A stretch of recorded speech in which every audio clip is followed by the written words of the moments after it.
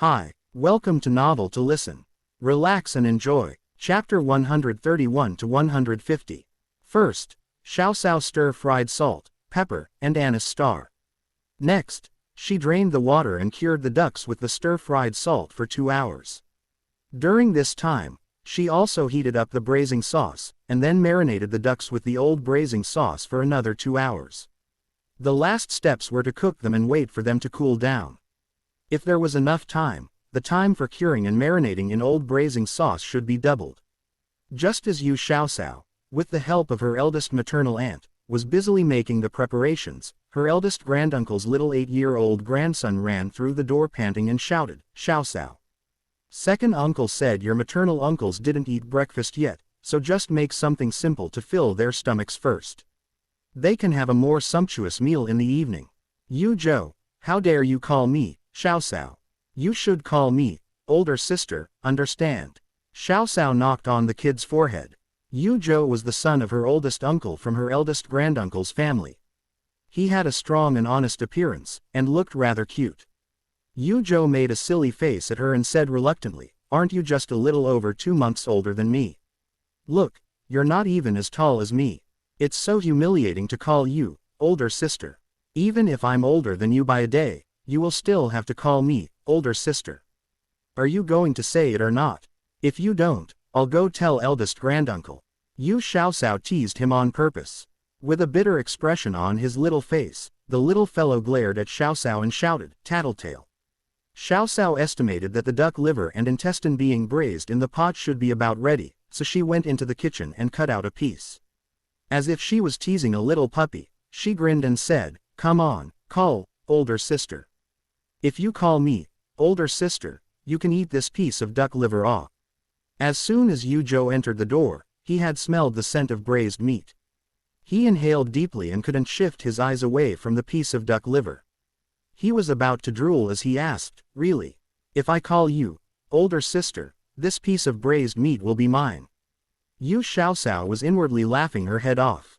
She had thought that this kid would have a strong backbone, but it seemed like he was also a little glutton. But she couldn't really blame him. It was already very fortunate that the villagers usually had enough to eat. There really weren't many people who could eat meat dishes when it wasn't some special holiday. It was no wonder that Yu Zhou longed for meat. Of course, when did this older sister ever go back on my words? Yu Xiaosao stopped teasing him and looked at him sincerely. Yu Zhou had long heard of his second uncle's family's braised food. He also often followed his father to the docks, so he had first-hand experience of the popularity of the 1 copper coin braised dish. In fact, 1 copper coin wasn't very expensive, but his father was afraid that Xiaosao and her sister would refuse to accept their money. Thus, they had never bought it before. He had pestered his father many times, but he had never succeeded. Usually, his father would strictly restrict him and his older brother from visiting second uncle's house because he was afraid that they would arrive while his second uncle's family was braising food. As a result, he wanted to have a taste of the braised food even in his dreams. The little fellow was usually a child with a strong backbone, but his heart was slightly wavering in front of delicious food. Wasn't it just calling her older sister? Xiaosao is originally older than me, so there's nothing shameful about that. With that thought in mind, he blurted out, older sister Xiaosao. Is this your family's 1 copper coin braised food? My father said your family doesn't have it easy, so it's best to save this to sell at the docks." Xiaosao saw that he kept swallowing his saliva and his eyes were reluctant to leave the duck liver in her hands, yet he still tried to resist his desire for tasty food. She sighed with emotion inwardly. The kids in eldest granduncle's family are quite sensible. This duck liver was made for us to eat ourselves. Here, taste it for me. How is it? Yu Xiaosao took a step forward and wanted to stuff the small piece of duck liver into his mouth. The little fellow covered his mouth, retreated, and shook his head. "Older sister Xiaosao, your family has guests today. It's better to leave them for the guests to eat." What a benevolent child. Eldest maternal aunt laughed and praised as she kneaded the dough to make flatbread. Yu Xiaosao said with a broad smile, "All right. Don't retreat anymore, or else you will step on our family's vegetables. There's still a lot of duck liver and duck gizzard in the pot, so it's fine if you eat one." As she spoke, she grabbed Yu Zhou's arm and shoved the duck liver into his mouth. Yu Zhou had no choice but to eat the piece of duck liver. The duck liver, which was braised with a special braising sauce, was soft and fragrant. That mellow fragrance lingered on the tip of his tongue for a long time. It was so delicious that he could not help but tremble. Older sister Xiaoxiao, I heard that you were the one who came up with the idea of braised food. Your culinary skills are amazing. I have never eaten something so delicious before. Yu Zhou immediately became a loyal fan of Xiaoxiao's cooking. Xiaoxiao smiled. To be subdued with just a small piece of duck liver, he was indeed a little glutton. Yu Zhou, help older sister with something. Go to the neighboring village's old Luo's family and buy some tofu for me. I'll treat you to something good later. I can help you go buy the tofu, but you don't have to treat me to a meal. Our family has already eaten breakfast. The little foodie Yu Zhou took the 2 copper coins Xiaoxiao handed to him and skipped out of the front door. Due to Xiaoxiao's insistence, the Yu family had changed their eating habits of eating 2 meals a day to eating 3 meals a day. She had already eaten breakfast, but she forgot that her maternal uncles still had the habit of eating 2 meals a day. It was almost 9 in the morning now, so it was time to eat their morning meal. It seemed like they had to save the salted duck for tonight. As a result, there would be more than enough time to salt the ducks, and it would also be more flavorful by then. For the morning meal, Yu Xiaoxiao prepared to make duck blood stewed with tofu, stir-fried mushrooms with greens, braised eggplant, and smashed cucumber salad. The staple food was flatbread made with half coarse grain and half wheat flour. There was also a pot of tomato and egg soup. After leaving behind a small plate of each dish, she and her eldest maternal aunt carried the food basket and pot, and walked valiantly to her family's field. Eldest granduncle's family's farmland was closer to the village, so she had seen her eldest granduncle's hale and hearty figure from afar. The old man was working hard in the fields with his eldest son, eldest grandson, and 2 daughters-in-law. Eldest granduncle, have you eaten yet? Let's eat together. Yu Xiaoxiao was quite close to her eldest granduncle. She felt that her eldest granduncle's family was very kind and compassionate. Yu Lichun straightened his waist, stuck the hoe in the ground, and looked over cheerfully. He said, we have eaten already.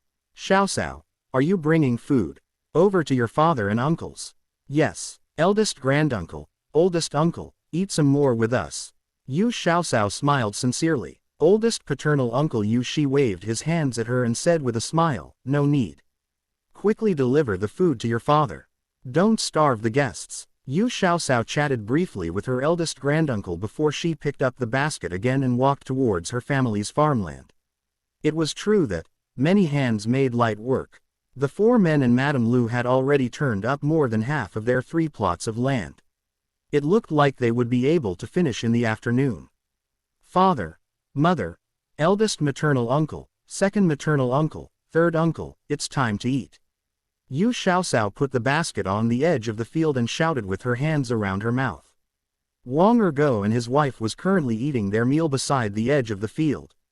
Wang Ergo sniffed and then looked at Xiaoxiao's family's food basket with a grin. He moved closer and asked, Xiaoxiao, what tasty food did you make? It smells really good. Without waiting for Xiaoxiao to respond, his wife had twisted his ear and pulled him back. She yelled at him, are you a child? You actually have the shame to go ask for food. Even if you're not ashamed, I am. When Wang Ergo was young, he was also a lazy, good-for-nothing loafer, who engaged in misdemeanors. Fortunately, he married a powerful wife. His wife was born in poverty and had strong self-esteem. She had gotten rid of most of Wang Ergo's bad habits. It's all right, Auntie Wang. I cooked a lot of food. Let's eat together. Yu Xiaoxiao offered. Wang Ergo was overjoyed and was about to agree, but his wife pinched him on his waist. Wang Ergo's wife smiled at Xiaoxiao and said, Xiaoxiao, we're full already. Auntie is very grateful for your offer. Go down to the field. We need to finish plowing these 2 plots of land today. Yu Hai, who had arrived at the edge of the field, watched the pitiful-looking Wang Ergo being taken down to the fields to work by his wife. He couldn't help but say, Erguzi is blessed to have such a good wife. Father, you're also quite lucky. Yu Xiaoxiao winked at Madame Lu's direction. Lu Pei chuckled and said, that's right. Isn't it your good fortune to be able to marry my younger sister? Madame Lu's face turned bright red from her older brother and her daughter's teasing. She glared at them, and then quickly lowered her head to ladle the soup. Yu Hai, on the other hand, smiled and nodded incessantly. Yes, that's right. I have accumulated 3 lifetimes of good fortune to be able to marry Muyun. Why are you acting like them? Madame Lu's face was brimming with love as she gave him a chiding gaze. After that, she looked towards the bowl of tomato and egg soup, which looked very appetizing with its red and white colors, and asked, "What's this red thing? It's not chili pepper, is it? There were a few ripe tomatoes in our backyard, so I made a soup with them. It's very refreshing. Everyone should try it. The soup should be served before the meal." Yu Xiaosao helped distribute the bowls and chopsticks to everyone's hand. Yu Zhong moved closer and looked at the food basket. He was stunned. What a sumptuous breakfast! Yu Xiaosao handed him a bowl of tomato and egg soup and gave him a pair of chopsticks. Yu Zhong didn't know whether he should accept them or not. I have already eaten. Then eat a little more with us. It's unreasonable to not provide a meal for you when you helped out with the work. Eldest aunt helped urge him. Yu Xiaosao also continued to persuade him. The duck blood stewed with tofu had conquered everyone's taste buds. The tofu was smooth and tender, while the duck blood was fresh and tasty. As for the braised duck giblets, the duck gizzard was very chewy, and the duck intestines were very delicious. The stir-fried mushrooms with greens had the perfect combination of colors, fragrance, and taste. It was very refreshing and had the perfect mouthfeel. With a thick sauce, the braised eggplant was glossy and flavorful. With the addition of the tomato and egg soup, which they had never eaten before, it was much more lavish than the meals that ordinary people served to their relatives. Hey, didn't we tell you guys to just make something simple? Why did you make so much food? Lu Pei looked at his wife with slight anger, as if he was blaming her for not stopping Xiaosao. His younger sister's family's living conditions wasn't very good. Yu Xiaosao hastily said, "Eldest uncle, all the ingredients were homegrown and gathered on the spot, except for the tofu, which cost 2 copper coins. You guys have worked hard in the fields, so, of course, you have to eat a good meal. Otherwise, how would you have enough strength to work?" Yu Hai gave his 2 elder brothers-in-law a pancake each, and told his own younger cousin, "This duck blood stewed with tofu should be eaten while it's still hot. Our cow's cooking is pretty good. I guarantee that you will want to eat another meal after eating this. Quickly eat. Everyone, quickly eat." The men cast away their inhibitions and began eating. They shouted fervent praises as they ate. Yu Hai also chimed in with the compliments, like he was old Wang selling melons, praising his own products. Yu Xiaosao was embarrassed by their praises. She smiled and said, "Father, I'm worried about older brother being home alone, so I'll go back first. Just leave the bowls and chopsticks here. I'll come get them later. Go, go, you don't need to come back later.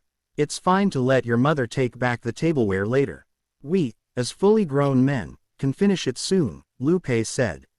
He poured half a bowl of duck blood stewed with tofu and soaked the flatbread in the stew. Then, he proceeded to gulp down the soup with relish. Yu Hai also agreed with his eldest brother-in-law's words. He said to Xiaosao, "Hurry and take your eldest maternal aunt back home to eat, or else the food is going to get cold." After she finished eating, Xiaosao put all her energy into making salted duck. The salted duck that she made was an improved version of the Nanjing salted duck's recipe. After all, she didn't have all the seasoning and spices she needed for the original recipe. However, she realized that she can improve the braised food's taste by using the mystic stone water to braise the food, making it much tastier than before. Looking at the time, the marinating and braising process should be completed.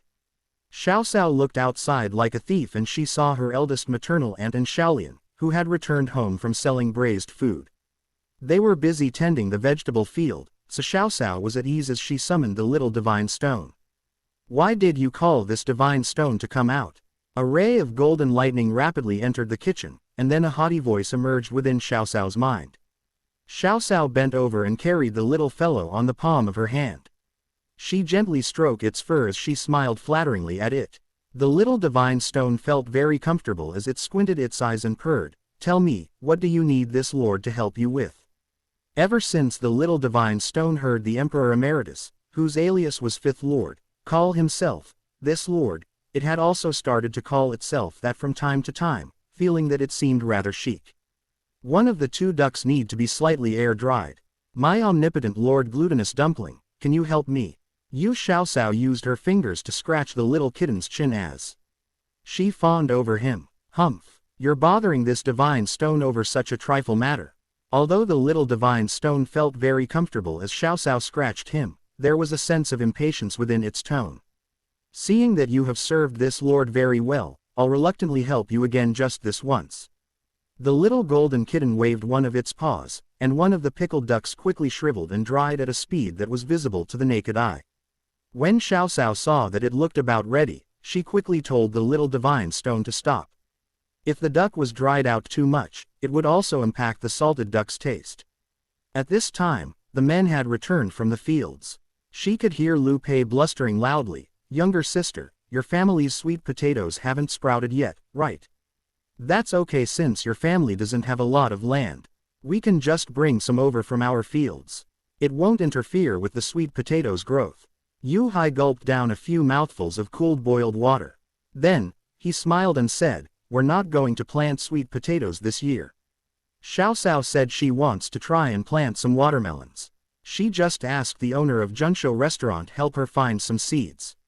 Watermelon. Will that thing be filling enough? The two brothers, Lu Pei and Lu Han, had never heard of watermelons before, so they couldn't help but ask in unison. It was inevitable that farming families would be most concerned about filling their stomachs. However, Yu Zhong often traveled outside of the village and was more well-informed.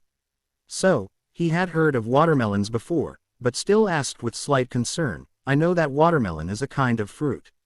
But second brother, none of us had ever planted any watermelons before. What if the climate here isn't suitable for planting it? If you have no harvest, what will you do?" "That won't happen. I have confidence in my family's cower." This was mainly because the Yu family had earned some money from their business recently, so they didn't need to rely on that 3 plots of farmland to make a living.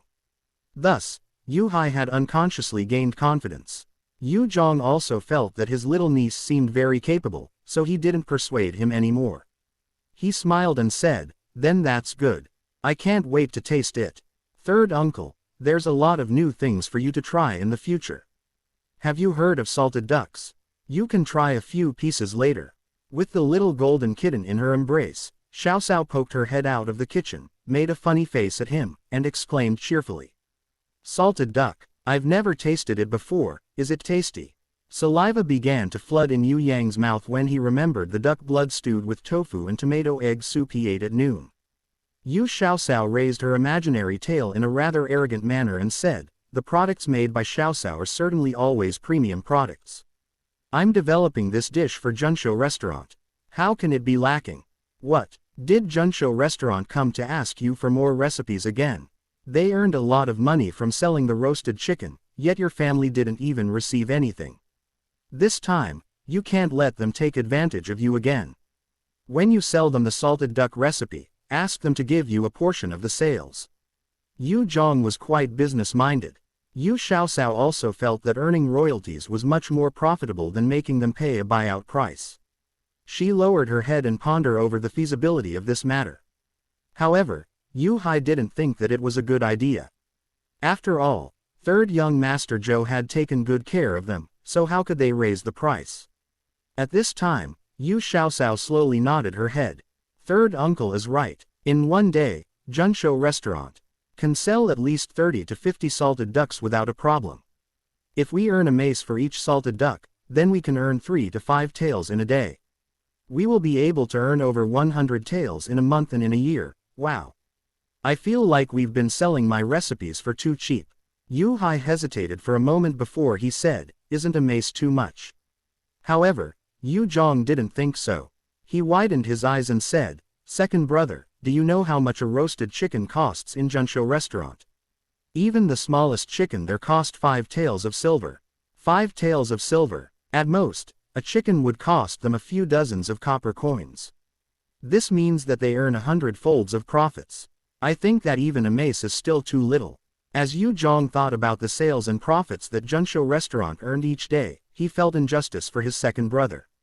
If he had been earning royalties from the sales, then his second brother would have become the richest man in Dongshan village.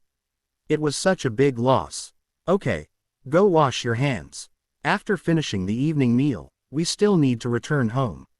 The evening meal in this era was usually eaten around 4 p.m. Madame Han calculated that they would be able to return to the village by the time it got dark. Tomorrow, they still needed to cultivate their own land. For dinner, in addition to the large plate of salted duck, there was stir-fried green tomatoes, stir-fried chili pepper with duck eggs, string beans salad, and sautéed lettuce with oyster sauce. For soup, she made the light egg drop soup with Malabar spinach. The staple food was dried brown rice with sorghum. There was a large quantity of each dish.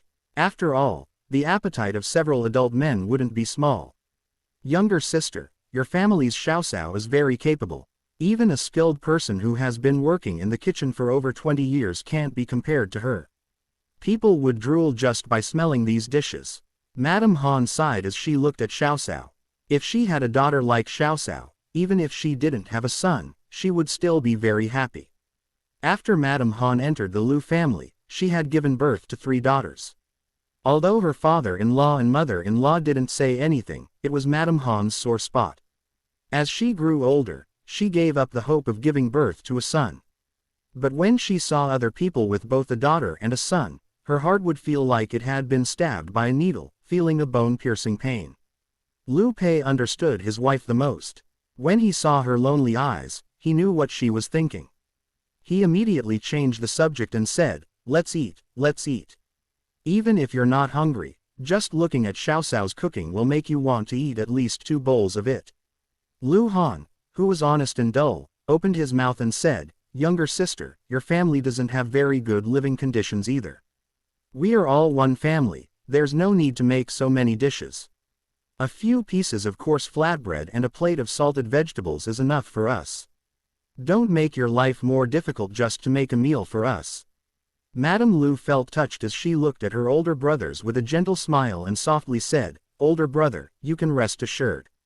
We won't be in a difficult position just by feeding you guys 1 or 2 times. The duck and the duck eggs were given to us by someone else. The green vegetables and whatnot are all harvested from the fields, so it doesn't cost much money. You can eat the meal with ease and confidence. After they heard what she said, the menfolk no longer held back. Each person held a large and thick porcelain bowl that was filled to the brim with 2 types of grain and began to gobble the food down without any restraint. The salted duck's white skin was both tender and plump, but not greasy at all. It was fragrant and tasted delicious. Everyone seated on the table praised Xiaosao's salted duck for being fragrant, very tender, and extremely delicious. Once again, Yu Zhong seriously reminded Xiaosao that this duck will definitely garner large sales, so she must ask Junsho Restaurant to give her a portion of the sales. Yu Xiaosao nodded her head repeatedly as she promised him.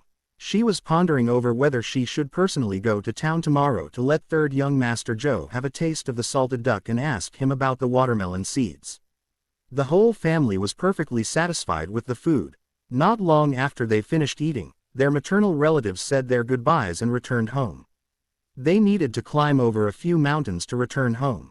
Even those who were accustomed to walking the mountain road needed 2.5 hours to return home. By the time they got home, the sky would have been very dark already. Xiaosao cut the remaining dried salted duck in half, and asked Xiaolian give 1 of the halves to Madame Mao. She also instructed Xiaolian to tell Madame Mao that the dried salted duck would taste very good if she sliced it into thin pieces and then steamed it. The dried salted duck and the salted duck that they had just eaten tasted the same, but the process to make it was different. Xiaosao hung the leftover dried salted duck under the eaves. The temperature at night was still very cool right now, so the dried salted duck's flavor won't change even if she left it there for a night. Early the next morning, Yu Xiaosao woke up and told her parents that she was going to town. In the passing, she would also pick up little Shido, who should be having another break from school again. Due to Xiaosao's apparent capability and maturity, Yu Hai and his wife had gradually stopped treating her as a child. If any matter arose in the family, they would always discuss it with their younger daughter. If they had differing opinions on a matter, they would also subconsciously ponder over their younger daughter's suggestion. Today, Yu Hai decided that he would go sell braised food at the docks alone and let Xiaolian accompany Xiaoxiao to town. Since the two sisters had each other as a companion, they weren't lonely on the road to town. Yu Xiaoxiao returned to her room and retrieved some money.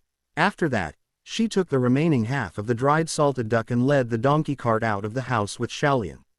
Just as they left their house, they saw Madame Mao hurriedly rushing over. When she saw the two sisters and the donkey cart behind them, as well as the half of a portion of dried salted duck in Xiaoxiao's hand, Madame Mao immediately smiled from ear to ear. Even though she already knew the answer to the question, she still deliberately asked, "Xiaoxiao, Xiaolian, where are you sisters going?" "Auntie Qian, we have some matters to attend to in town," Xiaolian politely replied. Madame Mao tried to restrain herself, but she still couldn't refrain herself from asking, "Xiaoxiao, regarding the matter that Auntie asked you about. Auntie, how did the duck that I sent you yesterday taste?" Xiaoxiao didn't answer her. Instead, she asked her a question in response. Madame Mao smiled embarrassingly and said, "It's neither the New Year nor a holiday, so who would be willing to eat such a good thing? I'm going to take it out to eat when there's a guest at home." Didn't Xiaolian say that it can be kept for a while? The weather's getting warmer day by day, so it's better not to put it out for too long. Today I'm giving this duck to third young Master Zhou to taste. If he thinks it's good, we will then talk about cooperating. Yu Xiaoxiao smiled faintly. That's good, that's good. Auntie's not going to delay you anymore. Go early and come back early, I'll wait for the good news. Madame Mao was surprised that Xiaoxiao was able to come up with a new recipe this quickly. She hoped that the owner of Junshou restaurant would be attracted to the recipe in Xiaoxiao's hands so that her family's slow-selling ducks could be sold at a good price. The sisters waved farewell to the Madame Mao. They hurried the little donkey towards the entrance of the village. "Oh my, aren't you the twin sisters from Dahai's family? Where are you guys going? If you guys are going to town, can you take me along?" A fake-sounding voice made the two sisters feel uncomfortable just by hearing it. Xiaoxiao looked closely at the person. It turned out to be Madame Shang, who was usually very close to Madame Li. She was worthy of her surname, One. Madame Shang looked tough and she had a stocky build, she had a swarthy complexion and was very rude. She looked even worse than a blind bear. As the proverb goes, birds of a feather flock together. Madame Shang was the same as Madame Li. She was lazy, greedy, and was a notorious gossip who talked behind other people's backs. For this reason, almost all the married women in the village have had conflicts with her before. Out of the whole Dongshan village, it was hard to find a second person who was willing to talk to her besides Madame Li. Xiaoxiao didn't want to bring her along. It wasn't only because of her character, but more importantly, because of her weight. She weighed over 200 pounds, and Xiaoxiao was afraid that she would tire out her little gray. However, they were from the same village. If she didn't bring her along, Xiaoxiao was afraid that this woman would badmouth her family around the whole village. Xiaoxiao forced herself to smile and said, "Uncle Lu's wife, come on up." Madame Shang agreed and climbed up from the back of the handcart. Her movement almost made Little Gray snap. Little Gray turned around like a human and glanced behind it. It let out a few whinnies. It sounded like it was protesting. "Is this the dying donkey that your family bought last time? Its fate is pretty good, it didn't die. However, it's still kind of skinny, so it can't do much work." She didn't think about the effect of her weight on the donkey. Instead, she blamed it on Xiaoxiao's donkey. She was an annoying woman. Xiaolian was always blunt with her words. How much money would it cost to buy a strong donkey? "Auntie, if you lend us money, then our family will buy a new donkey." Madame Shang choked on Xiaolian's words. After a while, she replied, "If I had extra money, I would have bought one a long time ago. Even if I don't have the cart, I can ride it when I go back to my parental home."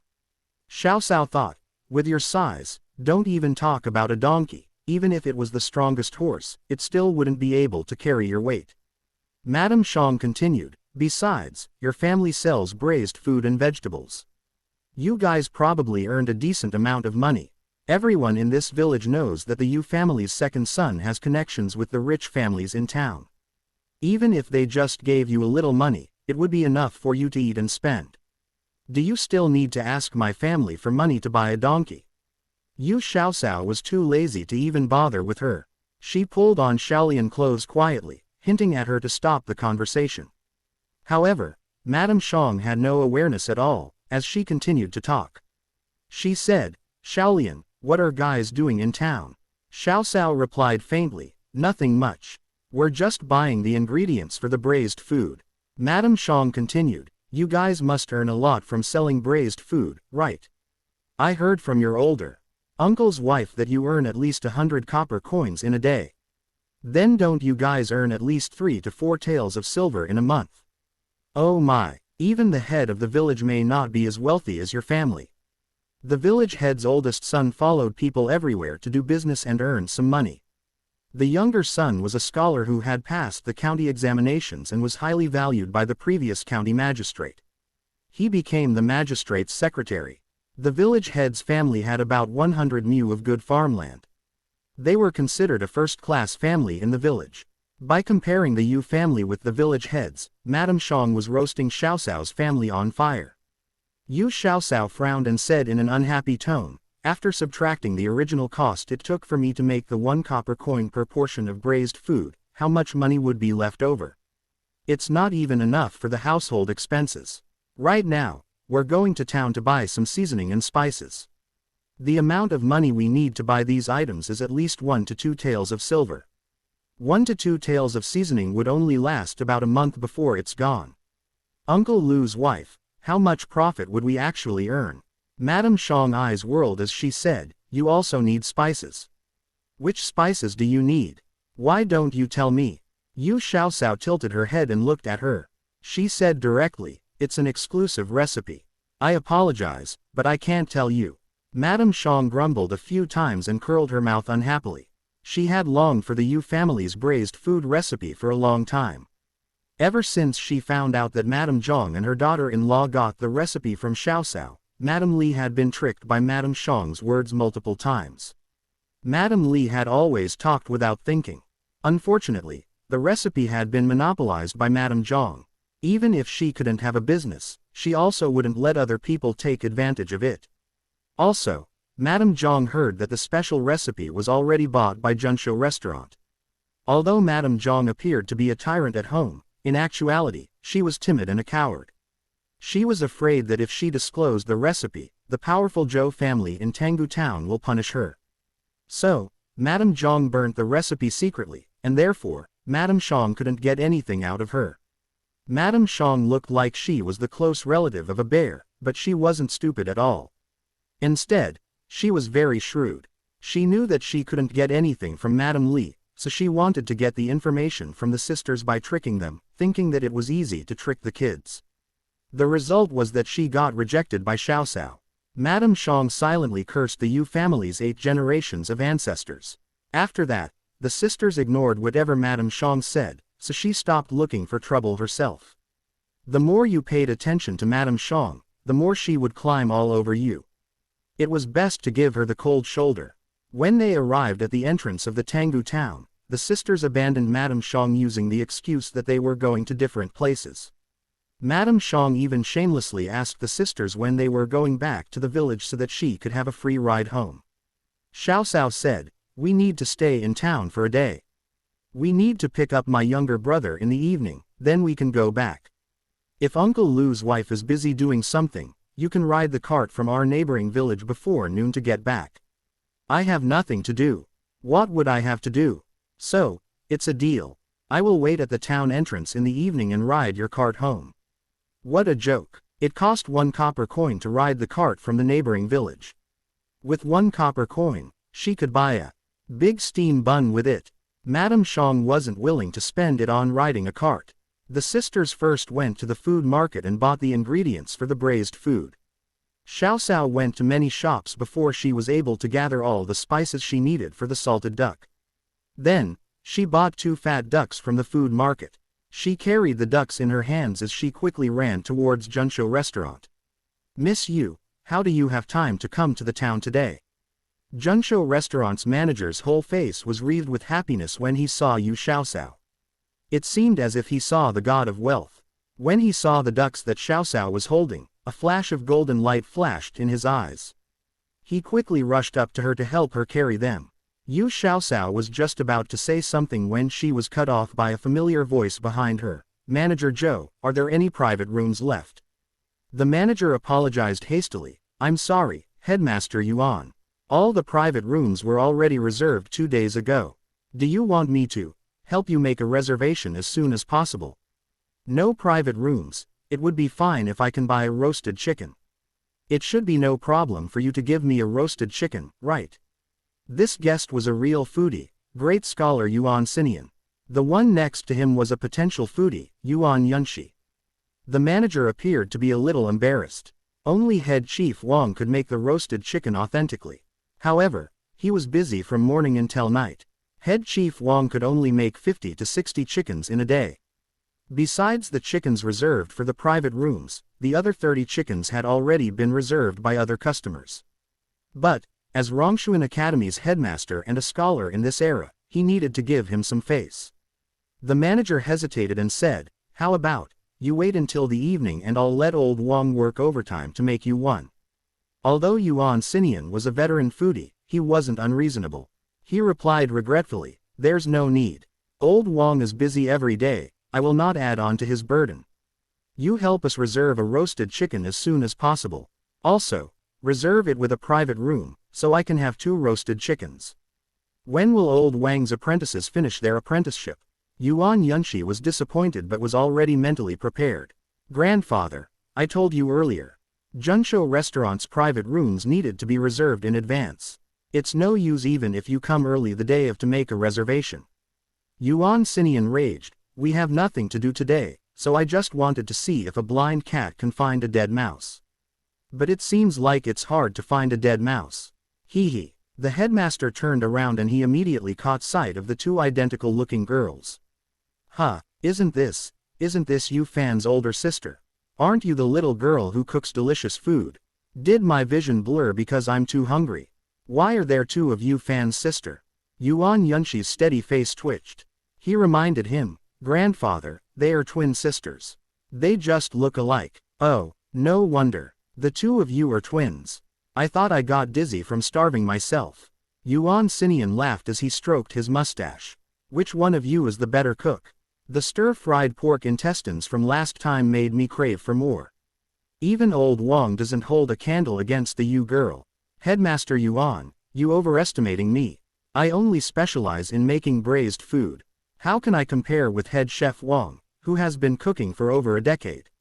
Yu Xiaoxiao had a favorable impression of this foodie who was willing to fight for food, so when she talked to him, she couldn't help but smile. Yuan Xinian nodded with a smile on his face and said, you're neither impatient nor arrogant. You have the potential to become a skilled chef. If you become a chef at Junshou restaurant, I would come every day for every meal. Grandfather, is your salary enough for you to dine out every meal? Yuan Yunshi ridiculed from the side. If my salary isn't enough, don't we still have your father? Isn't it natural for a son to be filial to his father? He is the current prime minister. I don't believe that he can't support my living expenses. Yuan Xinian glared at him and snorted.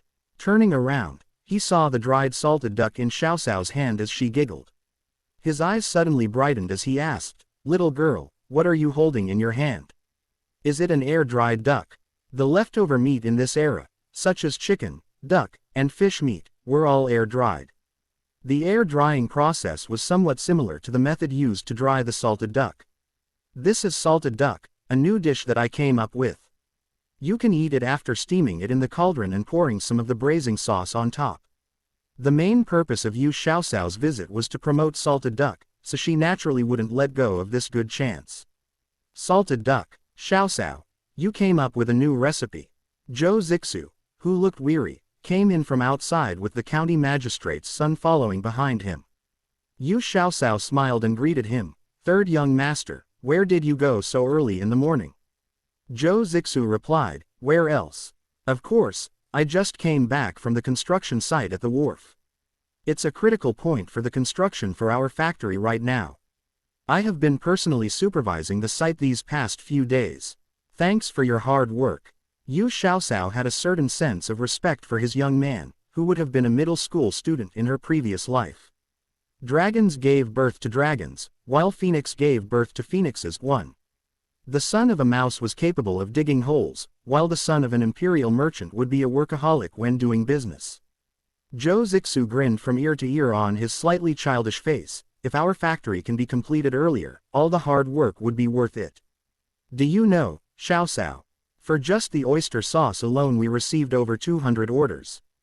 The production for the oyster sauce hasn't even started yet, but we already got orders for 5,000 jars. Many of the orders came from famous restaurants in the south. Young boss Joe, your business is really thriving. Wonder if this old man has the luck to help Junsho restaurant taste the salted duck, that little lass you brought over. Yuan Sinian, who had been staring at the half a portion of salted duck, saw that the two were chatting about business and asked somewhat impatiently. Yuan Yunshi covered his face. There was no one but his grandfather who would beg for food so righteously. At this moment, he desperately wished that he didn't know this old man who had no shame in front of food. Joe Zixu was considered best friends with Yuan Yunshi, so he also had a pretty clear understanding of Grandpa Yuan's temperament. With a sincere expression on his face, he said, "Grandpa Yuan, even if you're not here, this boy will invite you, an influential leader of the gourmet world, to come give us some pointers. In the future, we will definitely need to pass your test before Junsho restaurant introduces a new dish." Yuan Sinian was satisfied with third young master's words. He uninhibitedly sat down at a table in the main dining hall. He stroked his beard, squinted his eyes, and said, "Little girl, aren't you going to hurry up and serve the salted duck?" Joe Zixu looked at the sky and noticed that it wasn't quite noon yet.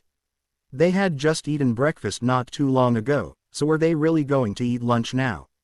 He could understand Grandpa Yuan's eagerness, since he was also looking forward to tasting the salted duck. But they still needed to let the host make some preparations, right? "Grandpa Yuan, how can I let you sit in the main hall? I have a private room kept in reserve. Please come with me. Didn't you say that the private rooms needed to be booked in advance?" "What's this? Manager Joe, are you looking down on this old man?" Without his persona as a famous scholar, Yuan Sinian was just a gluttonous, stubborn old man. The head manager smiled flatteringly and said, "Headmaster Yuan, that private room is a place reserved for our boss to rest in. It's not used for guest reservations." "Guest reservations? Can those outsiders compare with this old man? Our Yunshi grew up wearing the same trousers as your young master. I'm Yunshi's grandfather, so I'm naturally also your boss's grandfather. How can I be considered an outsider?" Yuan Sinian fumed and glared with rage. Third young master Joe quickly pretended to scold, "That's right. Be more careful in the future. Grandpa Yuan isn't an outsider. Don't let this happen again." "Grandfather." Yuan Yunshi saw that his grandfather wanted to say something, so he hastily signaled him with a frown. Yuan Sinian angrily glared at his grandson, and then headed for the second floor. This old man is becoming more and more childish as he gets older. Seeing the old man walking away quickly and vigorously, young Master Wu smiled and exclaimed in a somewhat rueful manner. Yuan Yunshi, on the other hand, apologized to third young Master Joe Zixu. The old man is right. What's our relationship with each other? There's no need to be polite like strangers. Let's all go try Xiaoxiao's new dish. I'll take Xiaoxiao to the back kitchen first and then have a couple of drinks with you guys later." Third young Master Joe patted his shoulder and said nonchalantly. Yu Xiaoxiao's mouth twitched. Why is a group of little brats drinking wine? Does he really think that he's a big boss? Nevertheless, she just criticized them within her heart and wasn't so foolish as to say it aloud. "Third young master, you should go entertain your guests. I can go to the kitchen myself." The kitchen was the place that Xiaoxiao had been to the most in Junsho restaurant. It wasn't an exaggeration to say that she could find her way over even with her eyes closed. However, third young Master Joe smiled and said, "It's nothing. We're all close brothers. Manager, serve them some good tea." Third young Master Joe brought Yu Xiaoxiao to a secret kitchen in the rear courtyard. Other than head chef Wang and his trusted disciples, no one else was allowed to enter this kitchen.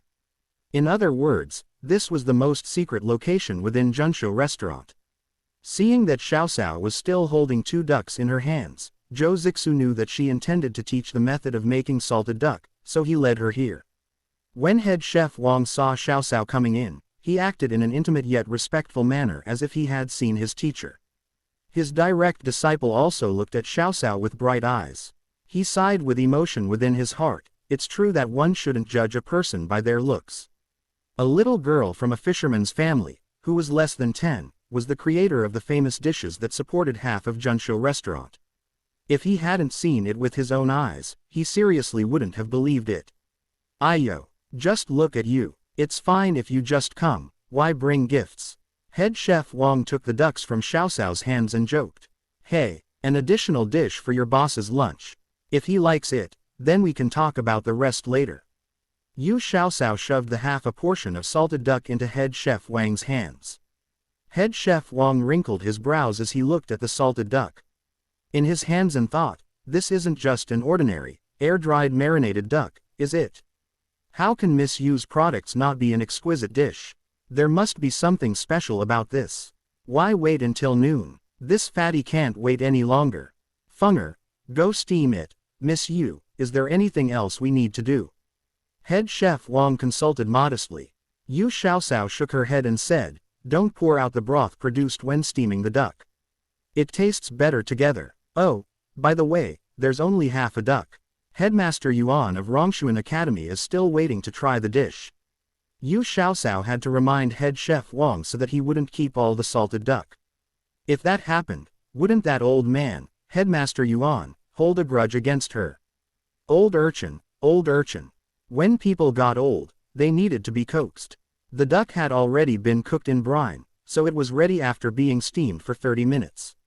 If someone accidentally entered the private room at this moment, they would definitely see a strange scene. It wasn't meal time, but a group of people were sitting around a table and staring covetously at the only dish on the table, salted duck. They looked like a pack of wolves surrounding a poor little bunny. This old man is going to dive in. Older people had thicker skin after all. Yuan Xinian was the first to pick up his chopsticks, grab a piece of the snow-white duck meat, and chewed it slowly in his mouth. With his eyes slightly narrowed, he chewed very slowly, and even his beard appeared to be tilted upwards. It has a full shape with a plump body and white skin. The meat is tender and compact. The crisp and fragrance of the dish leads to an endless aftertaste. A long time later, under everyone's expectant gazes, Yuan Xinian gradually opened his eyes and moved his lips slightly, as if he was relishing the delicious taste of the salted duck. While Yuan Xinian was evaluating the dish, head chef Wang had already stuffed a piece of duck meat into his mouth. After trying it, he also gave a high appraisal of, it has crispy skin, crunchy bones, and tender meat. With the perfect amount of saltiness, it's fatty but not greasy and lean but not dry. Although the three younger ones, including Yuan Yunshi, didn't make exquisite comments, they expressed their appreciation for the salted duck with practical actions. Seeing that the young fellows were about to devour the duck meat, Yuan Xinian didn't have time to savor the taste anymore and swiftly grabbed the last 2 pieces of duck meat at once. Under everyone's envious gazes, he leisurely savored the last pieces of the delicacy. Yu Shaolian imagination of what nobles would be like was completely shattered as watched these so-called nobles nearly fighting for just a piece of duck meat. She inwardly thought, he's already so old, but he's not even as reserved and well-mannered as my younger brother. Miss Yu, are you selling this salted duck's recipe to us with the usual conditions? The head manager had only tried 1 piece of duck meat, but he couldn't stop thinking about it within his heart. Later, when salted duck is added to Junshou restaurant's menu, he, the manager, definitely wouldn't miss out on it. Xiao Cao glanced at third young master Zhou with a slight smile and didn't say anything. After experiencing the popularity of the roasted chicken, Zhou Zixu naturally knew the value of this dish. He understood very clearly that with the roasted chicken and salted duck, it wasn't an exaggeration to say that Junshou restaurants' business would be flourishing every day. The recipes for these 2 dishes were created by this indifferent and quick-witted young girl. In the future, she might have even more novel and delicious recipes. If he wanted to cooperate with her for a long time, he naturally had to adopt a long-term plan to secure bigger returns. Thus, it wasn't suitable to buy a recipe with merely 300 taels. I have a proposal, Xiao Cao. Let me know what you think about it. Zhou Zixu was someone who worked on important matters, so he swiftly thought of an idea for discussion. Yu Xiaoxiao looked at him and still had an indifferent smile on her face as she said, "Third young master, please speak. Let's take it as Yu Xiaoxiao, making an investment with the salted duck and roasted chicken recipes. In the future, you will receive 10% of the profits for each roasted chicken or salted duck sold. You can either be paid monthly or annually. What do you think?" A 10% profit of a roasted chicken would be 5 mace, which was 4 times more than the dividend that Yu Xiaoxiao had expected. Hence one could clearly see third young master Zhou's sincerity. Everyone at the table knew about the hot sale of Junshou Restaurant's roasted chicken. She would receive 5 mace per roasted chicken sold. Based on the calculation of a minimum of 50 chickens sold daily, she would receive over 700 taels in a month. In a year, even Yuan Xinian, a great scholar who regarded money as dirt, couldn't help but silently gasp. Yu Xiaoxiao wasn't an insatiably greedy person, so she shook her head with a smile. "Third young master, you're being too courteous. I have already sold the recipe for the roasted chicken to you. It has nothing to do with me how much you earn. Though I am a daughter of a peasant family, I can still adhere to the 2 words, sincerity and honesty." Yuan Xinian stroked his beautiful beard and gently nodded. Not many people would be able to reject a yearly income of around 1,000 taels. As expected, the upbringing of this Yu family was very special. With an older sister like this, Yu Fan's character wouldn't be too bad either. Yuan Xinian couldn't help but think about accepting this student as his last disciple. Although numerous students had attended Yuan Xinian's lectures since he established Rongshuan Academy, strictly speaking, he only had 3 formal disciples. Now, one was an elder official in court, and another was the chancellor of the Imperial Academy. One of them wasn't interested in politics, but he had become a great scholar who wasn't inferior to him. Those who were accepted by him to be his formal disciples would surely achieve a successful future. Yu Xiaoxiao didn't know that she had inadvertently paved the direct road to success for her younger brother. She just treated everyone around her, who she thought was worthwhile, with her most sincere attitude. As for the recipe of the salted duck, let's just do what third young master suggested. I'll accept dividends for a period of 10 years. After that, no matter how much Junshou Restaurant earns, it will all belong to you guys. Yu Xiaoxiao concluded. The head manager, who originally thought that the young boss had suggested a deal that put Junshou Restaurant at a disadvantage, felt that the proposal was acceptable after he heard Xiaoxiao's words. In the future, Junshou Restaurant would have more and more branch restaurants, and thus the sales of the roasted chicken and salted duck would be a large and unpredictable number. If they gave the Yu family 10% dividends from each branch, wouldn't the Yu family become leeches stuck on Junshou Restaurant? Moreover, ones that they couldn't get rid of. At this time, the head manager admired his young boss's keen perception of people more and more now. Miss Yu really was third young master's noble benefactor. Yuan Xinian coughed and reminded, "Little lass Yu, didn't you bring 2 ducks here just now? Will it be ready by noon?" With so many people sharing the few pieces of duck earlier, it wasn't even enough to fill the gaps between my teeth. The others all looked at him with contempt. You ate more than half of the plate of duck, yet it still wasn't enough to fill the gaps between your teeth. How big are the gaps between your teeth? Yu Xiaoxiao smiled and said, "The process of making salted duck is very complicated and time-consuming. It takes 6 to 8 hours just to cure and braise the duck. If we start making it now, I'm afraid we'll have to wait until the evening to eat it. Slow work yields fine products." This old man can understand.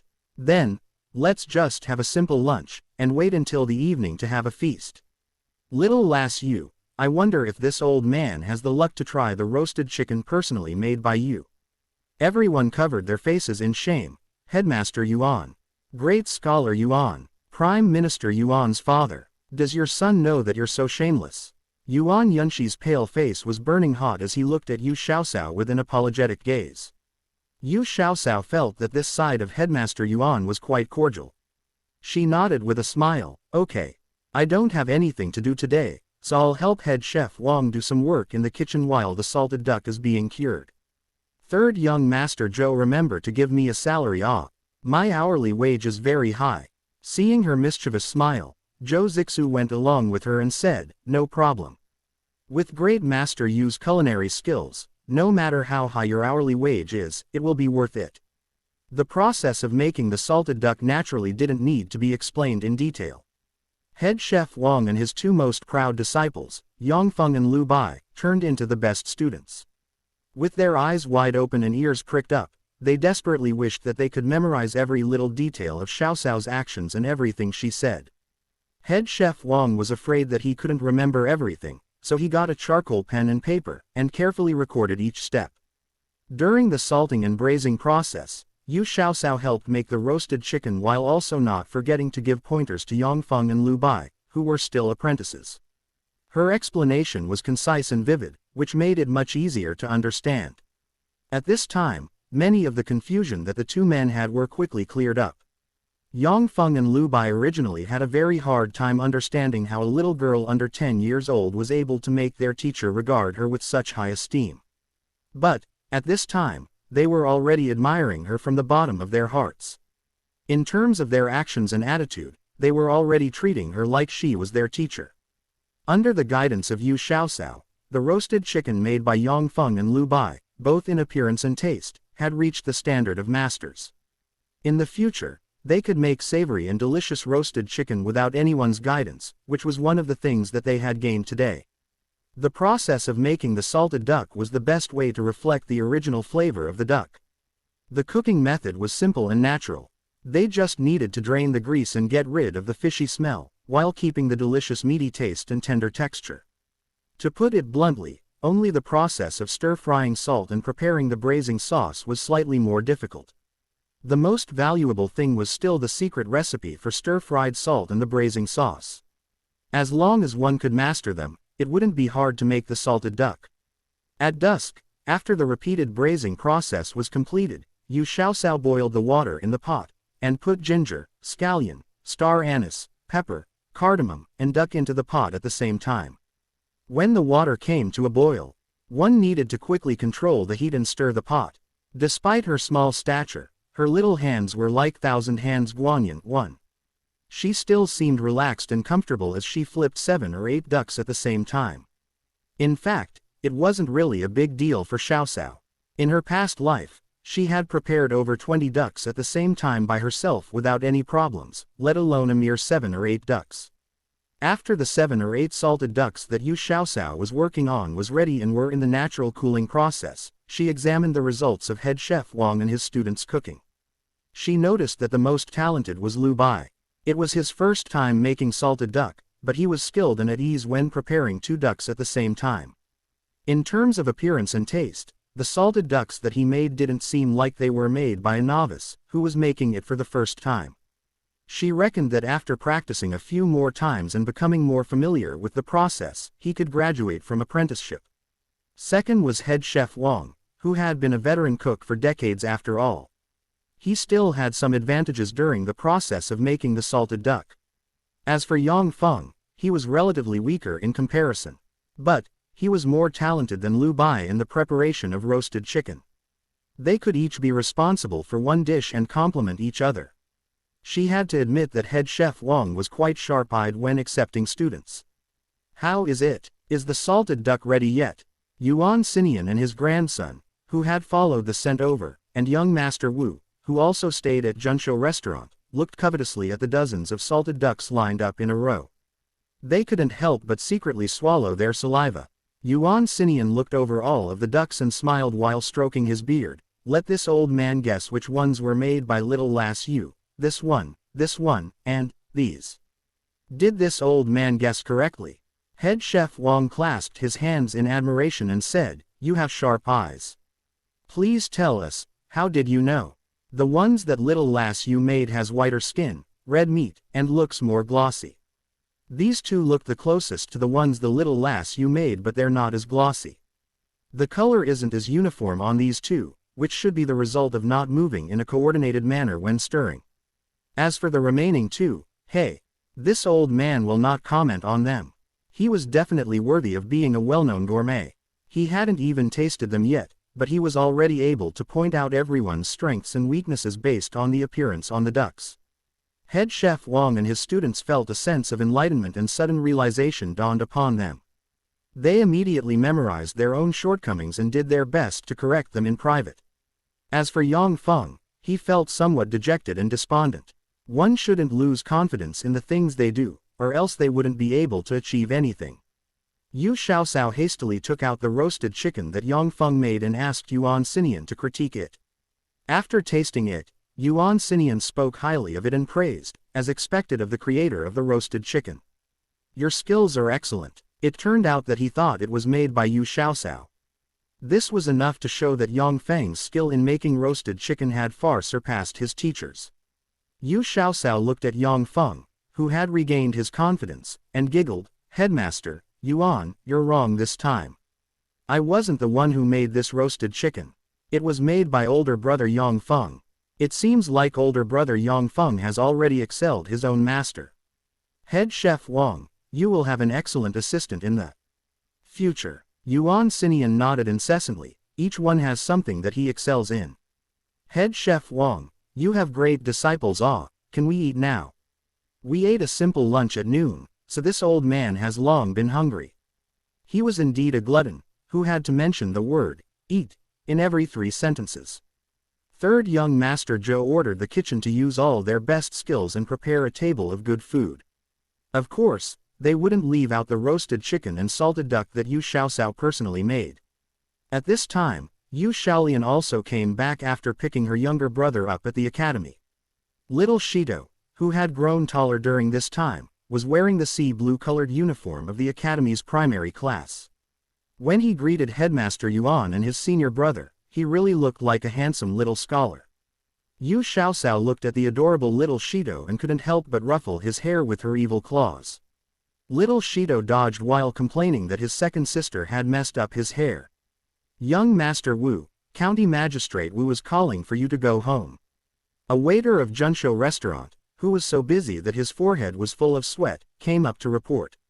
Young Master Wu, Wu Zifan, covered his face. Didn't he send someone to report to his father already? He already told him that he was staying at Junsho restaurant to try their new dish, so why did he come look for him? Wait, could it be that his father heard about Junsho restaurant's new dish, so he never expected that his normally strict father was also a glutton? But when he looked at how Headmaster Yuan was staring covetously at the salted duck, he came to a realization: everyone who posed as a dignified gentleman on the outside were all actually gluttons inside. When County Magistrate Wu came in, he still assumed the manner of a stern father. After staring fiercely at his son, his eyes were attracted by the fragrant roasted chicken and alluring salted duck on the table. He, who usually acted in a rigorous manner, actually didn't greet Headmaster Yuan first this time. However, Headmaster Yuan was completely focused on the delicacies on the table, so he didn't even notice that there was an extra person in the private room. Seriously. Needless to say, the sumptuous meal on the table, especially the novel and delicious salted duck, received unanimous applause. The two foodies, County Magistrate Wu and Headmaster Yuan, shared the same interest in food and vied to increase interest for their favorite dishes by composing a poem for the dish. After dinner, Headmaster Yuan set his mind on the remaining salted ducks. He didn't know how to write the word courtesy at all and bluntly said, "Little lass you, I'm taking 2 of the salted ducks that you made later. Young lad of the Zhou family, get someone to pack them for me." When County Magistrate Wu heard this, he offhandedly asked about how many ducks little Miss Yu made. After he got his answer, he looked at third young Master Zhou with a meaningful gaze. "Xiao Shuo, you are close friends with my son, so isn't there something you should do?" With no other choice, third young Master Zhou could only let his heart bleed and give 4 of the remaining 7 ducks to the 2 of them. Yu Xiaosao looked all this with amusement and said nonchalantly, "Salted duck tastes the best around the Mid-Autumn Festival every year because the ducks were made during the season when osmanthus flowers were blooming. Thus, it is also called osmanthus duck." Yuan Xinian's eyes lit up and he said, "This name is good. It's much more elegant than salted duck. Let's just call it osmanthus duck. Around the Mid-Autumn Festival this year, this old man will come try little lass Yu's cooking again. It's settled then." Yu Xiaosao didn't know whether to laugh or cry. Headmaster Yuan, who promised you, She could only blame herself for being so talkative and ended up incurring a debt. When the three siblings came out of Junsho restaurant, the sun was already setting in the west. Third young Master Joe was somewhat worried and said, "It's pretty late already. You guys still need to go through a mountain road on your way back to Dongshan village. It's better to stay a night in town and go back tomorrow." Yu Xiaoxiao flatly refused him. If her doting old father didn't see his children coming home tonight, he would be terribly worried. One of the bad things in ancient times was that communication was inconvenient.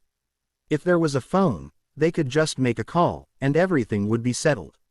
Seeing that she had already decided to leave, Zhou Zixu quickly fetched his beloved horse from the stables and insisted on sending them home. In his eyes, the eldest of the three siblings wasn't even 10 yet. If they encountered any mishaps on the way, there wouldn't be anyone to help the three children.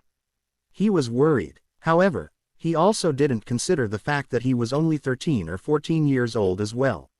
What would he be able to help them with? But his concern was quite heartwarming. Yu Xiaoxiao declined several times, but she couldn't defeat third young Master Zhou's determination. Thus, a donkey cart accompanied by a little red horse rushed into the distance under the boundless red sky. The silhouette looked very harmonious, as if it was a freehand landscape painting. Little Gray's constitution had been transformed by the mystic stone water. It was very healthy now and its speed wasn't inferior to the little red horse that third young master was mounted on. If Xiaoxiao wasn't about to vomit due to the jolting of the cart, Little Gray would have gone even faster. Seeing that Xiaoxiao seemed to feel unwell, third young Master Zhou said with a slight sense of concern, "I already reserved the rubber wheels for you, and it is estimated to be done by next month. At that time, you won't feel as uncomfortable when traveling long distances anymore." "Thanks a lot, third young master." Yu Xiaoxiao's small face was ghastly pale and her lips seemed to have lost all the colors it originally had.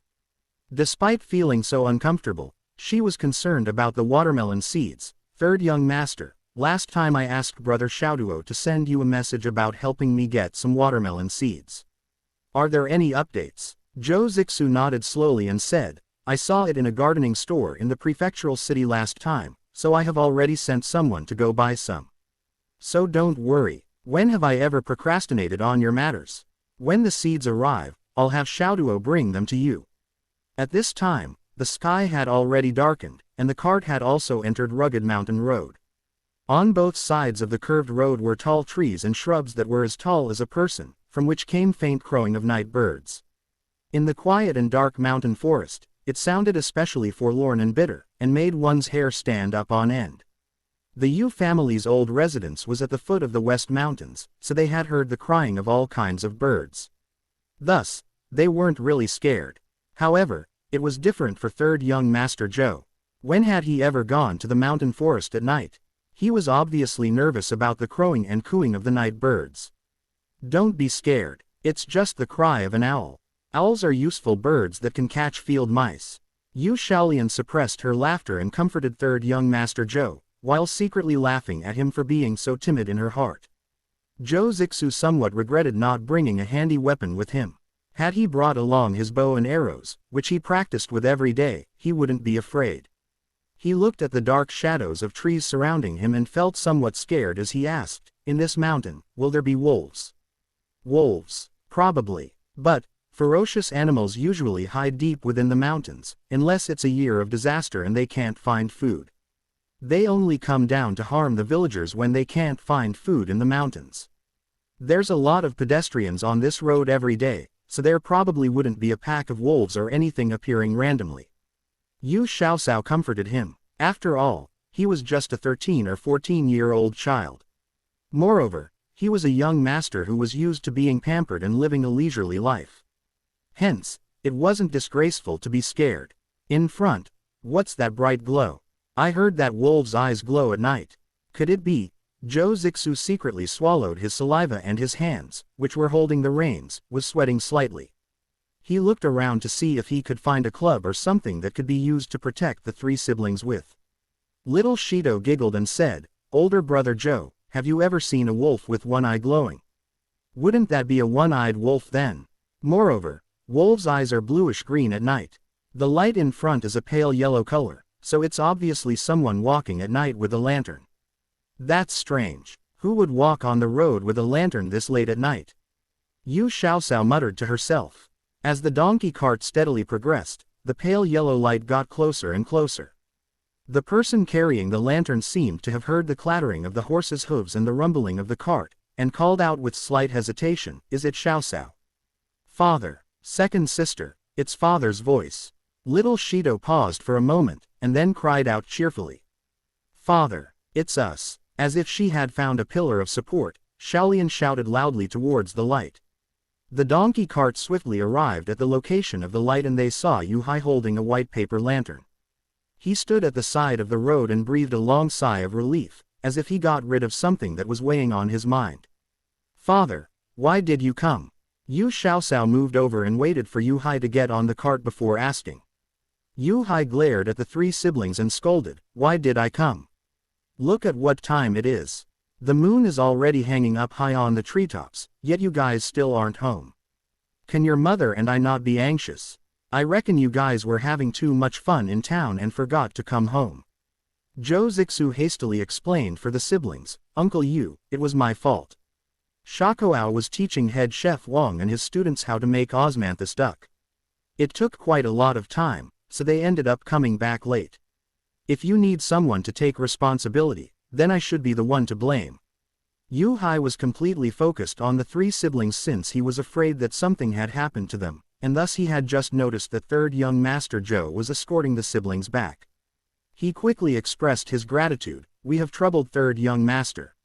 It's already quite late, so you should go back quickly."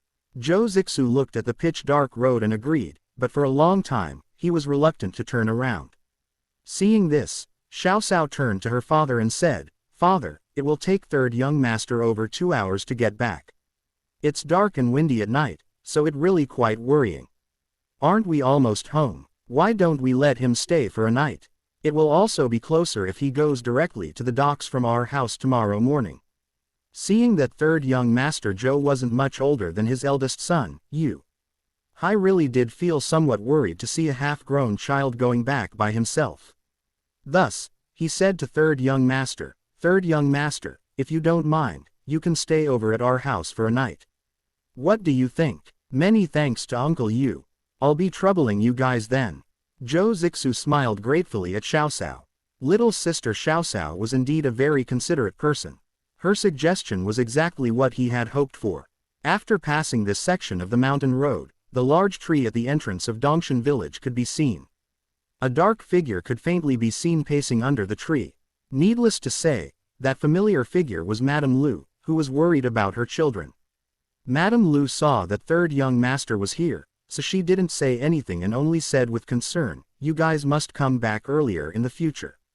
Your father and I felt so anxious while waiting for you guys all." Yu Xiaoxiao jumped off the cart, pulled on Madame Lu's hand, and acted like a spoiled child. "Mother, you can rest assured that this won't happen again." When they arrived home, the hot water was already ready on top the stove. After third young master Zhou and the Yu siblings finished bathing, they soaked their feet in hot water and warmed up their bodies. That night, third young master Zhou, Yu Hai, and Yu Hang slept on the Kong bed in the main room, while Madame Lu, Shaolian, Xiaoxiao, and little Shido stayed in the east room. Little Shido protested, "Mother, I'm also a boy. I want to sleep on the same Kong bed as father and older brother. Men and women don't sit at the same table after the age of 7. You're only 6 years old, so there's no need to be so particular about that. Hurry up and sleep." Yu Xiaoxiao disregarded little Shitu's protest, took off his outer garment, and shoved him into the blankets. Little Shido wailed and resisted but was suppressed by the women in the family. Next door, third young master Zhou was lying on the warm Kong bed as he looked at everything in the room through the dim oil lamp. Although the house had been renovated, it still looked old and worn out. However, the room was furnished in a simple and neat manner. A layer of wallpaper was pasted on the cob wall, which looked like it was about to peel off, beside the Kong bed.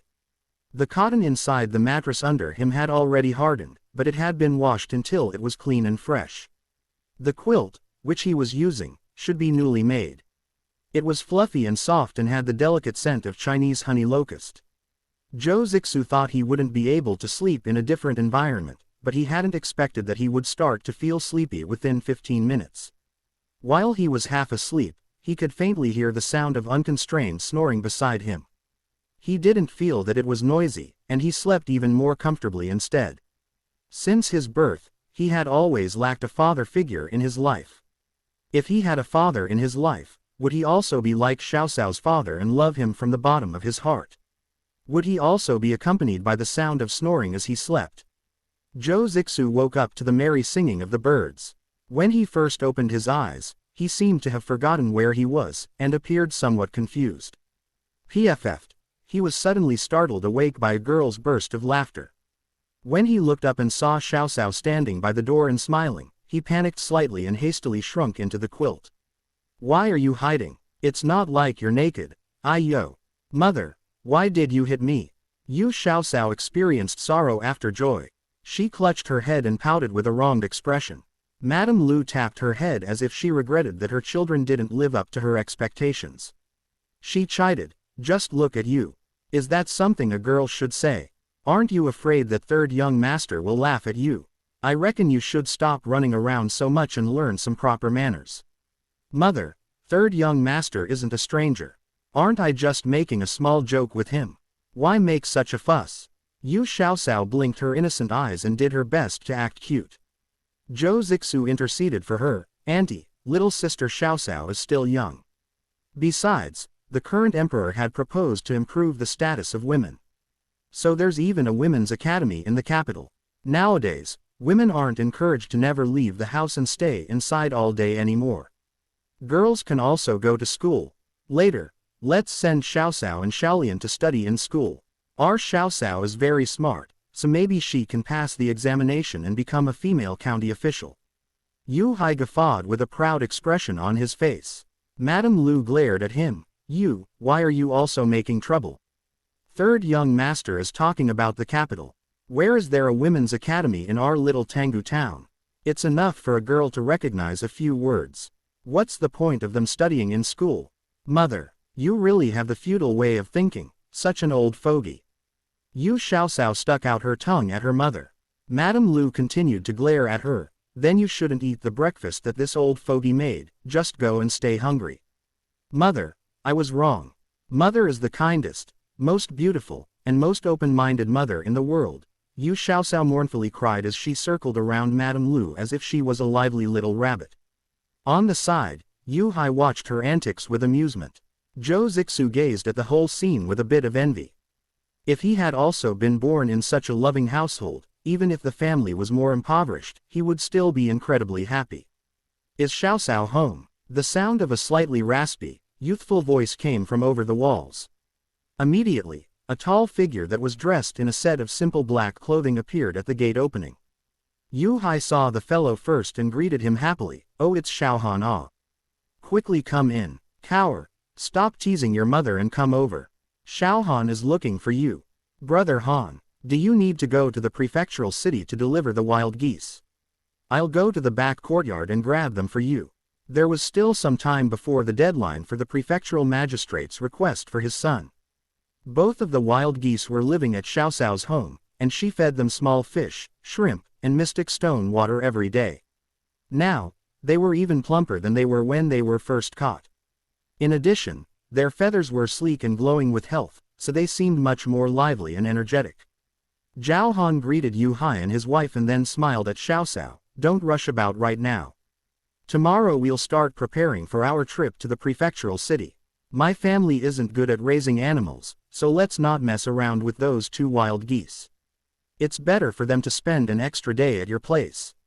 Yu Hai watched as his daughter chatted with Zhao Han and quietly spoke to Madame Lu. Xiao Han, that child, has always treated people courteously. It's obvious that sister-in-law Zhao knows how to raise children. Muyun, do you think that Xiao Han treats our youngest daughter a little differently? Our family and older brother Zhao's family, perhaps we could strengthen our ties with a marriage. Don't speculate idly. Cower is still young and who knows what the future will be like. It's fine that you can talk about this in front of me, but you absolutely cannot let anyone else hear you talk.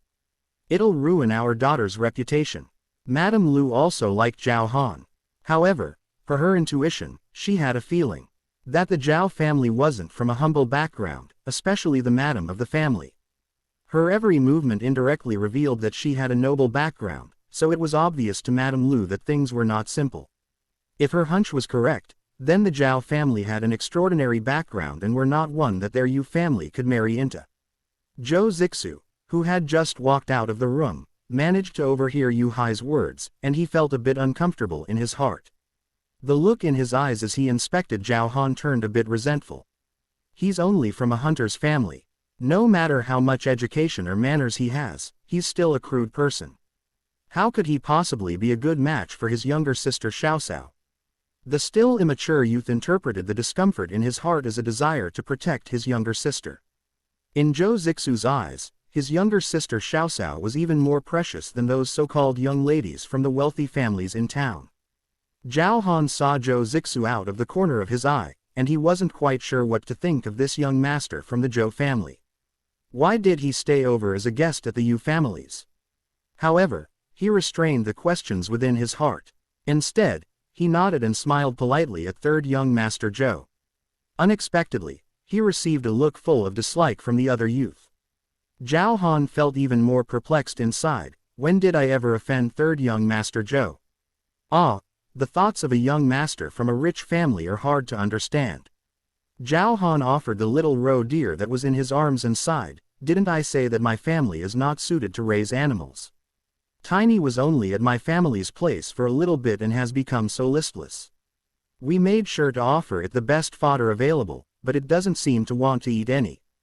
Just look, it's gotten so skinny that you can see its rib bones. Tiny. Did Tiny get sick? Little Shido came out from the back courtyard and felt his heart ache at the sight of the listless little roe deer. When it saw its playmate, Tiny seemed to become more energetic and used its head to rub little Shitu's arm. A pair of large and limpid eyes looked piteously at Yu Xiaoxiao as if it was trying to say, I won't eat the green vegetables anymore, please let me come back. Yes, that's right. This little roe deer couldn't restrain itself from eating the alluring green vegetables that had been watered with mystic stone water. When the family wasn't careful, it ate a whole patch of green vegetables and had been banished away by Yu Xiaoxiao to Zhao Han's family. Because Xiaoxiao had solemnly entrusted the task to him, Zhao Han did his best to take good care of the little roe deer and even bought some of the highest quality feed for it. However, the little roe deer thinned down with each passing day. If another 7 to 8 days passed, then it would no longer be able to walk without stumbling. If it still didn't go back home, then he was afraid that the next time Yu Xiaoxiao saw the deer she would only see a tiny little corpse. After she saw the little animal's current state, Yu Xiaoxiao felt her heart soften as she rubbed the little creature's head. She quietly said, Are you going to eat the vegetables in the future then? Make sure to remember, you absolutely cannot touch anything that is growing in the fields. You got that? The little roe deer acted as though it could understand everything she was saying and cheerfully nodded its head. It quickly became much more energetic. Yu Xiaoxiao laughed and scolded, You crafty little thing. You know how to injure yourself to gain people's sympathy, eh? You've truly become more sentient. When Zhou Zixu saw Xiaoxiao smile brightly with her dimples showing when she talked to Zhao Han, the uncomfortable feeling in his heart increased. He scampered over and interjected, This little roe deer looks pretty clever. Hearing the little roe deer getting complimented made little Shido feel like he was getting complimented instead. He lifted his chest proudly and said, Tiny is very well behaved and never poops around. It can even understand what we say. Zhou Zixu continued to praise the little roe deer. As the other people were talking, Yu Xiaoxiao washed a few vegetables and took off a few leaves before sprinkling some mystic stone water on top. The little roe deer stared at the leaves unwaveringly and had a completely gluttonous look on its face.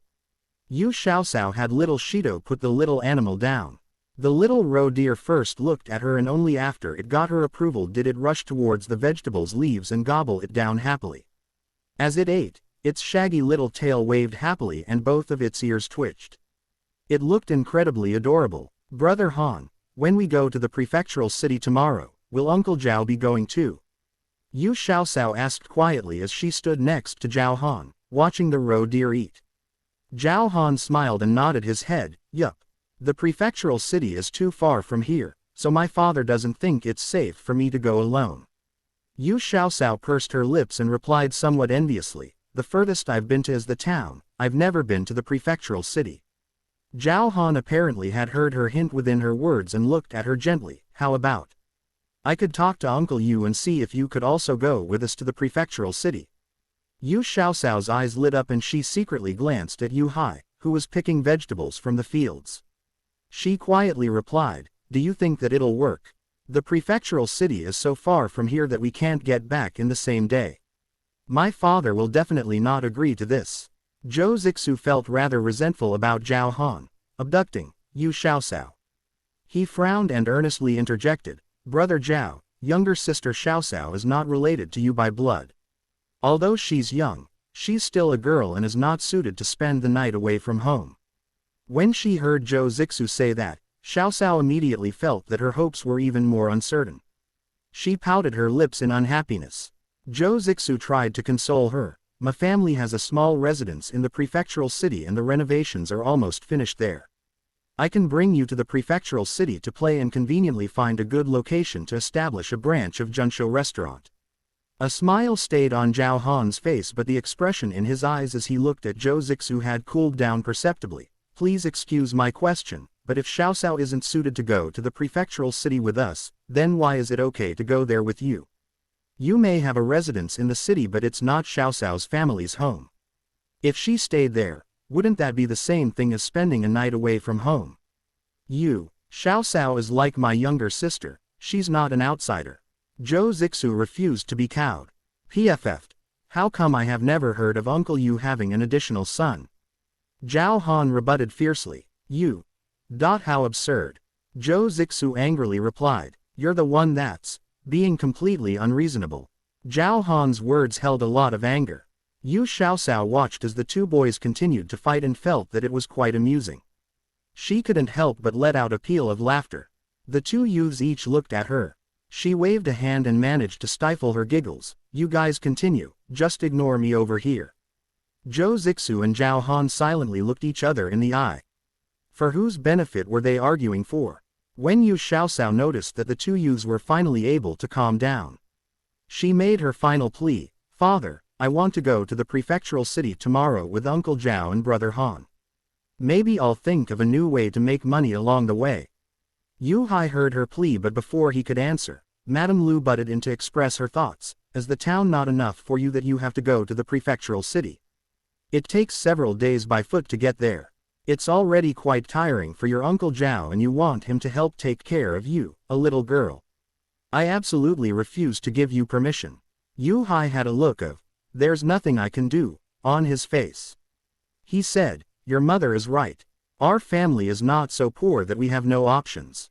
We don't need to send you, a small girl, to the prefectural city to find work. Relax a bit, you still have your father here. In an effort to pull them out of poverty, a little girl who hadn't reached the age of 10 had to make braised food, sell her recipes, and even figure out a method to cause vegetables to grow faster. She was so busy that she was getting stretched out like a rubber band. He was really afraid that she might snap under all of the pressure. Now, their family could sell braised food and vegetables to have a stable income and some savings. They were even on the verge of buying a few shops, so they were no longer considered poor. Thus, they really needed to let his daughter rest a bit. But father, I really want to go to the prefectural city to become more experienced and knowledgeable. Yu Xiaoxiao did her best to use every trick in her book to act like a spoiled child. She knew her father was particularly vulnerable to these methods. Sure enough, Yu Hai's heart softened. He secretly approached his wife and quietly said, Muyun, Dr. Sun himself had said that our Xiaoxiao is not a person with an ordinary destiny. She's only 9 years old, yet she has earned almost 2,000 taels. In the future, she will definitely be even more prosperous. As her parents, even though we may not be able to help much, we absolutely cannot pull her down. What do you mean by she won't have an ordinary destiny? Don't forget that Xiaoxiao is a girl and will need to marry someone in the future. If she was a boy, then I, as her mother, would absolutely support her. Madame Lu still believed in the old traditional values such as, a woman's virtue is to have no talent. She felt that girls should spend more time at home doing needlework, managing the house and such, but there was no point in spending too much time out in the public. When Zhou Zixu saw that Xiao Xiao was about to cry, he immediately forgot his previous position and hurriedly interceded. "Auntie, your beliefs are a little too outdated. It's no longer considered shameful for women to go out of the house and do business. For example, Zhang Xiniang herself established the store, Exquisite Garments, that is famous and known to everyone in the capital. Even the noble women in the capital have a difficult time getting her to make them a piece of clothing that was personally designed and sewn by her. In fact, all of the emperor's imperial consorts want her to enter the palace to create clothing for them. I believe that Xiao Xiao's future accomplishments will absolutely not be inferior to Zhang Xiniang's. She can only be better." Yu Xiaoxiao stealthily gave Zhou Zixu a look that said, "You're doing it right," and continued to plead her case. Her large eyes seemed more innocent and pitiful than a little deer's, so anyone looking at her would feel his or her heart soften. "Third young master, are you saying the truth? Then, does Zhang Xiniang's parents really allow her to go out and show her face in public?" Madame Lu had been somewhat persuaded by his words. Zhou Zixu raised an eyebrow at Zhao Han and then continued, "Our current emperor is in favor of raising women's status in society. I heard that after Zhang Xiniang became well known for her deeds, the emperor himself had even praised her with this line, 'Women are just as capable as men in all they do.' Zhang Xiniang's parents were also like Auntie in the beginning and didn't support her. However, after she received the emperor's approval, they slowly began to change and no longer tried to stop her. Now, Zhang Xiniang's mother will even help manage some tasks at her store when she has more work than she can get done. But, if a young girl spends all her time out in the public, how could she possibly have any marriage prospects in the future? This was the thing that Madame Lu worried about the most. Zhou Zixu chuckled, "You don't need to worry about this. With Zhang Xiniang's current reputation, there are people lining out the door asking to marry her. I even heard that the current prime minister's eldest son, who is also the eldest grandson of the town's Rongshuan Academy's founder, adores Zhang Xiniang for her talents and abilities. He even found someone to act as a matchmaker and it's rumored that they're pretty close to announcing an engagement. Someone who sells her work for a living is in talks about getting married to the prime minister's son. Are you trying to deceive Auntie here?" Madame Lu felt as if she was listening to some mythical story and found it incredibly hard to believe. "If you don't believe me, then go around and ask other people." Now all of the nobles in the capital no longer want to find a daughter-in-law who is from a wealthy family and follows the 3 morals and 4 virtues. Instead, they want to find a woman who is talented, confident, and strives for constant self-improvement. The emperor himself had said, "A truly beautiful woman is one who is confident and independent." When Yu Xiaoxiao heard Zhou Zixu describe the current emperor's mentality, she admired and felt extremely curious about this fellow transmigrator who was sitting at the top. In a country that had already experienced the Tang dynasty's Wu Zetian seizing the throne, the fact that he was willing to raise women's status in society and advocate for women's rights truly meant that he might encounter harsh opposition. Zhou Zixu continued to persuade her, "Auntie, with Xiaoxiao's abilities in a few more years, she absolutely can become one of the best culinary talents in the country. Zhang Xiniang managed to conquer the country with her embroidery and designing abilities, but Xiaoxiao has enough talents to also become famous. Auntie, you absolutely cannot restrict younger sister Xiaoxiao in a little town like Tanggu. Wouldn't that be ruining her potential to become a famous chef?" Madame Lu couldn't tell the north from the south after hearing Zhou Zixu's convincing arguments. She hesitantly looked at her husband and then softly said, "Husband, how about you accompany Cower to go to the prefectural city tomorrow?" "Thank you, Mother. Mother, you're the best. I love you the most." Xiaoxiao became wild with joy. She threw herself at Madame Lu and kissed her mother's face several times. Madame Lu was caught off guard and fell onto ground into the vegetable field, crushing a few heads of leaf lettuce. She half laughed and half rebuked her daughter, "Child, what made so crazy? Quickly get up." On the side, Yu Hai felt a burst of jealousy, "Only your mother is good. Then what about me, your father, am I no longer good?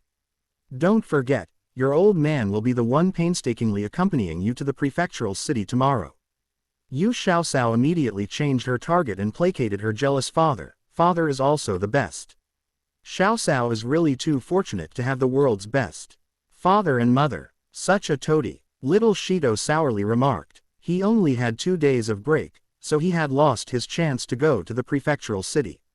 Yu Heng leisurely walked up to his little brother and rubbed his small head. In the future, when you have passed the county-level exams and need to take the provincial-level exams, then you'll have your opportunity to go to the prefectural city. If you feel envious right now, then use your own efforts to achieve your goals. Little Shido wrapped his hands into tight fists and firmly asserted, "Older brother. The prefectural exam is not my ultimate goal. My ultimate goal is to reach the imperial court examinations. I will certainly make my parents and second sister proud of me." Yes, older brother believes in you. Don't give yourself too much pressure. As long as you do your best, then you won't have any regrets. Yu Heng didn't want his little brother to lose his innocent heart due to throwing himself into his schoolwork. In addition to raising his confidence, Yu Heng also wanted to give the little fellow some warmth. This was the first time that Zhou Zixu and Zhao Han saw Yu Xiaoxiao reveal her childish side. They both thought that it was cute and refreshing and couldn't help but simultaneously reveal gentle smiles. Zhou Zixu took the lead. "Xiaoxiao, Uncle Yu, are you guys really going into the prefectural city on foot tomorrow? Even if you walk for the whole day without rest, you may not be able to get there by dark. Can younger sister Xiaoxiao endure a journey like that?" Xiaoxiao was afraid that her father would get the idea, again, that she shouldn't go, and hastily replied, "We have little gray off.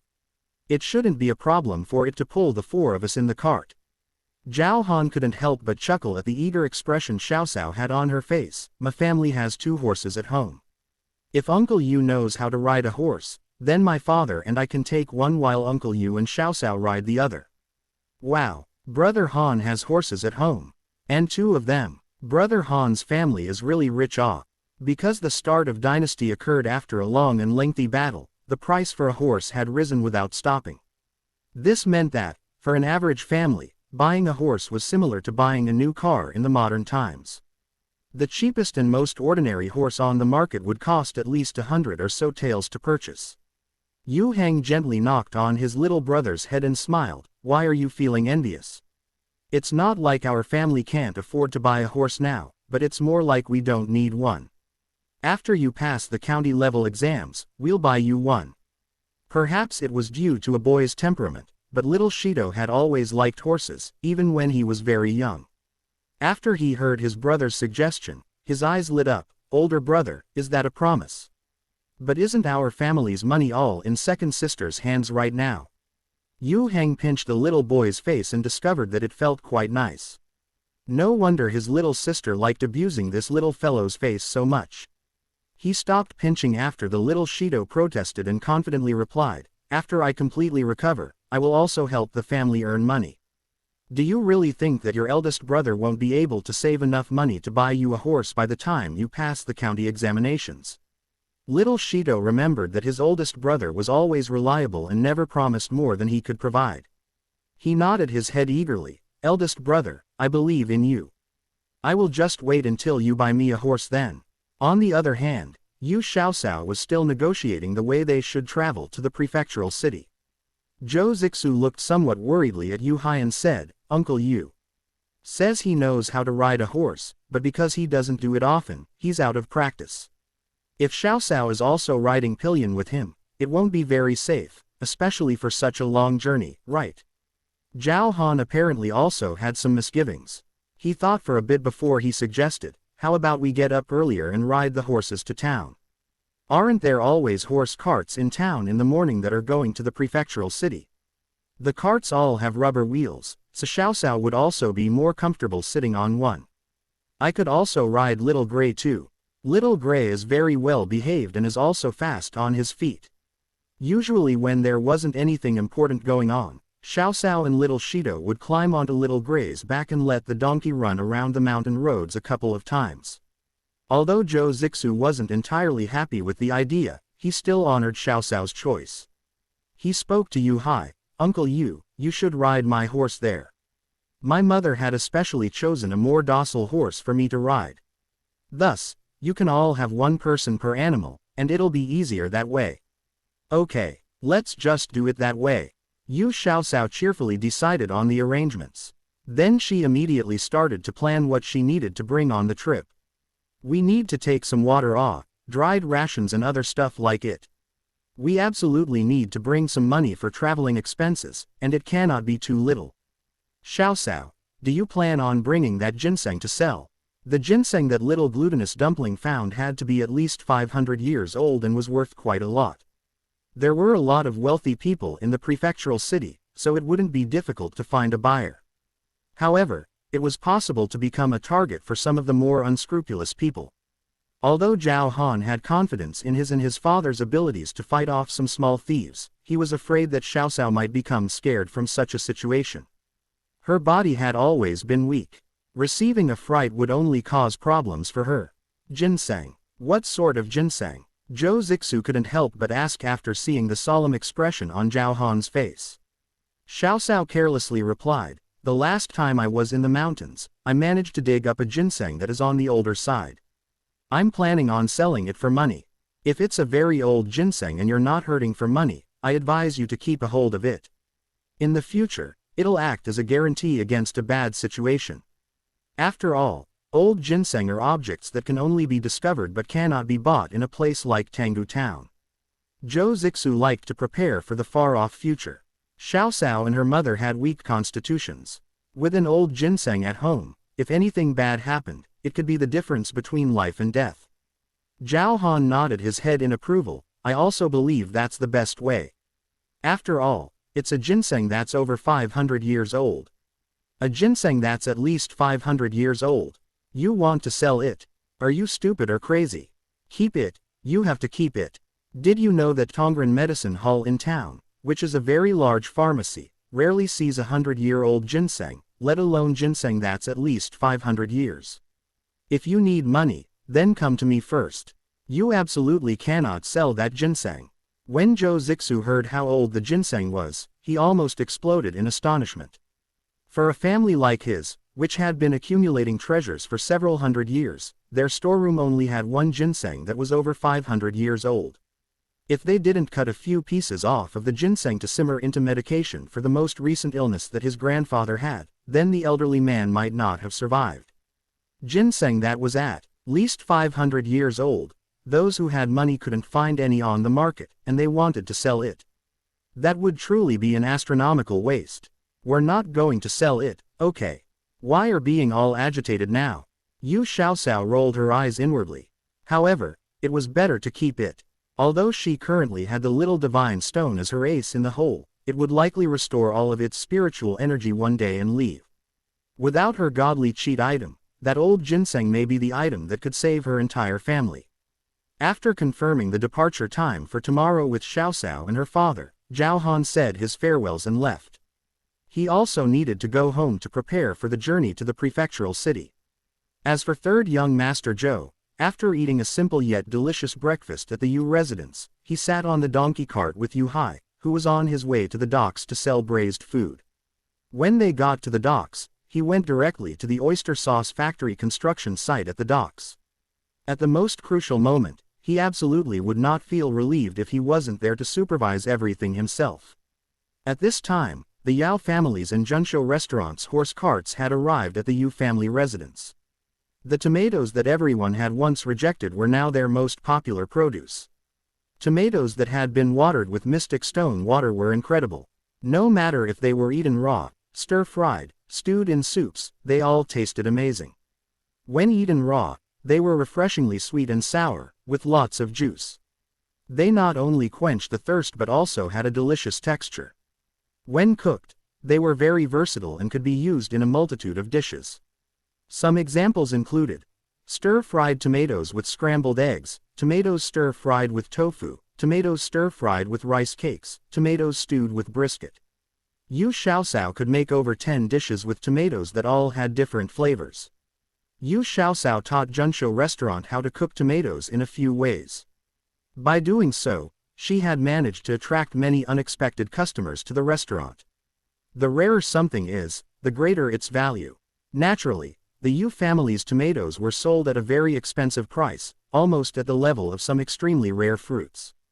The Yu family's small patch of tomatoes helped them earn quite a bit of wealth.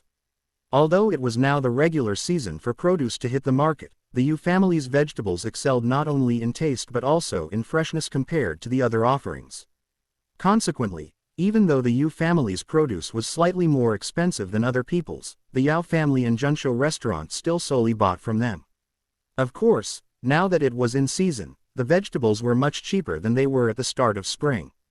The days of selling vegetables at a price higher than pork were gone for now.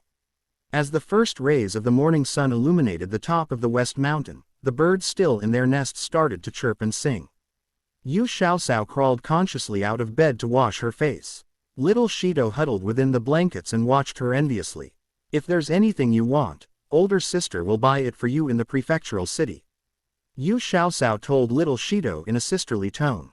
Little Shido thought for a bit and then shook his head. There's nothing I want, no need to spend money on snacks or toys. If there are any cheap stationery items, like brushes and paper, buy some of those for me. I feel like my calligraphy, compared to the other students in my dorm, is less elegant. The students who share a room with you are either from scholarly or wealthy families. For the most part, they likely started learning and practicing at the age of 3. How old were you when you got to hold a brush? It's not shameful for you to be a little behind them. Yu Xiaosao believed that having a competitive spirit wasn't a bad thing, but having an obsession with getting first place wasn't good either. Little Shido flipped over in the bed and remarked cheerfully, I'm not comparing myself to other people. The teacher also said that having elegant handwriting will be very helpful for me when I take the exams in the future. I already started later than other people, so I really need to work hard to catch up vigorously. If stationery items are cheaper in the prefectural city compared to town, then please take this opportunity to get more so I have some spares in case. You don't need to spend the family's fund, I have more than enough pocket money to cover the cost. Ever since little Shido had gone into town to study, Xiaosao had never stopped giving him pocket money. Every week he received at least 30 to 50 copper coins as pocket money. However, the little fellow was thrifty and hated to spend it. Instead, he saved it up to buy brushes, ink, and paper. However, his second sister was too thoughtful and he was never short of those items.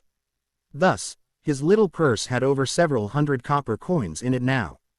Yu Xiaosao walked over, pinched his small face, and grinned, keep the few coins you have in your purse and use it to buy some snacks. You don't need to worry about getting stationery. After all, you have second sister Ah. Your second sister has money now and, in the future, will have even more. Just focus on studying and you don't need to think about the rest. After the osmanthus duck at Junsho restaurant became famous, the Yu family had at least 1,000 taels of income every year. Not only could they afford to send one child to school, but if they also wanted to send every child at home to school, it wouldn't be too expensive for them. Being wealthy and prosperous was truly the way to live. Uncle Yu, where's Xiaosao? Can we set out now? The sound of Zhao Han's voice reached both siblings' ears. Little Shido gently laughed, second sister, stop touching my face. Don't make brother Han get anxious from waiting too long. I'm coming, I'm coming. Xiaosao hurriedly grabbed her small cloth bundle that she had packed the day before and rushed quickly out of the room. Madame Lu was in the middle of giving the dried rations to her husband when she saw Xiaosao still wearing the clothes she had on yesterday. She frowned. Didn't I make you a new set of clothing? Quickly change into it. This set is pretty good Ah. Don't need to change. Xiaosao looked at the clothing on her body. Although it was crafted from rough homespun, it didn't have any dirt or patches on it. What's the point in changing? Yu Hai chuckled. Your mother told you to change clothing, so you should go change. Wearing new clothing when you head out on a trip will give you good luck. Yu Xiaosao wanted to argue more, but she was pushed by her mother back into the room. Madame Lu took out a brand new, embroidered, cotton-lined coat and bottom from a chest made of rattan. The short jacket was pale blue in color with flowers embroidered at the collar and waist. It was paired with a deep blue pair of culottes that reached the ankles. Although it was technically a pair of culottes, it didn't look any different from a regular skirt. However, it really did have pant legs, and this type of clothing would make it easier for a person to ride a horse or walk long distances. Although the clothes were made out of cotton cloth, the cloth was of better quality and weave. After washing and starching, it held its shape very well and made the wearer look quite stylish. This was the first time since she had transmigrated over that Yu Xiaoxiao was able to wear a set that was so formal. She turned a few times in front of Madame Lu, admiring herself. Her two hands went to frame her face as she beamed a smile. "Mother, am I pretty? All right, stop showing off your looks. Sit down, Mother will help you style your hair into 2 buns."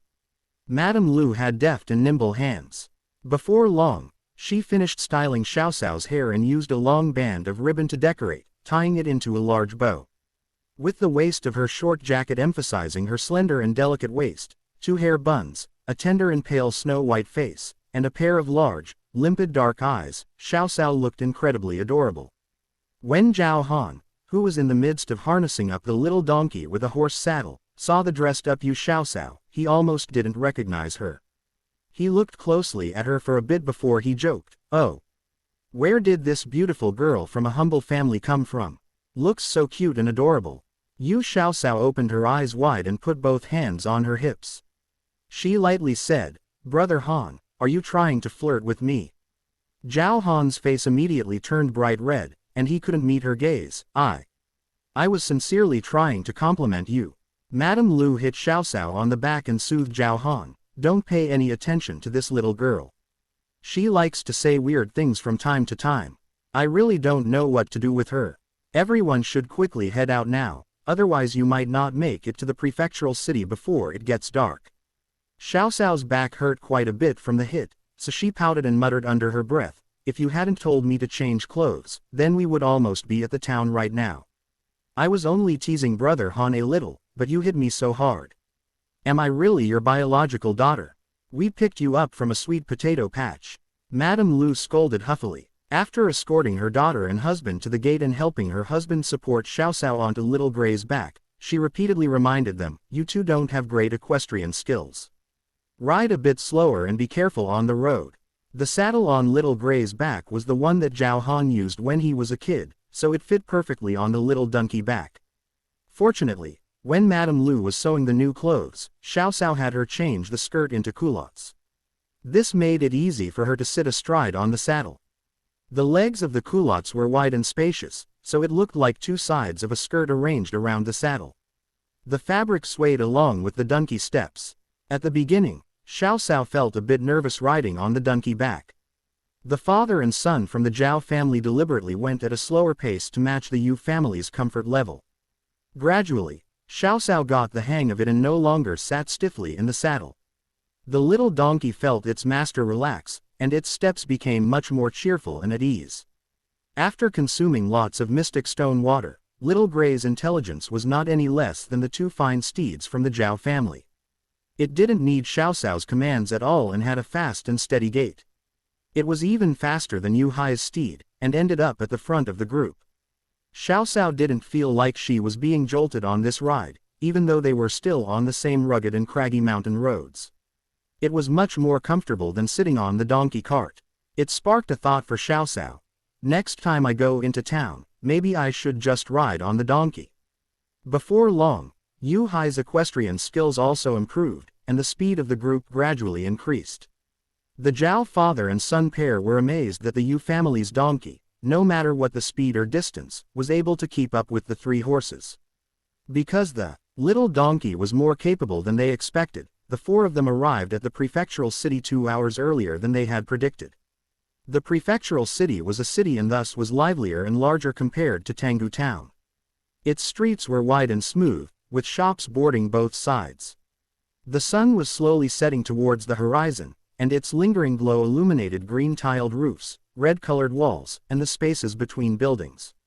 There was a 3-story building crafted from red bricks with a green-tiled roof, a shop sign fluttering high in the wind, and the sounds of horse carriages surrounded them. All of this showed that the prefectural city was prosperous and flourishing. Yu Xiaoxiao held the reins of the little donkey as stood on the road, watching the stream of people around her bustling busily. There were some who were elegant, some who were fresh, some who were sincere, and some who were experienced. Her ears were filled with the sounds of peddlers bawling their wares, punctuated by the occasional high-pitched neigh of a horse. It was the scene of a golden age, flourishing beyond her dreams. Zhao Bufan had previously visited the prefectural city, so he was already used to the sight of all of the people. He softly consulted the Yu father and daughter pair for their opinions. Brother Dahai, should we find a place to lodge first, or should we walk around first? Yu Hai looked at his daughter and asked, Cower, what do you want to do? How about we first find a place to stay first? We should feed Little Gray and the horses, and also freshen ourselves up. It won't be too late to look around after doing that. In any case, they were going to stay at the prefectural city for 2 nights, so they had all of tomorrow to walk around. They didn't need to try to fit everything in tonight. Zhao Han immediately expressed his approval. Xiao Sao, I know a night market in the area. It's pretty exciting at night with a lot of snacks from different provinces, and you can even find some good deals too. You will probably like it. Okay. We'll go stroll around the night market tonight and eat some snacks. In her previous life, Yu Xiaosao had started working to support her family when she was 15 to 16 years of age. She was always busy and had very little time to do things like walk around a night market and taste snacks. In this life, she still needed to make money, however, she could also take the time to have some fun and enjoy the scenes of life. The group of 4 found a clean inn to live in that was near the night market that Zhao Han had mentioned. The prefectural city was considered a large city, so the expenses there were naturally higher. Although this small inn was located at a relatively remote area, it cost 150 copper coins a night. In total, for 4 people, it came out to 600 copper coins a night, which didn't include food and drink expenses. For 2 nights, more than a tael would be spent. Yu Xiaosao first went to the back courtyard and made sure to take good care of Little Gray and the 3 horses. On the way to the city, in order to conserve the animals' strength, Xiaosao had fed them almost all of the mystic stone water that was kept in her personal water pouch. The inn provided fodder for the animals. The 3 horses had a decent appetite. They had only had some water during the whole journey, so they had long been hungry. When the fodder came out, all of them ate it with delight.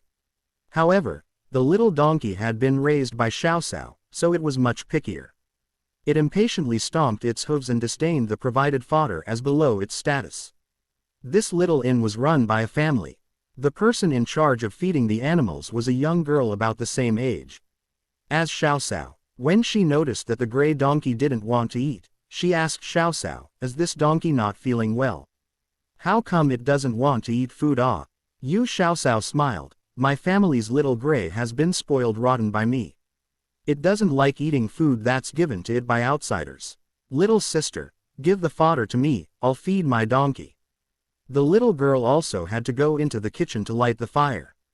When she heard what Xiaosao said, she placed the fodder from her basket into Xiaosao's hands and said, then I'll have to inconvenience you, guest. Yu Xiaosao waited until the young girl walked far away. Only then did she sprinkle the remaining water from her water pouch onto the fodder. She placed the improved fodder into the feed trough in front of Little Gray. The little donkey licked her hand and then cheerfully started eating. The other 3 horses apparently could tell that the fodder in front of Little Gray was different and stretched out their necks. If they didn't have their lead ropes pulling them back, they would have long started fighting over the food with Little Gray. Xiaosao shook her water pouch, showing that it was completely empty. She stroked third young Master Zhou's little red horse and softly said, just accept these less than ideal circumstances for tonight, I'll make sure to give you guys something good to eat tomorrow.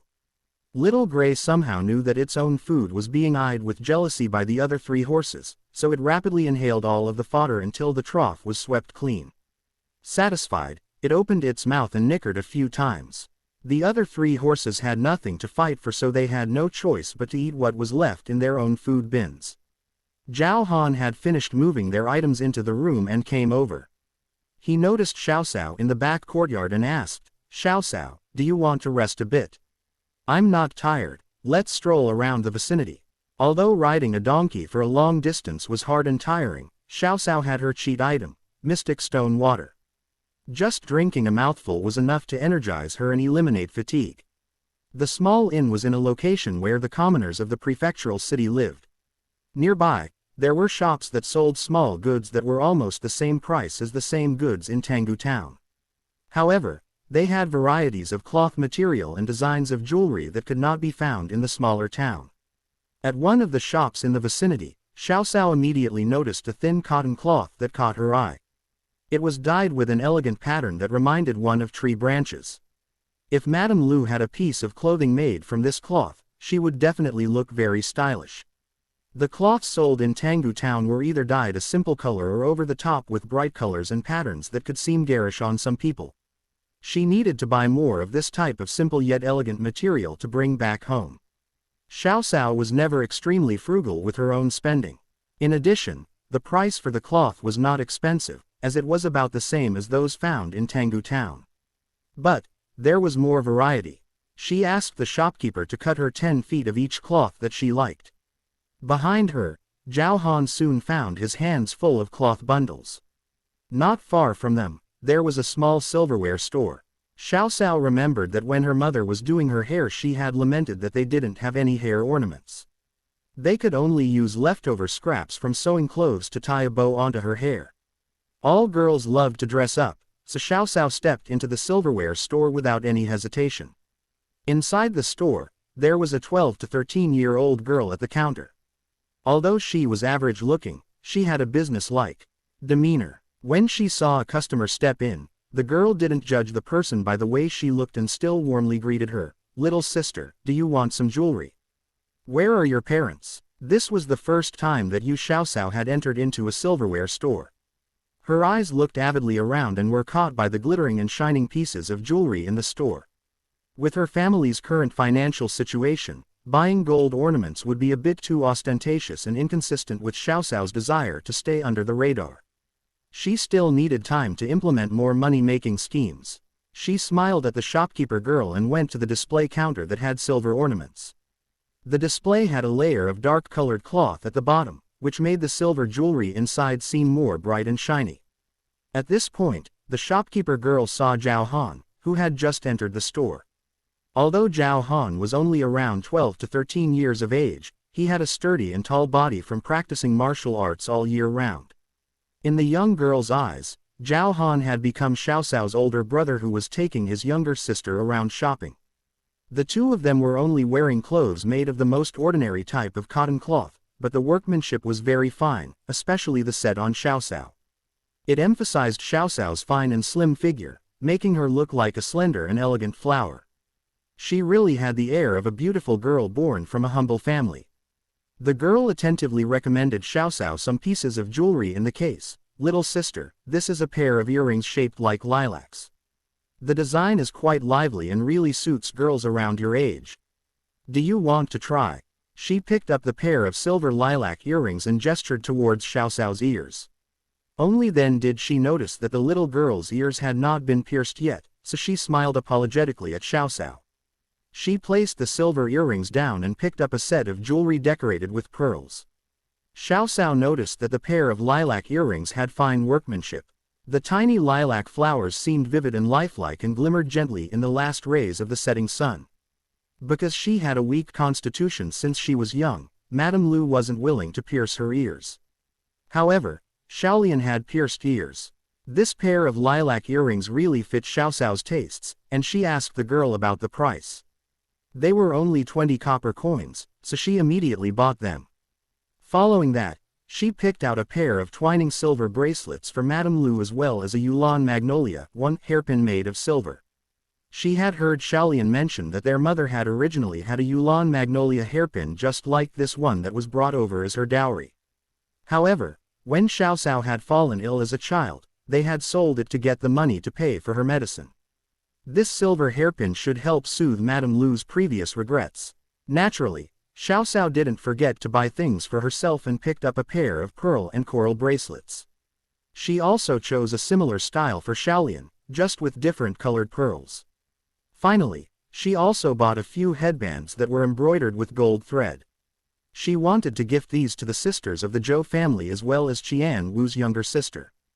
Picking out items here and there had unexpectedly racked up a bill of 6 taels. The young shopkeeper girl was a bit worried that this pair of siblings didn't bring enough money with them. After all, the clothes they were wearing were not the type that the children from rich families would wear. What sort of ordinary family would give their children 5 to 6 taels of money for buying jewelry? Even in the prefectural city, an ordinary family's dowry for their daughter would not exceed 10 taels worth of jewelry. The young girl felt somewhat anxious but kept a smile on her face. Altogether, it comes out to 6 taels and 200 copper coins. My shop's jewelry is all self-made, so I'll just waive the small change. Just give me 6 taels in total. 6 taels total. This is absolutely not expensive. The pair of bracelets and silver hairpin had to weigh almost 2 ounces total. If the shop also had to pay for a silversmith to shape these items, then the shop really wouldn't have much profit. Fortunately, this shop made all of its own items, so it saved a bit on the wages for the smith. Xiao Sao took out her embroidered money pouch and fished out an ingot of silver worth around 10 taels. She then took the smaller pieces of change and stuffed them into the pouch. Shaolian had actually embroidered this pouch, so it had a unique sunflower design on the outside. The shopkeeper girl was interested in the design on the pouch. After getting Xiao Sao's permission, she sketched the pattern out. The girl was the daughter of an old silversmith and had a lot of talent in creating and making silver jewelry. The jewelry she made were not only delicately pretty but also had a lot of liveliness. The sunflower embroidered on this tiny pouch inspired her limitlessly. Not long in the future, sunflower-inspired jewelry would become very popular for a period of time in the prefectural city. This tiny silver crafts shop also gradually became more famous. Thus, the jewelry that this little girl made would also become more liked by masses. The sky had already become dark. After they left the jewelry store, Xiao Sao felt bad having Zhao Han carrying all of these packages around while accompanying her to the night market. So, they went back to the inn and put the newly bought items away. Yu Hai was afraid that it wasn't safe for the two children to wander around at night, so he also came out with them. The night market that Zhao Han recommended was really quite lively. It was brightly lit and multitudes of people swarmed around. Shops and stalls lined both sides of the street and each booth had 2 lanterns hanging on the awning. Occasionally, the flame within the lanterns would flicker a bit and made the lighting in the area take on a dream-like splendor. The night market not only had people selling all sorts of trinkets and gadgets, but also many stalls of snacks that ranged from the northern to southern provinces. There were sticky rice cakes, wontons, stuffed glutinous rice balls, flaky pastries, rice noodles. The 3 of them ate snacks down the whole street until all of their bellies were about to burst.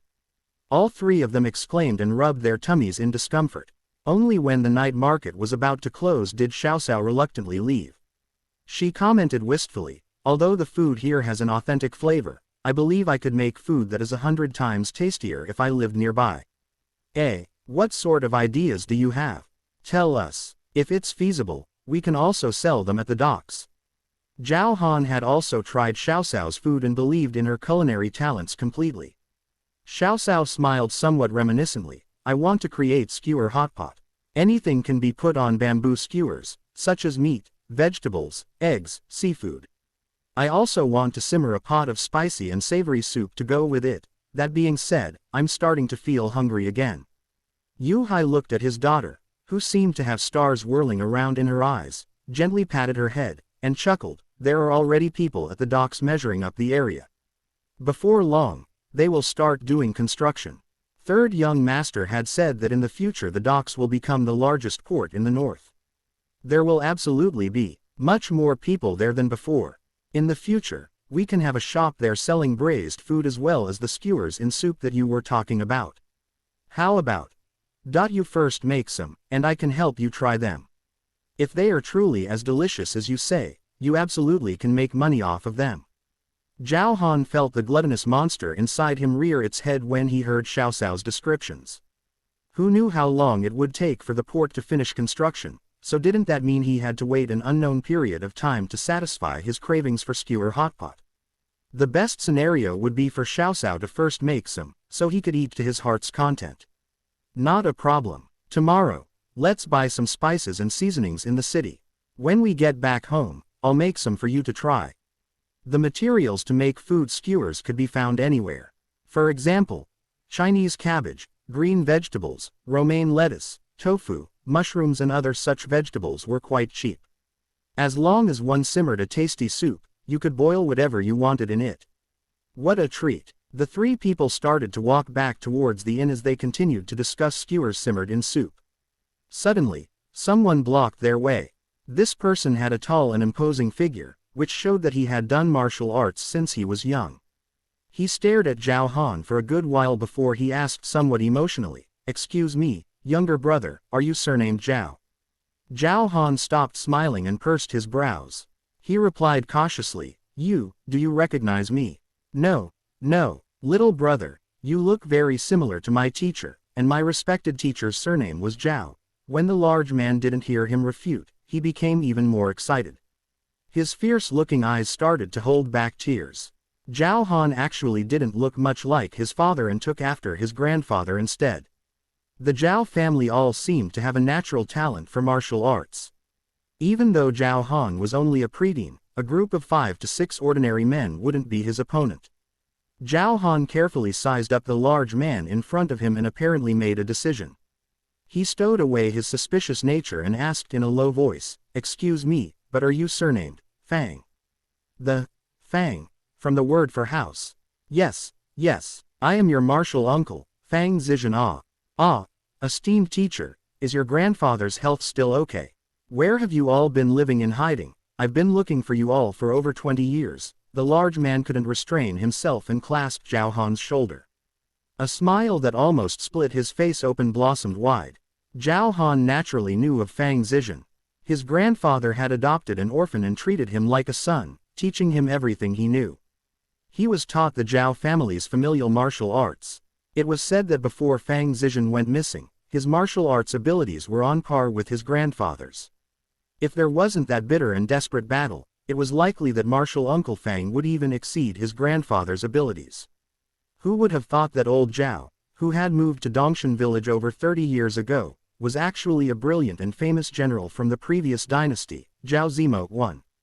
General Zhao was a brave and outstanding strategist and even defeated 80,000 troops from the Emperor Emeritus's army at Dingbanpo.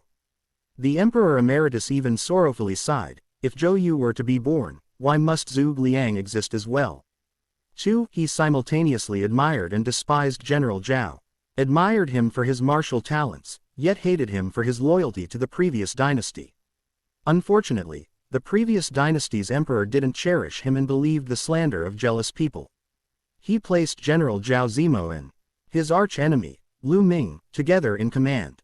During the next fight, in order to eliminate Zhao Zimo, Lu Ming deliberately procrastinated and delayed by preventing reinforcements from arriving on time. General Zhao had taken his barely 13-year-old son to that blood-soaked battlefield, and they had repeatedly repelled the volunteer army's attacks.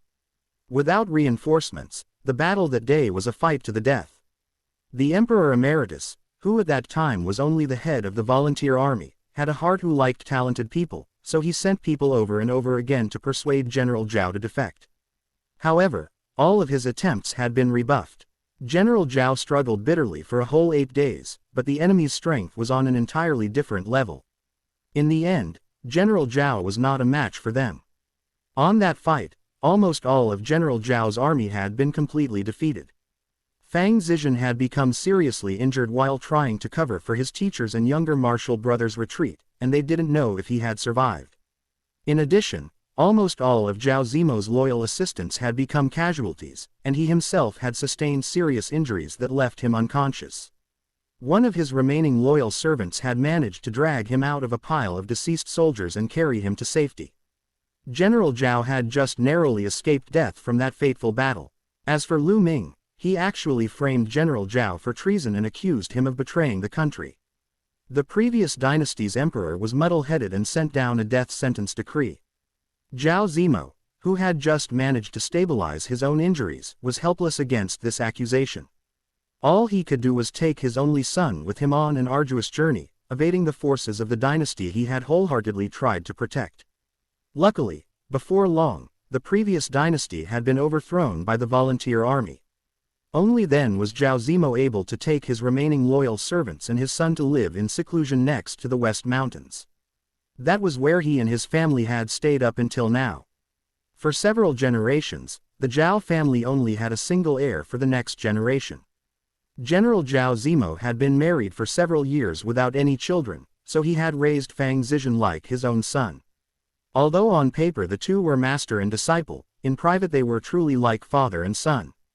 After the dust settled, General Zhao returned many times to that battlefield to find his disciples' whereabouts, but had no news for a long period of time.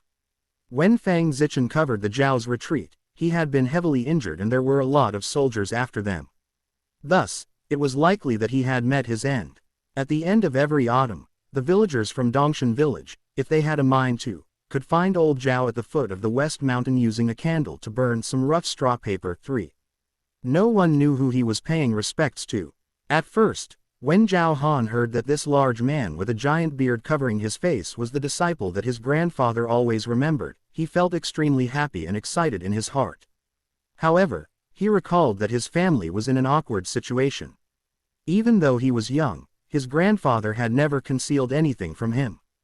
To be perfectly clear, the Zhao family was technically considered surviving supporters of the previous dynasty. Zhao Han's grandfather had actually injured the current emperor emeritus in battle before. If their identities became exposed, then it was possible that they would all be destroyed. Consequently, Zhao Han did his best to hide his inner turmoil as he prepared to continue to sound out this man who called himself his martial uncle. General, the prefectural magistrate is about to start opening the wine and begin the welcome dinner for you. An energetic and experienced young man saluted to Fang Zichen with his hands cupped into a fist. General, Zhao Han frowned and somewhat retreated a step. The only people who could be called a general in these days were all officials of the great Ming dynasty. If the man in front of him was his martial uncle, how could he possibly become a general for the great Ming dynasty? At that time, martial uncle Fang had slaughtered many in the volunteer army. Although the brawny man in front of him looked rough, he had a sensitive animal instinct. He could somehow tell that Zhao Han was hesitating and waved his hand at the other youth. I just found a former acquaintance, so I will be unable to attend the reception. Please tell the prefectural magistrate that I will prepare a banquet for him some other day as an apology. After he dispatched the youth, Fang Zichen spoke to Zhao Han, talking in this area is inconvenient. Where are you staying? I'll accompany you there. No need. Zhao Han looked at the man cautiously and continued, Sir, you have recognized the wrong person. I really don't know a person named Fang Zichen. How could I possibly recognize the wrong person? Your face is about 80% similar to my master's when he was young. That being said, you also admitted that your surname is Zhao. I absolutely can't be wrong. Fang Zichen eagerly rebuffed. Zhao Han replied guardedly, some things look the same, some people resemble others. This doesn't really mean anything, right? Zhao is a very common surname, so there are many people with this name. We are only some ordinary hunters, so how could you, esteemed sir, recognize us? Fang Zichen noticed that ever since his subordinate came over, the youth in front of him, who had previously seemed emotional, had started to plead that he didn't know him. He said, somewhat downcast, Dearest nephew, do you blame me for taking an official position in the great Ming dynasty? It's a long story, let's go find a place to slowly discuss what happened. This commoner has nothing to discuss with you, sir. It's getting late, this commoner will leave. Zhao Han respectfully bowed and then called out to Xiaosao and her father to tell them to leave the night market. Fang Zichen didn't attempt to stop him. Instead, he sadly followed from behind like a golden retriever who had been reprimanded by its master. It wasn't easy to find news about his respected teacher, so he absolutely couldn't let this go. He had already decided that when he found his esteemed master, if his master blamed him and even refused to recognize him, he would retire from his position and wait upon his master for the rest of his life. Zhao Han had noticed the large man following them shamelessly. However, no matter what he said, the older guy wouldn't listen and persisted on tailing them. He felt quite helpless inside, but he didn't want the man to know where they were dwelling. So he walked around the city in circles. After Zhao Bufan finished his own errands, he waited at the inn for a long time. When he didn't see his son and Yu family's father and daughter come back, he went out to look for them out worry. Coincidentally, he bumped into Zhao Han and the others walking around in circles. It's so late right now and the shops have already closed. Why are you bringing brother Yu and Xiaosao around right now? If you want to walk around a bit, don't you still have all of tomorrow to do so? Zhao Bufan discovered that his son wasn't going in the direction of the inn, which was why he was asking his son with some reproach. Xiao Fan. He heard a voice that quavered from behind Zhao Han. Zhao Han only felt a gust of wind go by him. The large and burly man bolted toward his father at an astonishing speed and gave his father a giant bear hug. Zhao Bufan cautiously stood still when the figure that resembled a large black bear dashed over. However, when heard the voice that seemed both familiar yet strange, he set down his fists and endured that incredibly tight hug from the giant. Martial Brother Zizhen, you really are Martial Brother Zizhen.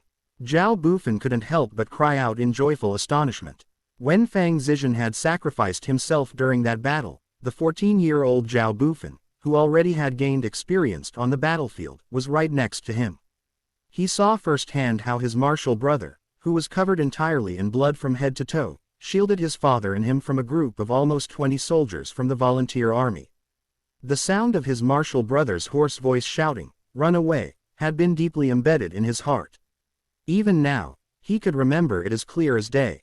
If it wasn't for his martial brother and their loyal servant Uncle Huang, he and his father would have long become two bodies in a grave. Zhao Bufan's fierce eyes held back tears as he tried his hardest to suppress his spiraling emotions. He slowly said, "Older martial brother, you're still alive, that's really too good. Xiaofan, martial brother has finally found you. Is master still doing well? How have you and your family been living these years? I've looked for you all for over 30 years and never gave up. Fortunately, you are all okay." Fang Zizhen hastily wiped tears of joy from his face. His mouth was spread open in a large grin, showing a set of spotlessly white teeth. Zhao Bufan laughed, "Martial Brother Zizhen, if father could see you now, he would already be scolding you for not concealing your emotions. Everything is showing right on your face. Heh, I haven't heard master yell at me for over 30 years and I quite miss it. I only forgot my manners in front of you, that's all. At court, everyone knows that I, Fang Zizhen, is a stone-faced general. In front of others, I never expose my feelings." Fang Zizhen had a simple and honest laugh that didn't have even a hint of the stone-faced general persona. His subordinates behind him gaped at the sight. Is this still their general awe? It wouldn't be an impostor, right? General, martial brother has a position at court. Zhao Bufan, unlike his son, was not full of suspicion. He had a good understanding of his martial brother's personality. His martial brother absolutely would not allow them to receive any harm. Even if it had been 30 years since they last met, he was still confident in his assessment. His martial brother would not have changed. Fang Zizhen's expression looked somewhat unnatural. That day, after master and you left, I was taken prisoner shortly thereafter. At the time, the head of the volunteer army was the current Emperor Emeritus. Once he found out I was master's disciple, he didn't punish me heavily as a prisoner and even treated my injuries. Not long after, the previous dynasty had been overthrown, and the Emperor Emeritus took the supreme throne. Fang Zizhen then paused for a second before he continued, "At first, I wasn't planning on taking a position. However, the Emperor Emeritus said that only with a high position could I possibly have enough manpower to find the person I wanted to find.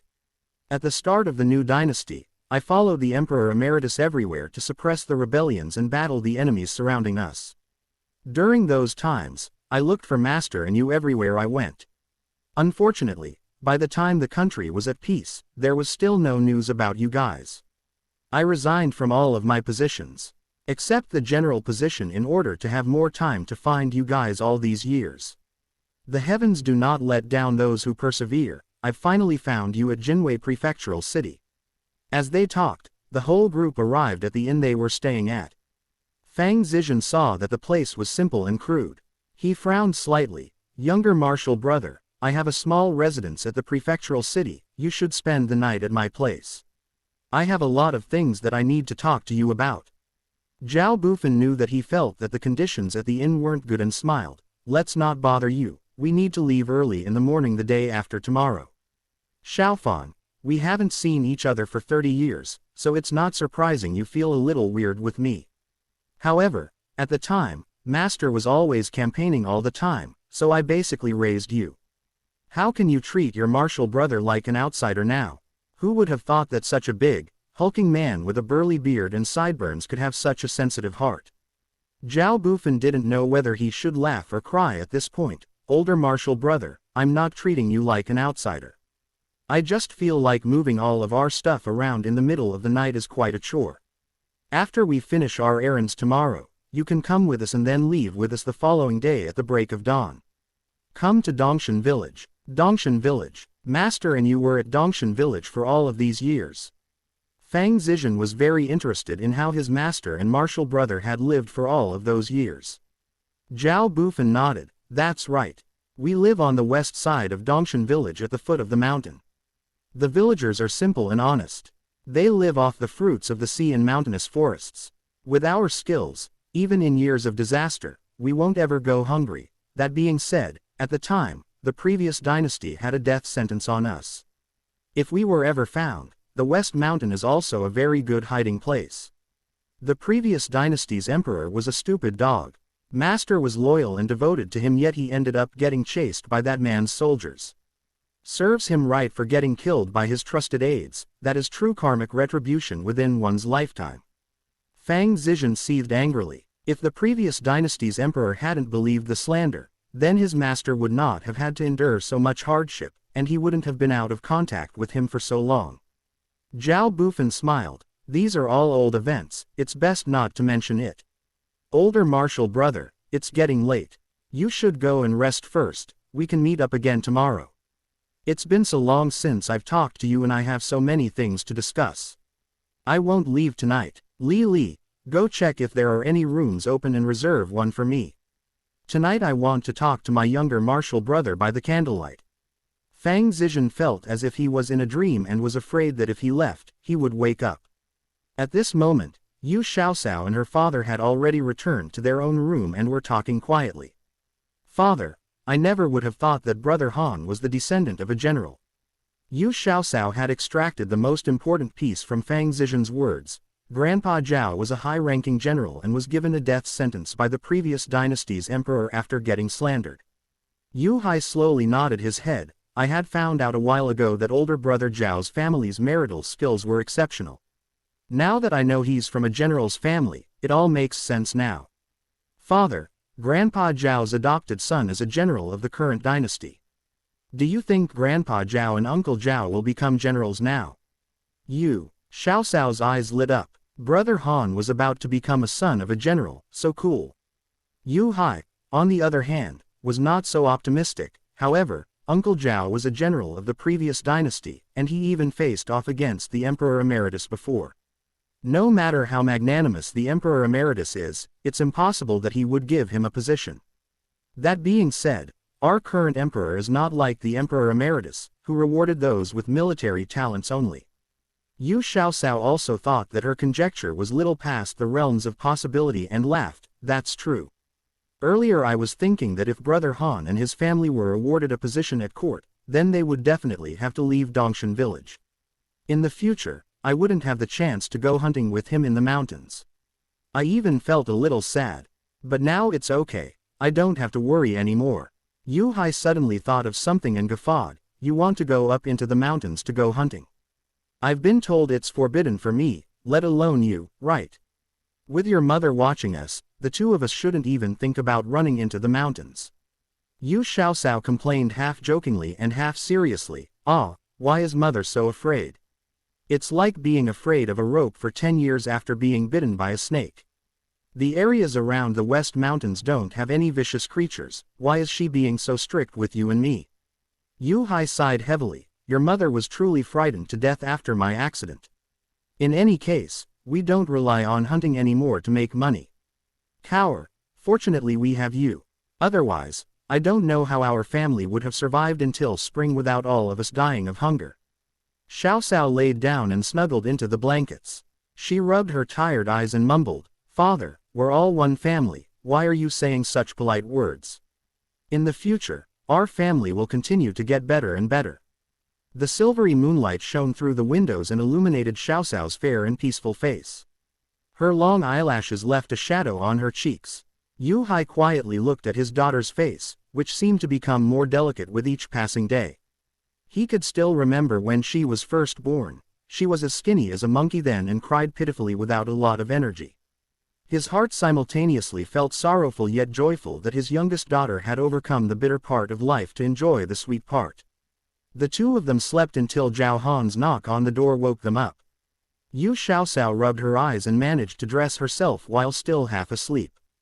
Zhao Han said with a bit of embarrassment, "Did I startle you two awake? I'm really sorry about that. Brother Han, why are we waking up so early?" Yu Xiaoxiao used a hand to cover her mouth as she yawned greatly. Zhao Han twitched his lips and replied, "It's my martial uncle's fault. Last night he talked with my father until the middle of the night. This morning, he knocked on the door to come in before the sun got up. If I had known earlier, I would have had my martial uncle and my father sleep in one room, then I could have slept in my martial uncle's room. Your martial uncle and your father haven't seen each other for more than 30 years, so it's natural that they have a lot of things to say to each other. How about we deliver the geese today, so we don't disturb Uncle Zhao and your martial uncle while they're reminiscing?" Yu Xiaoxiao carefully dipped the toothbrush she had bought yesterday into some salt and attentively brushed her teeth. After she transmigrated over, she found out that her family used willow twigs to brush their teeth. She had believed that toothbrushes hadn't been invented in this time period. If you weren't careful when you used a willow twig while brushing your teeth, you could end up jabbing yourself in the gums, causing bleeding. She was very unused to this technique. Yesterday night, when they were strolling around the night market, she found a place selling toothbrushes made with the bristles from a pig. After scalding the bristles with some hot water, it was actually pretty easy to use as a toothbrush. She also bought some teeth cleaning salt from the same booth, and she was told that the people living the prefectural city all used this type of salt to brush their teeth. Yu Hai had also been browbeaten by his daughter to brush his teeth. He rinsed his mouth as he said, "Older brother Zhao doesn't have the time today. However, I don't have much to do. The nobility in the prefectural city have a lot of customs. You both are also half-grown children, so be careful not to cause any trouble." Yu Xiaoxiao giggled, "Father, you're really underestimating us. We're just delivering a pair of wild geese, what kind of trouble can we get into? That being said, right now we have a powerful supporter behind us. Brother Han's martial uncle is titled as the Zhaoyong General I and is a third-rank official at court. For the sake of his face, the prefectural magistrate won't try to make things difficult for us. Stop taking advantage of other people's power. Your courage has always been larger than the sky. The prefectural city has deeper waters than you can swim, so don't cause any trouble." Yu Hai pulled on his daughter's pigtails and seriously warned her. Yu Xiaoxiao stuck out her tongue at her father and wrinkled her nose. "I know, your daughter knows the severity of the issue. Stop pulling on my pigtails, it took me a while to braid them up." Normally at home, Yu Xiaoxiao would only braid her hair into simple pigtails and leave it that way. She never tried to wind it into more complicated styles. Earlier, she only managed to add some hair ornaments at the top of her braided pigtails after spending more than half the morning staring into her reflection in the washing water. Yu Hai teased, "You don't even know how to style hair, are you still considered a girl? Are you sure that your soul didn't go into the wrong body and that our family was supposed to have another silly boy instead?" Yu Xiaoxiao rolled her eyes at him. "Am I really your biological daughter, you silly man?" Fang Zizhen's assistant went to the prefectural city's most famous breakfast stand in the morning and took back some takeout for them. Xiaoxiao and her father also benefited from this. They both got to eat Jinwei prefectural city's most famous soup dumplings and erduian fried rice cakes. Xiaoxiao felt extremely satisfied afterwards. This trip was worth it in her mind as she had gotten try a lot of snacks that were hard to find in Tanggu town. When he found out that Zhao Han needed to go to the prefectural magistrate's residence to deliver the wild geese, Fang Zizhen instructed his subordinate, Li Li, to go with them. With someone with them, it was easier to finish the errand. The prefectural magistrate had recognized Li Li as an attendant of the Zhaoyong General, so he personally received them. When he saw the two sleek and plump, large geese, he was extremely pleased. In addition, the two people in front of him were recommended by the Zhaoyong General himself, so he naturally wouldn't treat them unfairly. He ended up buying the two geese for around 100 taels total. Zhao Han went according to the deal he had struck at the time with Xiaoxiao and gave her half of the money he received. Xiaoxiao didn't need these 50 taels at this time and graciously said, "Brother Han, you were the one who contacted the buyer and found the geese. I only helped you with some minor tasks, so How could I possibly take your money? Zhao Han adamantly refused to take back the money and added, if it wasn't for your secret bait, I would not have been able to trap these 2 geese so easily. Let me tell you, capturing a live goose is many times more difficult than killing one. Although my archery skills are quite good, I can't guarantee that I would be able to take down a goose completely intact. That being said, you were the one who helped raise the geese at home. After being there for so many days, I doubt anyone besides you could take such good care of these geese. You deserve this money. If you don't take it, then I'll take it as you looking down on your brother Han. After he said that, Yu Xiaoxiao really couldn't refuse anymore. She had no choice but to take the money and said, all right, then I'll take the money. A simple stroll to the prefectural magistrate's home meant that she made all the money she needed to go shopping in the city. Yu Xiaoxiao shopped around like a fiend for the rest of the day. At noon, she ate at a pretty good tavern for lunch and tried several dishes that were specialties of Jinwei City. After one day in the city, she managed to buy a lot of things. If she wasn't afraid that she wouldn't be able to haul more stuff home, Xiaoxiao likely would have spent all 50 taels in one day. The next day, early in the morning, the group of people proceeded to go back home. They had arrived in the city with 4 but they were going home with 3 additional people, Fang Zizhen and his 2 subordinates. On the whole way there, Fang Zizhen was antsy, wishing that they could immediately appear in Dongshan village. His equestrian skills were quite good, and he was riding a horse that was one of the finest steeds available. When he saw Xiaoxiao and the others not in a hurry, he couldn't help but propose, Xiaofan. How about?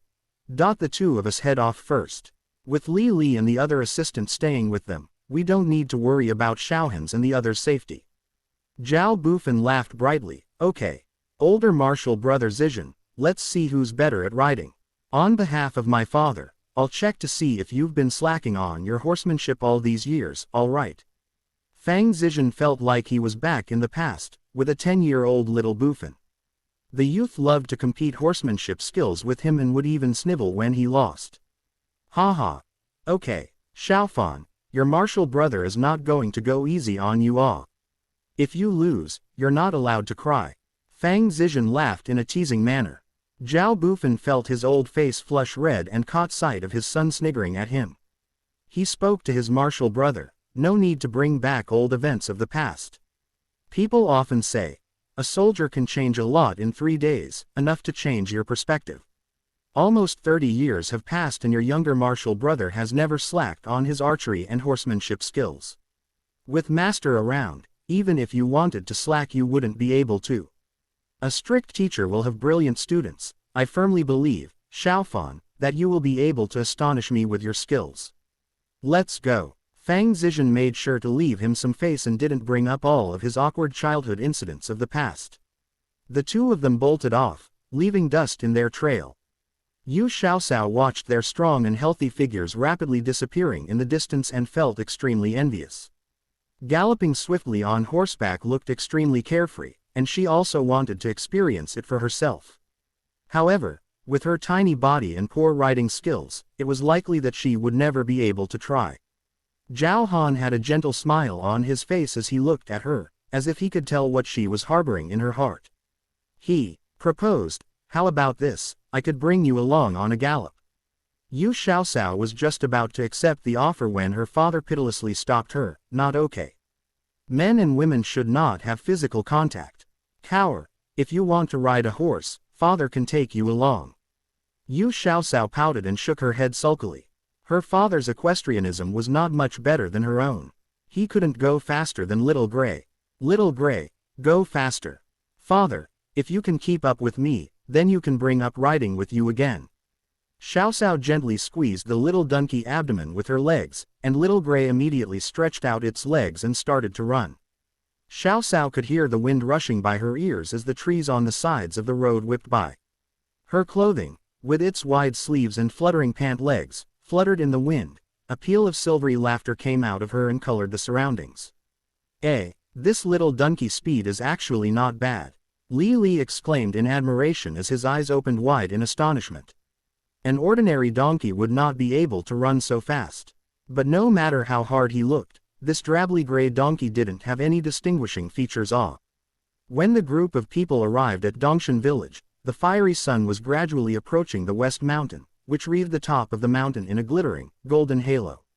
The vast majority of villagers had just finished eating dinner, and many elderly men and women were congregated under the old elm tree at the mouth of the village. Some were playing chess while others were chatting genially. Among them was a fat and plump woman, who was garrulously talking to other people while drops of spittle emitted from her mouth. This person was Xiaoxiao's eldest paternal aunt, Li Guiwa. She had a bunch of roasted melon seeds in her pocket, and her lips flapped swiftly as the husks from the melon seeds flew away. Her beady eyes, which resembled a thief's, furiously roved around. No one knew who she was planning to slander next. Next to her was Madame Xiang, who used an elbow to poke at her. She pouted towards the entrance of the village and said, "Guiwa, look over there. Isn't that your younger brother-in-law and his precious little daughter? I heard that the day before yesterday they went with Hunter Zhao and his son to the prefectural city." "Tisk tisk, I've been living for a long time and I've never been to the prefectural city. Your younger brother-in-law takes that silly girl Xiaoxiao as a treasure, and takes her around everywhere. PSH, what kind of treasure are you talking about? In the end, isn't she just something you'll lose money on?" Ever since Li Guiwa went on her latest, fruitless trip to the old Yu residence and was rewarded with nightmares for several nights, she never had the guts to go there again to cause trouble. She even spread rumors that the old residence had demons haunting it and that Yu Hai's family was so and so. However, most of the villagers knew her personality, and very few of them took her blabbering seriously. Madame Xiang's eyes flickered, and she laughed until the fleshy parts of her body trembled. She then said, "Do you think your younger brother-in-law is trying to marry one of his children to the Zhao family because he thinks their circumstances are good? Tisk tisk, even if he wants to, he shouldn't pick that chit Xiaoxiao. She's a sickly one and no one knows when she'll have her next spell. Who knows? Second brother-in-law is a sworn brother with Hunter Zhao. Maybe they had something to do in the prefectural city and Xiaoxiao begged them to go along. Second brother-in-law definitely wouldn't be able to refuse her, especially since he loves to spoil her. As for thinking about marriage, whether or not they could get an agreement is not certain." Madame Li continued to crack the melon seeds in her mouth noisily and was oblivious to the fact that there were many elders around her. She didn't have any manners and was preoccupied with eating her snacks selfishly. Madame Xiang curled her lip and sniggered nastily, "Your younger brother-in-law is playing a good game. That Zhao family has to be one of the richest families in our village. Last time your younger brother-in-law managed to kill a bear in the mountains. I heard, that they sold it for 300 taels.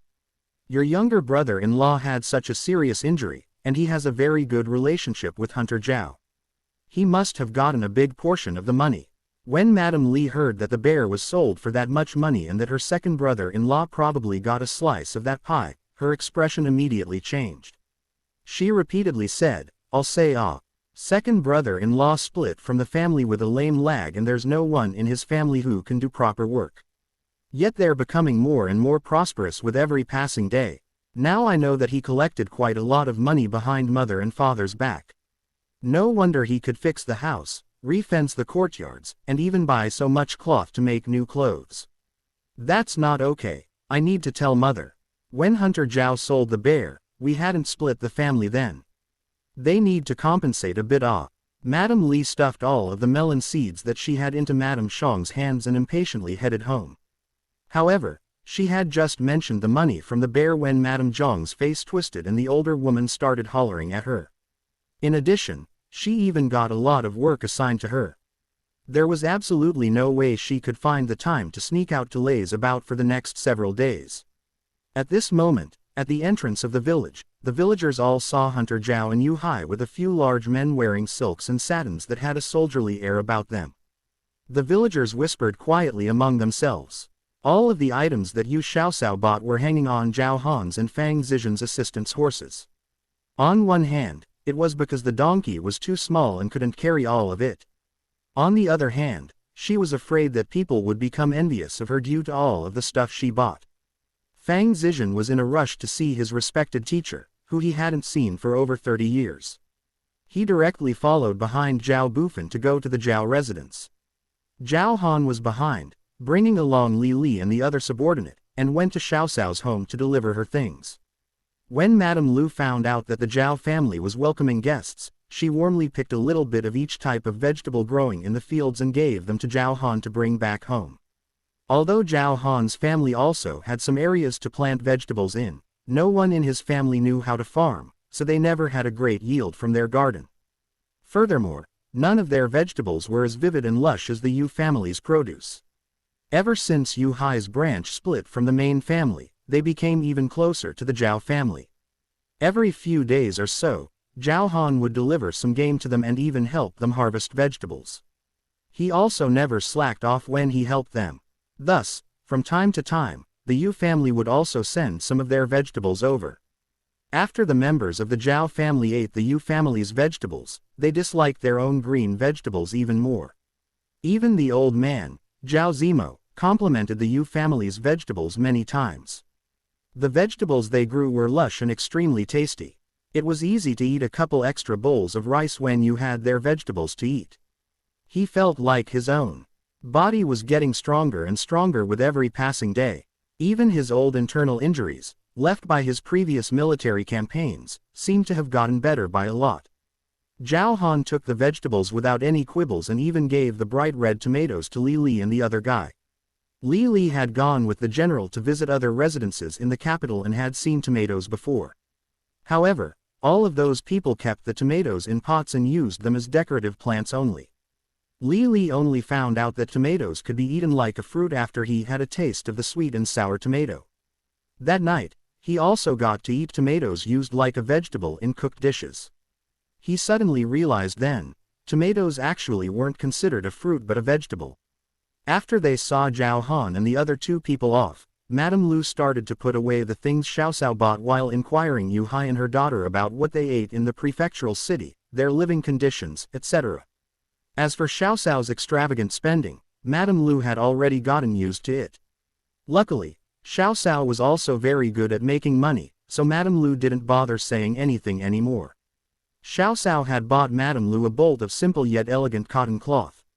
Madame Lu liked it so much that she almost couldn't bear to use it. However, Xiaolian and Xiao Xiao pestered her to try it, so she wrapped it around her body to take a look. Surely enough, the cloth suited her completely as it really showed off her gentle and sweet-tempered nature. Even Yu Hai repeatedly praised Xiao Xiao for having a good eye. Xiao Xiao then took out the jewelry she had carried under her clothes. She first took out the pair of lilac earrings for Xiaolian and helped her put them on. The delicately fine earrings made Xiaolian's glowing and rosy cheeks seem even more pretty. Madame Lu smiled on the side. Xiao Xiao, this set of earrings you chose are not bad. All girls should have a few things of jewelry. In the past, our family had difficulties, but in the future, we should prepare a few more sets for you two sisters. Which young maiden didn't like shiny and glittery jewelry? Xiaolian absolutely loved that pair of earrings and hairpin studded with pearls. She wore the hairpin in her hair and couldn't bear to take it off. Yu Hai and his wife gently laughed as they watched their daughter admire herself. They thought it was simultaneously a bit funny as well as a bit heart-wrenching. "Mother, I bought this for you. Quickly try it on and see if it suits you." Xiao Xiao took out the silver bracelet and hairpin out. She presented them as if they were the finest treasures in the world. Madame Lu let her daughter place the bracelet over her hands as she commented, "What's the point in spending this money? Mother usually has a lot of work to do, so wearing a bracelet would only get in the way, right?" Although she said those words, she still felt warm inside her heart. Daughters were truly intimate with their mothers. When she saw the silver hairpin shaped like a magnolia, her eyes suddenly became wet and hot, and her mouth trembled. When she got married, her two older brothers had also recently married too, so the family was not well off then. The magnolia silver hairpin in her dowry was also her mother's dowry. Usually, her mother couldn't bear to wear it. Although her mother had it for more than a couple of decades, it still looked new. However, when Xiao Xiao was 5, she had been very ill. Madame Zhang used the excuse that the family didn't have much money at home after paying for her third son's schooling fees and refused to give them money to have Xiao Xiao see the doctor. Helpless, she could only use that silver hairpin from her dowry to pay for her daughter's doctor visit and medicine. Every time she thought of that silver hairpin, she felt a bit wistful but never regretful. A silver hairpin was only an object. No matter how expensive it was, it could never be as precious as her daughter's life. Now a new magnolia silver hairpin had appeared in front of her. In fact, it was her sensible daughter who bought it for her. The hole in her heart had apparently been crammed full. With a daughter like this, what more could she ask for? She once again rejoiced that she had used her hairpin to save her daughter's life. Xiao Cao saw her mother hold back tears in her eyes as she looked at the hairpin in her hands. Her mother was lost in her thoughts, so she quietly interrupted her. "Mother, I missed you these past few days while I was in the prefectural city. Was everything okay at home? Did anyone from over there come over and make things difficult for you?" Madame Lu carefully stored the silver hairpin and lightly blinked away the tears in her eyes. She smiled sweetly and said, "You have such a sweet little mouth, as if you have honey smeared all over it. Everything at home was fine." "That's right. Third young Master Zhou sent Xiaoduo over today with the watermelon seeds. How should we plant them? We can't delay farming season." "We won't. Watermelons like warm weather, so if we wait a few days it won't cause any trouble. We should start up the Kong bed in the west room. Watermelon seeds need to be soaked to promote germination. It's still a bit cold in the mornings and evenings here, so we need the Kong to be going to keep the temperature warm." Yu Xiaocao had a good idea on how to grow watermelon. In her previous life, before her parents passed away, they had also grown 2 mu full of watermelon. At the time, she was in middle school, so she was already doing a lot of work around the family farm. The whole family sat on the Kong bed and was putting all of the things they bought away. Madame Lu came off the bed to make dinner. The Yu family had already gotten used to eating 3 meals a day, so their last meal of the day was usually a bit later than the other villagers. Yu Hai and his daughter had gnawed on some dried rations during noon. Madame Lu felt bad for them, so she especially made a couple more dishes for dinner. Right after they finished their meal, they heard someone knocking on their gate. Shaolian bolted out to open the door and welcomed in Madame Mao, who was holding a basket full of duck eggs. Madame Mao entered the main room with her face wreathed with smiles. She sat cross-legged on the Kong bed and pushed the basket full of duck eggs towards Madame Lu and said, "I'm here to thank your daughter Xiao Cao. Today, Junsho Restaurant's little brother Qian came by and reserved 50 ducks from us for tomorrow. If it wasn't for their relationship with your family, then they would not have bought so many ducks from us and also not need us to slaughter and clean them. You guys wouldn't know this, but before, whenever someone ordered a duck from us, we always needed to slaughter and clean them. Duck feathers are very hard to pluck, so how long would it take us to pluck 50 ducks? Madame Lu was an honest person, so she spoke truthfully. We cannot claim credit for this. Today Xiaoduo was helping us in the back courtyard and saw your son, Wuzi, herding the ducks through our bamboo fence. He said that your family did a good job raising the ducks and wanted to know who you were.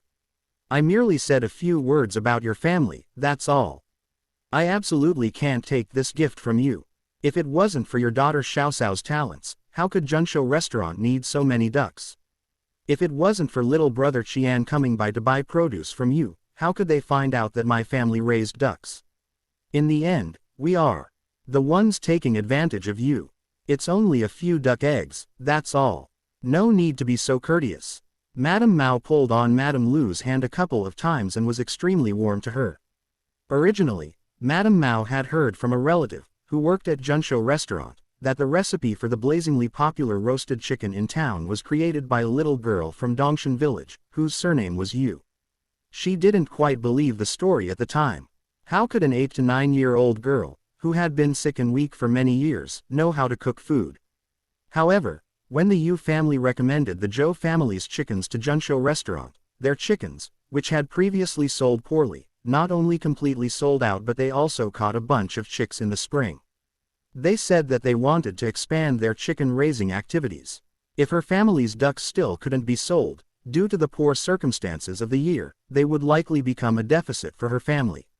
Madame Mao decided to take her chances, despite only half believing the stories, and come over to ask for help. She didn't expect that the Yu family's youngest daughter truly had a gift for cooking. Within a few days, the little girl created osmanthus duck, which was a novel dish that sold very well. It was said that this osmanthus duck not only had a tantalizing flavor but it could also nourish the body in many ways. It was rumored that if you ate it consistently it could alleviate fevers, expel toxins, nourish yin, repair the lungs, moisturize dry areas, and beautify the skin. Madame Mao knew that her husband didn't have a natural gift at doing business like the Zhou family's brothers. Other than raising ducks, he wasn't good at much else. Her eldest son had tuition fees and all of the other expenditures at home depended on them selling ducks to pay for them. In the past, she could only sell one duck for every 2 chickens in town. With that, they could barely make ends meet. This was also the reason why she had to haggle over every ounce or copper. Now it was different. With this new dish and her relationship with the Yu family, even if her family raised even more ducks, they wouldn't have to worry about selling them. Madame Mao felt immensely grateful within her heart towards the Yu family for their benevolence and care. This basket of duck eggs was her way of sincerely thanking them.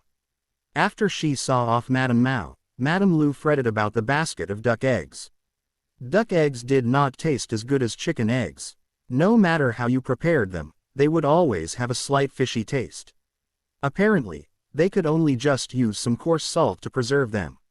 When the peak farming season came along, they could add another dish to their table then. Mother, give these duck eggs to me, and I'll prepare them. On the other hand, Yu Xiaosao wasn't the tiniest bit worried over the eggs. In her past life, century eggs and lean meat congee and century eggs stir-fried tofu were both her favorite foods to eat. The best salted and preserved duck eggs also had rosy red yolks, delectable golden yolk oil, and a delicate flavor. Can't think about it anymore, going to start drooling soon. Xiaosao always did what she promised. The next day, she took some Sichuan peppercorns, Chinese cinnamon, fennel, fresh ginger, fine salt and added it to some cold water and let it all boil for around 20 minutes. Afterwards, she poured the mixture into an earthenware jar and placed the duck eggs, which were washed clean, into the mixture and sealed the jar shut. When Madame Lu saw her doing this, she said that she was only making regular salted duck eggs. Using spices like this would be a waste, so she shouldn't do it. Traditionally, when preserving duck eggs, people usually used some red soil and mixed it with water until it became viscous and gooey.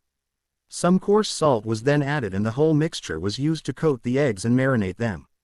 Xiaosao laughed. Mother, I'm making 5 spice-seasoned salted duck eggs. This type of duck egg has a rich fragrance and a savory flavor. I guarantee it will be better than all of the other salted duck eggs you've tried, just wait and see. Don't we have a whole basket of duck eggs? Why did you only marinate half of the basket? Madame Lu asked as she helped her daughter. Xiaosao thought for a bit and replied with a different question. Mother, are we able to get some quicklime around here? And Wangdan powder. Wangdan powder. Isn't that used by Taoist priests to concoct pills for immortality? Don't tell me that you plan on using the rest of the duck eggs to make immortality pills. That doesn't seem right. I've never heard of immortality pills needing duck eggs. Madame Lu was quite puzzled by her question. When she heard Madame Lu's words, Xiaosao felt relieved. It looked like quicklime and Wangdan powder were all obtainable. Surely enough, Madame Lu continued, quicklime is not hard to get a hold of. A lot of townspeople in town use lime to paint their walls when they build a new house. Your youngest maternal uncle knows how to lay bricks, so we can send a letter to him to get you some. As for Wangdan powder, you should probably be able to buy some at a pharmacy. Quicklime was used to build houses. Wasn't third young Master Zhou at the docks overseeing the factory construction? Finding him would be perfect. The docks also seemed to have a small pharmacy too, but she wasn't sure if they had any Wangdan powder for sale. Yu Xiaosao was burning with anxiety and started to prepare to go to the docks. After she finished breakfast, Xiaosao drove the donkey cart along with Xiaolian onto the road to the docks. Just as they left the village entrance, they saw the fat figure of Yu Haixi appear. Previously, Yu Haixi was considered a hooligan in Dongshan village who caused trouble all day long. Using his large and fat figure to his advantage, he bullied all of the other children in the village. After being scared witless by the little divine stone, he unexpectedly did a 180 and dropped all of his bad habits. Brother Haixi, are you going to the docks? Come up, we have room for you. Yu Xiaosao didn't have any ill will towards the reformed Yu Haixi. After all, they were family. She couldn't pretend not to see him just because she disliked his mother. Yu Haixi avoided Xiaoxiao's eyes and chuckled sheepishly. "Ah, I'm going to the docks to see if there's any work for me to do. It's okay, I should lose some of this fat on my body, so walking there is better." Yu Xiaoxiao giggled. "Losing weight doesn't happen all at once. Our donkey cart moves fast, and the earlier you get there, the more opportunities you'll have. Stop dawdling, quickly come up." Yu Haixi didn't try to decline her offer again and clumsily climbed onto the donkey cart. Little Gray was still quite calm and didn't decrease its speed despite having a fat Haixi added to its load. Haixi praised the donkey sincerely. "Xiaoxiao, your donkey was raised very well. When you first bought it, it was so skinny that it looked like a bag of bones. It was also so sick that it was at death's door. Everyone said that you guys were wasting money. I didn't expect this donkey to be so sturdy and healthy after being raised by you. Little Gray actually wasn't that sick, it's just that there isn't a good vet in town. You also know that I learned some medicine from Dr. Yu for a few days. I can definitely treat animals without a problem." Xiaoxiao replied mildly. Shaolian glanced at Haixi's figure briefly and asked curiously, "Brother Haixi, what made you want to go to the docks to find work? Did grandmother tell you to go?" Haixi scratched his face out of embarrassment and said, "No. I'm already 14 years old this spring. My mother said, in 2 more years I could probably talk about marriage. Haha, we're not able to make much at home from fishing and my mother said that all of the money at home is for younger uncle's studies. In the future, grandmother likely won't give me much for a betrothal gift. So, I thought about it for a bit, and decided that since I'm perfectly healthy, I can go out and earn my own money. You have spirit, Brother Haixi, I believe in you." Yu Xiaoxiao nodded her head in admiration.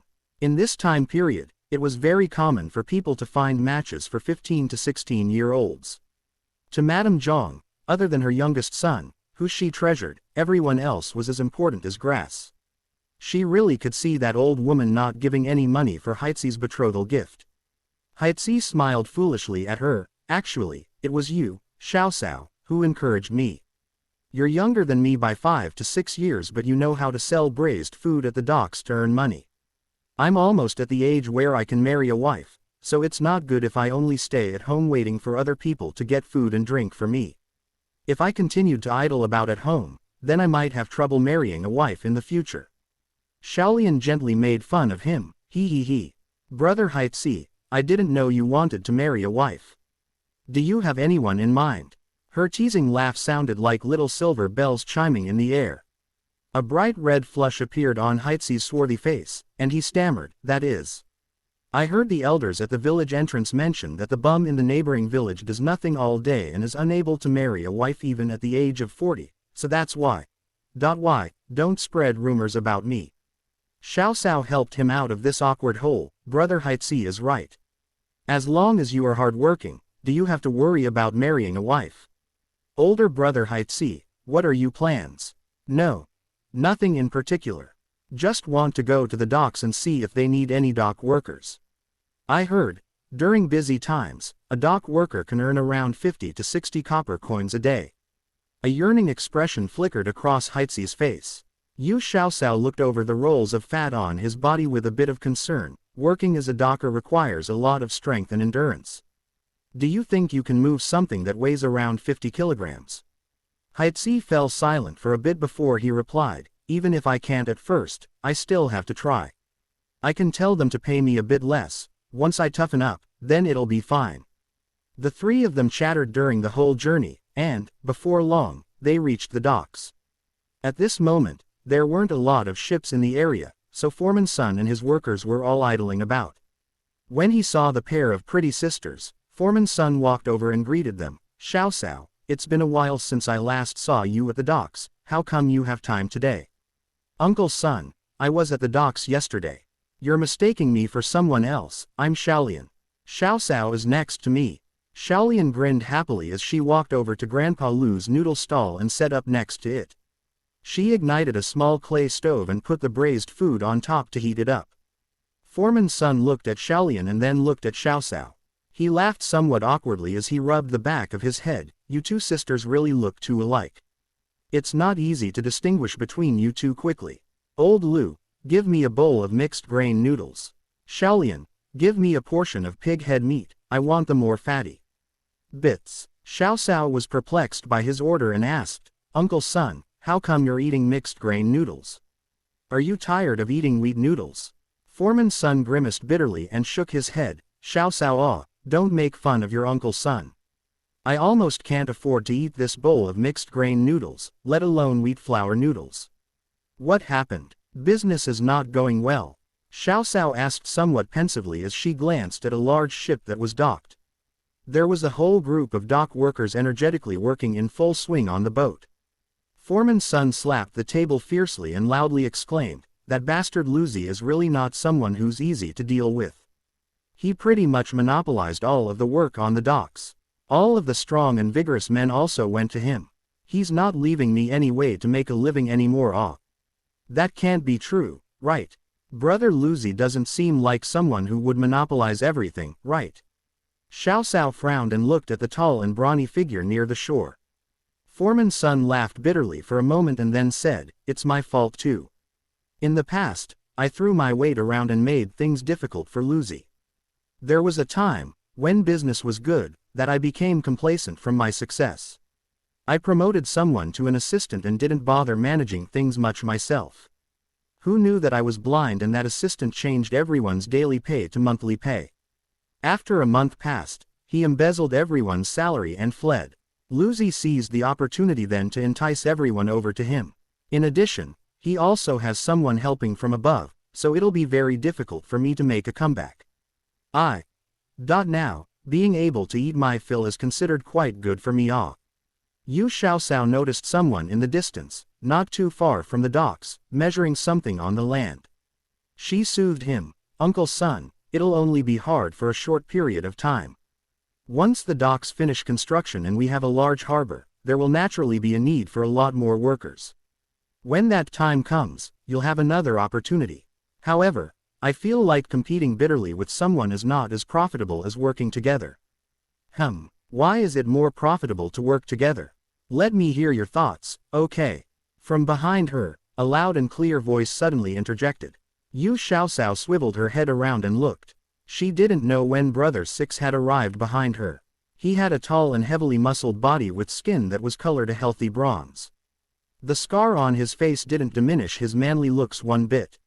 He truly was the epitome of a manly man bursting with hormones. Yu Xiaocao grinned at him. I think that you two can establish a port management office and rent one of the shops as your office front. You guys can engage in cargo transport, freight storage, assisted purchasing services, and coordinating transportation for people. Once construction on the harbor is finished, Brother Six will have more and more people working under him and will have a lot more projects. He'll naturally need to delegate some issues to a manager. Uncle Sun is already very familiar with the docks and freight transport. It's better to use someone who knows the work than someone who is brand new. Thus, Brother Six can give Uncle Sun some matters to manage. This way, isn't it better than competing against each other bitterly? Brother Six rubbed his chin as his eyes started to shine. It was apparent that he had been deeply moved by her description of a possible, grand future. Although her ideas were not fully fleshed out, it gave him a good direction to go to and opened up his heart to the large amount of opportunities available. Brother Six wasn't someone who didn't have talents. As long as you gave him a chance, he would definitely be able to soar high. Many years later, everyone who had some sense in the heads knew of the harbor's mogul, Brother Six. Even some officials and nobles had no choice but to treat him courteously. This was because if you offended Brother Six there were consequences. A light offense would cause your cargo to be delayed from loading or unloading. A heavy offense, on the other hand, could lead to your whole stash of goods stuck in one spot. At the port, Brother Six became a legend among all of the workers there, and all of this was started from the casual remarks of a little girl. At this moment, however, Brother Six was simply a small foreman. He lightly patted Foreman Sun's shoulder and sincerely said, Brother Sun, I respect you as a man. Do you want to work with me? With the two of us united, we absolutely can do great things together. Foreman Sun replied emotionally, Luzi, your brother Sun is not as daring nor does he have as much vision as you. But I do know the loading and unloading business on the docks like the back of my own hand. If you're willing to trust me, I absolutely won't let you down." When Yu Xiaoxiao saw that the two men had dissolved their misunderstandings, she immediately let out a sigh in relief. When she first started selling her braised food, Foreman's son helped a lot by bringing her business, and he also gave her maternal uncle and cousin steady work at the docks. As for Brother Six, he once protected her from a bunch of villains and could be considered half of a benefactor who saved her life. To be honest, she felt grateful to both of them, so she didn't want to see them quarrel anymore. Xiaoxiao. Yu Haixi noticed that Brother Six, the large man at the docks, had treated his little sister favorably. If she spoke up for him, would it still be difficult to find work at the docks? He stealthily pulled on the corner of her jacket and quietly called out her name. Only then did Xiaoxiao remember Yu Haixi's situation. She sheepishly spoke to Brother Six. "Brother Six, this is my older paternal cousin, Yu Zhe. He wants to find some work at the docks and doesn't mind being paid a little less. Do you have any work that's suitable for him to do?" Brother Six looked at Haixi, who had body full of fat and a concerning lack of muscle. He slightly frowned, and the look in his severe eyes could make less courageous people tremble in fright. He said, "You are Yu Zhe, is that correct?" Yes. Brother Six, you can just call me Haixi." Yu Haixi felt his heart race after being stared down by the larger man, but he still kept a smile on his face. Brother Six nodded his head and bluntly said, "Haixi, to be honest, I don't have a good feeling about you. However, since little sister Xiaoxiao asked, I will give you a chance. Do you see that ship over there? There are some luggage for the women of that family that need to be moved onto a cart. Go work with the boy from the Lu family. If you work hard, then come again tomorrow. If you can't do it, it's okay. It's absolutely okay. Women's luggage couldn't weigh that much. Compared to cargo that weighed at least 50 kilograms, this was considered relatively easy work." Yu Haixi knew that Brother Six was treating him well as a favor for younger sister Xiaoxiao, so he firmly nodded his head and agreed. If he wasn't able to do this kind of work, would he still be considered a man? Brother Six beckoned at a tall, somewhat frail-looking figure not far from them, and the youth quickly trotted over. Yu Xiaoxiao stared for a bit. Wasn't this second maternal uncle's son, older brother Jiwei? "Older brother, are you guys not busy with farm work now? My father said that he wanted to go over in the next couple of days to help." Yu Xiaoxiao softly remarked as she raised her head and smiled brilliantly at him. Lu Jiwei wiped the sweat off his forehead and giggled. "My eldest uncle and father are still at home. With my sisters also helping, they don't need me to work there." Third uncle heard that the docks are getting constructed into a harbor and needed bricklayers, so he came by to find more information. "I came along to see if I could get a temporary job. Brother Six takes really good care of me and always gives me the easiest job. Even though I'm quite young, I have plenty of strength in this body." The top of Xiaoxiao's head only came up to Lu Jiwei's armpits, but the words coming out of her mouth sounded like she was his older sister. "Older brother, you're still growing right now. Take it easy and don't harm your body. Don't worry, I won't get hurt." Lu Jiwei chuckled for a bit before he directed his attention to Brother Six. "Brother Six, did you call me for something? You're in charge of the unloading for the passenger ship docked on the second wharf. Show this new guy the ropes too.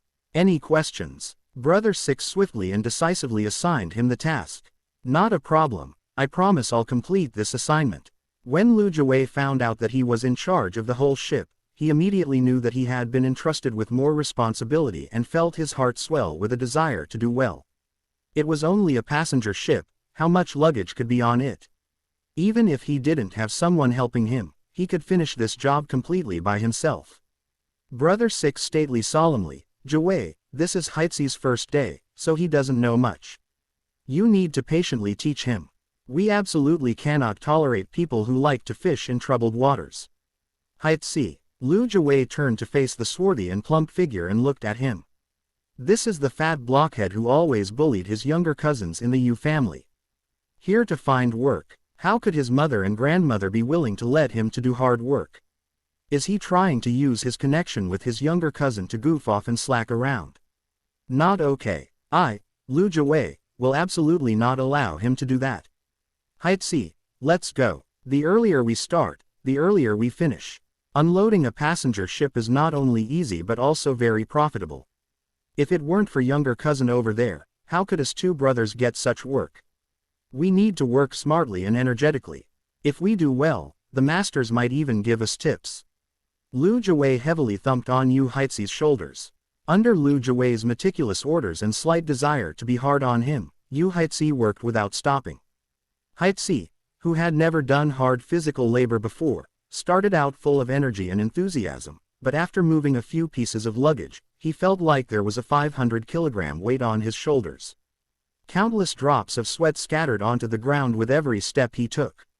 However, Yu Haizi didn't give up and stubbornly carried on with one thought: I need to endure through this, make a lot of money to marry a wife. After they finished unloading all of the luggage on the passenger ship, Lu Jiwei only had a few trickles of sweat flowing down his body. On the other hand, Yu Haizi was gasping for air like an old ox who was seriously ill. Sweat poured down his body like torrential rain, and his two legs trembled viciously. Despite all that, he didn't voice a single word of complaint. Brother Six came over and patted his shoulder. Good work there. The first time is always like this. Once you get used to it, you'll be fine. Rest a bit and eat something to save some energy. There will be more coming this afternoon. Did you bring any money? If you didn't, you can go to the payroll and get some money paid in advance. No need, Brother Six.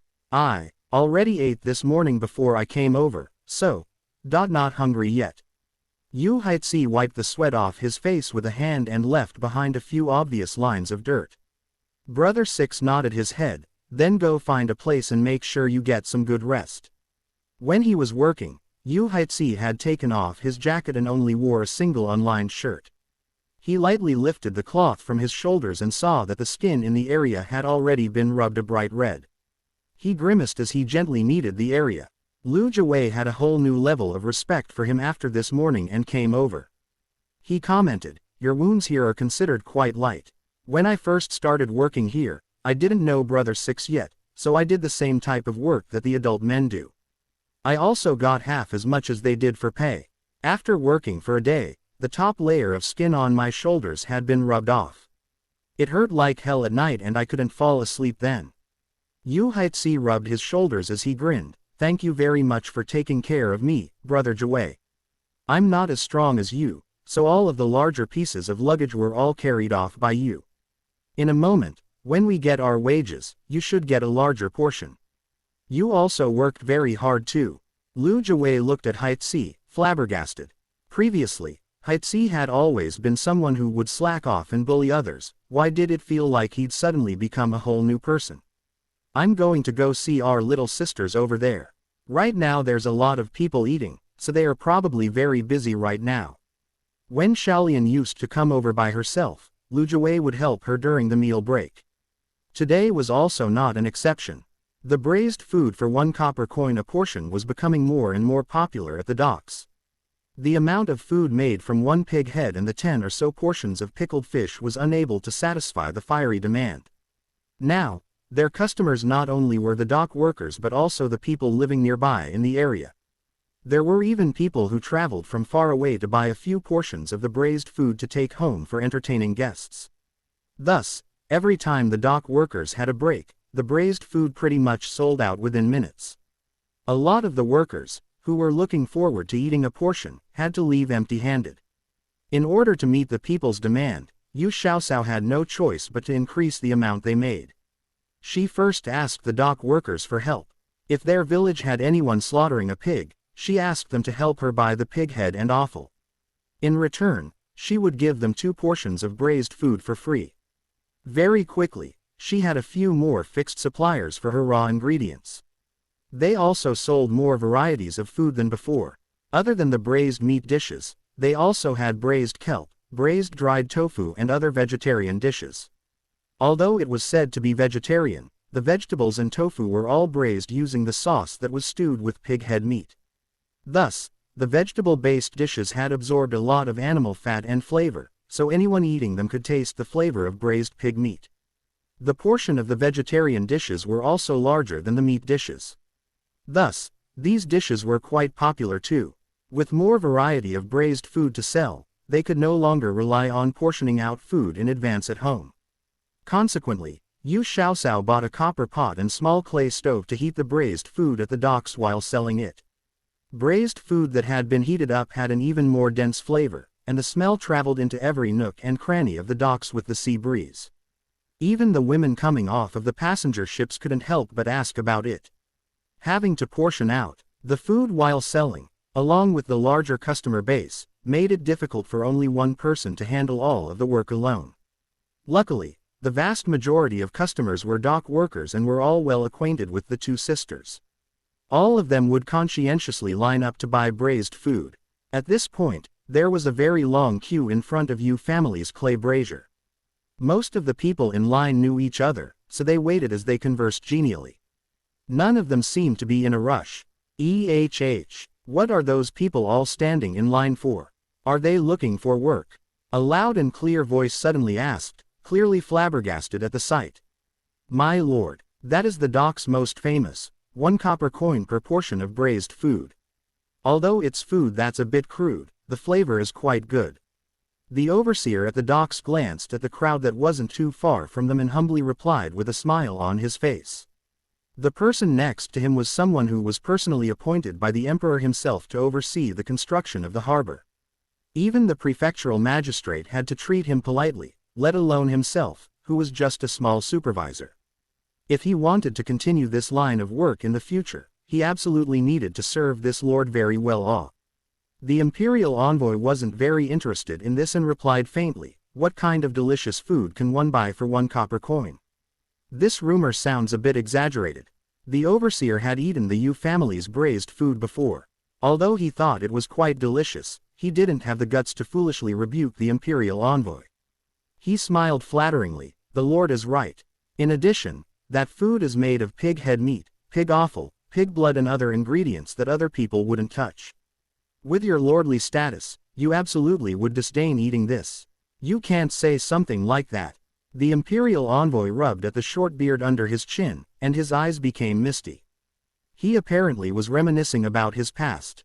Silence prevailed for a long time before he finally continued, in those days, I was with my master defending the borders from our enemies. We had been besieged by them for more than 10 days. We not only ate tree bark and grass but also dirt. I remember once, when the situation got really bad and people were at their limits, I infiltrated the enemy's camp with my younger martial brother and stole the pig head that they had used as a sacrifice to the gods. We roasted it at campfire on the mountains. For the soldiers who hadn't eaten anything good for the past several days, eating a small piece of pig head meat was even more delicious than eating any exotic delicacy nowadays. The supervisor hurriedly interjected, General, you are wise and brilliant. Since you were able to survive such a terrible time, you absolutely will have a lot of fortune and blessings coming your way now. The imperial envoy burst out into straightforward laughter. Whether or not I have future blessings coming my way, I don't really care. I'm extremely happy today. Do you know why? I finally found my master and younger martial brother, who I had lost touch with for over 30 years. Congratulations, my lord, congratulations, my lord. This is absolutely a fortunate event. The overseer seized the opportunity to flatter the man. The Lord Imperial Envoy faced the docks that was flanked on each side with simple and crude-looking buildings. He commented, Did you already finish discussing the compensation that will be given to those whose shacks will be demolished?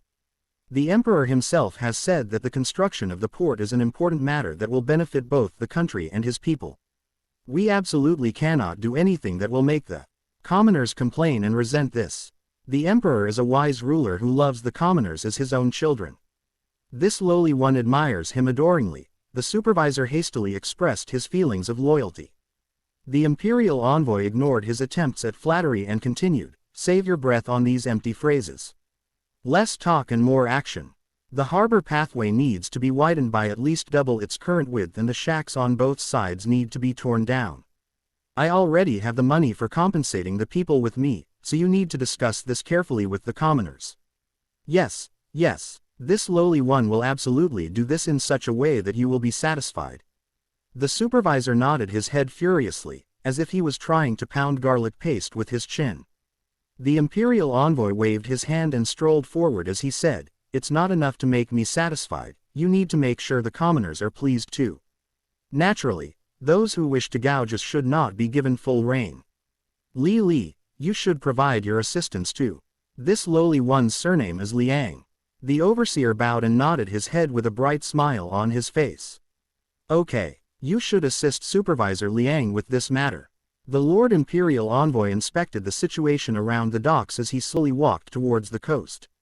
The number of people queuing up at the braised food sellers slowly decreased. Seemingly unawareingly, the Imperial Envoy and his subordinate arrived at Old Lu's noodle stand. Old Lu and his wife trembled in fear when they saw the man wearing an official's robe. They were so frightened that they couldn't talk. Old couple, don't be scared.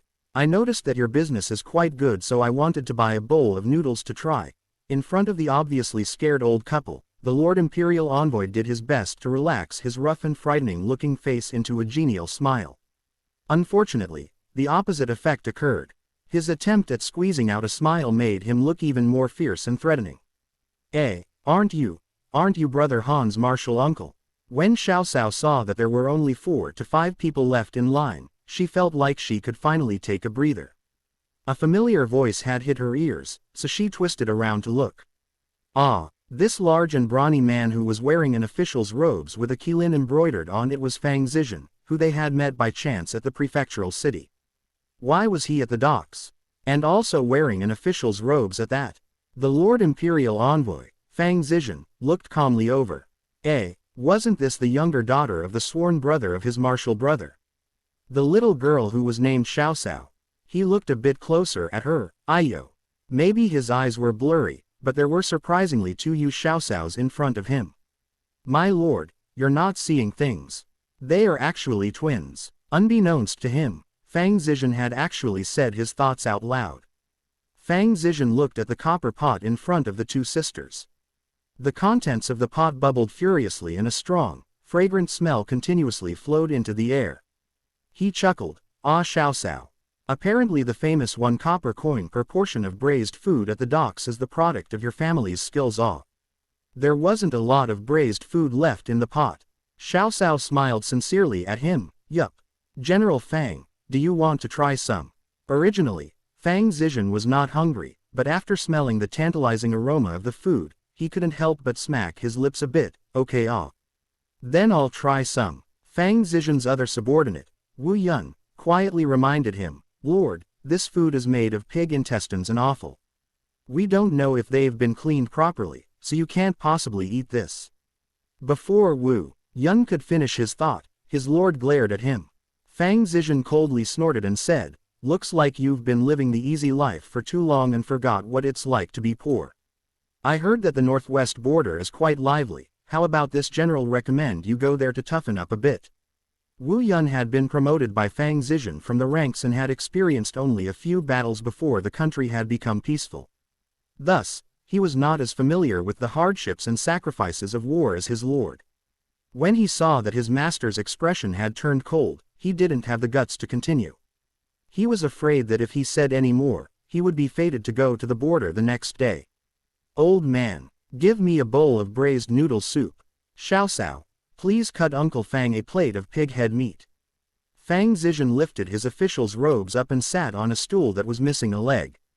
Old Lu's mouth trembled. He wanted to say something but was too afraid to do so. He looked at Xiao Cao as a plea for help. Xiao Cao happily replied, General Fang, the conditions at the docks are a bit crude, so Grandpa Lu doesn't prepare braised noodle soup here. How about you have him roll out some noodles for green vegetables and egg noodle soup? Green vegetables and egg noodle soup. No good, no good. Yesterday I ate some tomato and egg noodle soup at my master's house, and it was quite delicious. Fang Zizhen smacked his lips as he reminisced. He had lived for more than 40 years and this was the first time he had heard of using wolf peaches as a dish. It was really quite delicious. He was mostly just mentioning it and didn't have much hope. Fortunately, Xiao Cao, whose family grew tomatoes, had conveniently picked a few ripe tomatoes as she was leaving to sell the food. She was originally planning on eating them when she felt thirsty.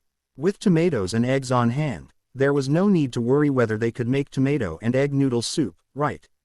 Old Yu had finally managed to squeeze out a sorry when Yu Xiaoxiao caught his eye with a bright smile on her face.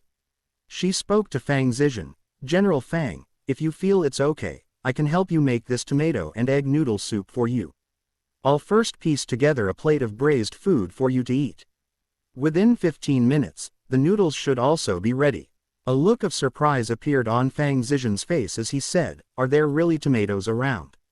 "Ah, I remember. The tomatoes we had yesterday at my master's house were sent from your family." "Haha, then I really got lucky with food today. I heard that, when eaten raw, tomatoes have a sweet and sour taste that's quite good. Give me one so I can try right now." Xiaoxiao looked at the already washed tomatoes in her basket and chose the largest and reddest looking one. She placed into General Fang's hands and used the other two to chop into small cubes. Old Lu finally realized that the high-ranking official in front of him wasn't that intimidating. Under Xiaoxiao's directions, he quickly rolled out a bunch of noodles. Xiaoxiao first put some lard into the pot with some chopped onions to let the flavors blossom. After that, she placed the chopped tomatoes into the hot oil and quickly stir-fried them until a thick soup appeared. Then, she poured the chicken eggs that she had already beaten into the pot. Once the eggs started to solidify, she lightly mixed the contents. Next, she added an appropriate amount of water and let it come to a boil before she placed the noodles inside. Once it boiled again, she added some salt and green vegetables, mixed it all up, and it was ready to be served. The tomato and egg noodle soup was brightly colored and had a rich scent. It attracted the looks of many people around them. Which worker on the docks had ever seen a tomato before? One after another, they all asked Old Yu the name of the dish as well as the price. Old Yu looked at Yu Xiaoxiao and hesitated before he replied, "The tomatoes came from Xiaoxiao. I've lived for a long time but I've never seen this type of food before. It's probably not cheap, right?"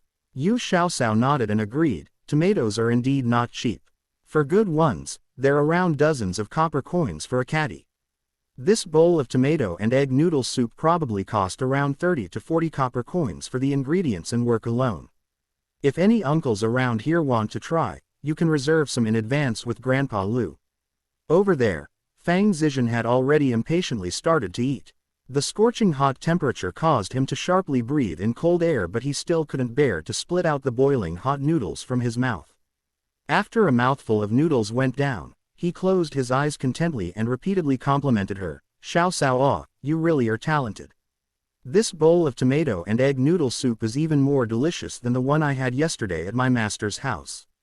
Your Uncle Fang is a rough person, so I don't know how to use pretty words to describe this, however, it really is very delicious." As he talked, he used his chopsticks to pick up another portion of noodles and carefully blew air on them before he ate them in large mouthfuls. Other people around them couldn't help but swallow some saliva down as the way he ate demonstrated just how delicious these noodles were. Wu Yun took the opportunity to take the remaining few strands of noodles in the pot and place it in a bowl with half of the soup broth in it. He drank the contents in large gulps. The Lord got to eat the noodles, but at least he was able to drink some soup. Once the noodle soup hit his tongue, the slightly sour and savory flavor of broth spread throughout his mouth. It tasted so good that he almost wanted to cry. After he ate more than half of the bowl of noodles, Fang Zizhen finally had a desire to try the braised food platter that Xiaoxiao had sliced for him. Whether it was the soft and full of flavor pig head meat, or crispy pig ears, or the intestines that made people's mouths fill with delectable oil, they were all considered to be top-notch delicacies. Even the kelp and dried tofu had their own distinctive and delicious flavor. Fang Zizhen had been an official for many years and had traveled extensively. Thus, he had tried many so-called delicacies before.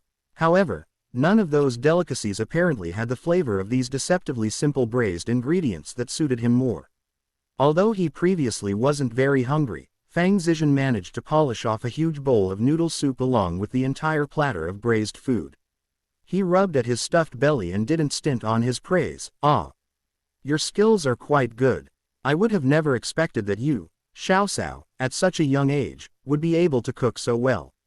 This braised food is even more delicious than the ones served at Junshou restaurant in town. The flavor can compete with their roasted chicken and salted duck." Xiaolian giggled, "Lord, You must not know that the braised food at Junsho restaurant was made from a recipe that our family sold to them. She also wanted to mention that the roasted chicken and osmanthus duck were also recipes that Xiaoxiao developed, but she had been stopped by her younger sister yanking on the hem of her jacket. After she got the hint, she only mentioned the braised food. No wonder. Apparently your family's braised food is the most authentic one. Fang Zizhen was in an extremely good mood. At this time, the supervisor jogged over, wiped the sweat on his forehead, and smiled flatteringly. Lord Imperial Envoy, according to the scale of the expansion of the harbor and the estimated construction period, we will need a large number of masons and construction workers. What do you have to ask me about such a trifling matter? Then what do I need you supervisors for? Fang Zizhen had a straightforward temperament, and always spoke bluntly to vile people who only knew how to curry favors and don't do any practical work.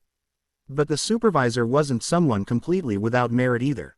He was just uncertain about the temperament of the imperial envoy who was sent over, so he didn't dare act recklessly. Since he was willing to delegate power to him, what worries would he still have? When Yu Xiaoxiao heard that they needed masons for the harbor construction, she immediately thought of her youngest maternal uncle. Her youngest maternal uncle didn't have any other abilities, but he was even more skilled as a mason than a carpenter. Since Brother Han's martial uncle was in charge of this matter, it would be a waste to not use this connection. General Fang. What General Fang? You make it seem like we're strangers. With your family's relationship with my martial younger brother, you can just call me Uncle Fang. Fang Zizhen was quite cordial towards this bright and clever young girl. Yu Xiaoxiao also didn't act courteous with him anymore and smiled even sweeter. Uncle Fang. Xiaoxiao has a small matter, which I would like to ask you for a little help with. How small is this small matter? Fang Zizhen teased her. Yu Xiaoxiao glanced at the supervisor and deliberately whispered into his ears.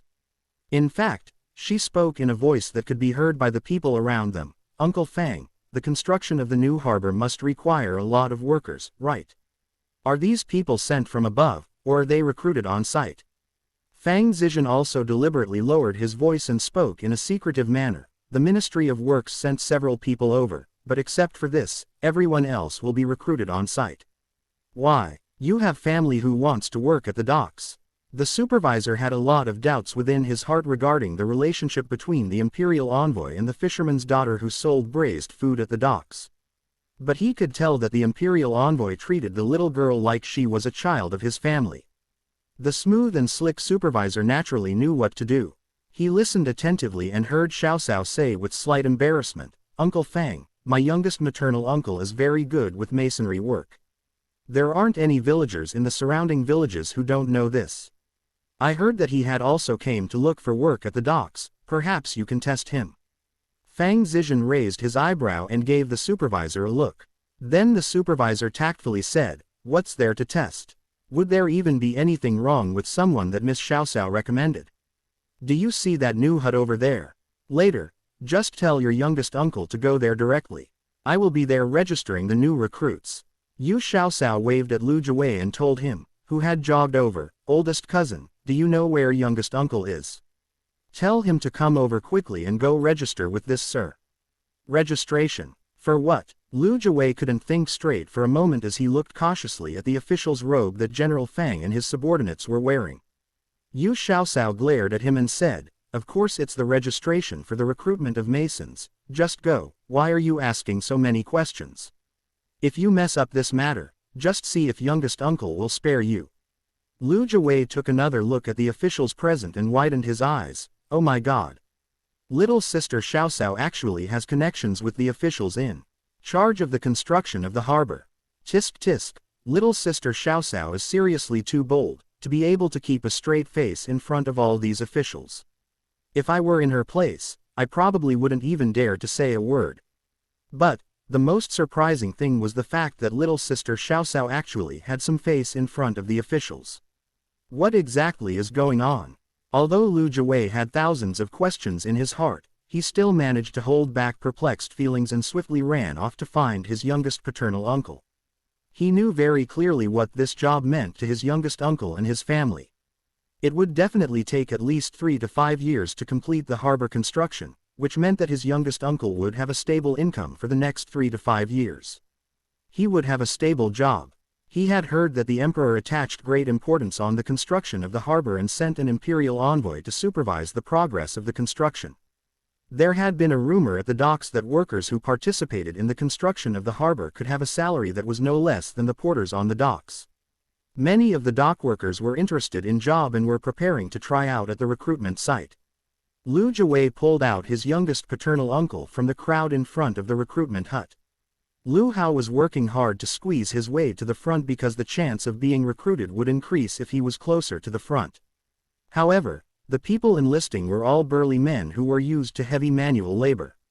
He didn't have a strong-built figure, so how would he be able to squeeze through the crowd? Lu Hao, who was abruptly pulled out by his nephew, said with a displeased face, "Jiwei, what are you doing? I finally managed to squeeze into the middle but ended up being dragged out by you. All my efforts have been wasted. What exactly is the matter? Quickly say it." Youngest uncle, stop trying to squeeze into the crowd. Little sister Xiaoxiao used her connections for you, so you can just directly go meet the person in charge of recruiting workers. Lu Jiwei pulled his youngest uncle further away from the crowd and whispered with excitement. After being delighted for a moment, Lu Hao pulled a long face again and said, "Don't joke with youngest uncle. How would Xiaoxiao know Supervisor Zhang? Even if she knows him, why would Supervisor Zhang give face to a little girl like her?" Seeing that he didn't believe him, Lu Jiwei slightly anxiously said, "Youngest uncle, how could I possibly joke around with this matter? Either it's real or not, wouldn't you know when you go over? Hurry up, or else the lords might get impatient from waiting and leave." Lu Hao was still skeptical as he followed his nephew to old Lu's noodle stall. When he arrived, he saw a high-ranking official, who was dressed in an official's robe and sitting uninhibitedly on a stool, happily chatting with his niece. Supervisor Zhang, whom he recognized, was accompanying them with a smile. When had he ever seen Supervisor Zhang being so fawning? Supervisor Zhang was in charge of recruiting workers, so he had always acted arrogantly towards the people who came to apply for work and never had serious regard for them. At this time, that usually snobby and arrogant person was actually listening to his niece with a broad smile. Had he not seen it with his own eyes, he seriously wouldn't have believed it. "Greetings, my lords. I shall pay my respects to your excellencies." Lu Hao had worked in town before, so he was more knowledgeable than the farmers who only worked hard in the fields. He disregarded the doubts in his heart and bobbed a greeting to the lords first. Fang Zizhen carefully examined him, and then nodded. Not bad. He's a fine-looking man. I heard that you're skilled in masonry. This commoner doesn't dare accept your excellency's praise." This commoner began learning under a mason in town at the age of 14, and it has been 15 years now. Lu Hao could tell that he was the highest-ranking official among the three people and answered respectfully. Fang Zizhen commended, not arrogant nor rash, and answers in an appropriate manner. He is obviously someone who can do practical work. "Little Zhang, what do you think? Your excellency has foresight. This lowly one is full of respect." Supervisor Zhang didn't forget to fawn over him again before he asked a few more questions regarding construction. Lu Hao carefully answered them one by one. Supervisor Zhang was also quite satisfied and said, "Sure enough, the person recommended by Miss Xiaoxiao is very good. All right, you can work under me in the future. Do you know how to write? When this lowly one was young, I was able to attend an academy for several years. Although I hadn't studied a lot, I'm able to recognize some words. As for my writing, it might not look very good."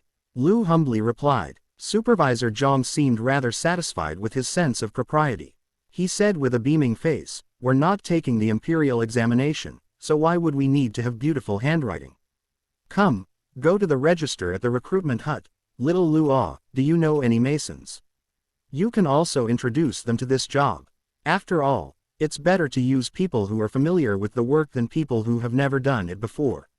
Youngest maternal uncle's matter was easily settled just like that. Taking General Fang into account, the supervisor probably wouldn't make things difficult for her youngest maternal uncle, right? Yu Xiaoxiao looked at Lu Hao and Supervisor Zhang's back view and revealed a contented smile.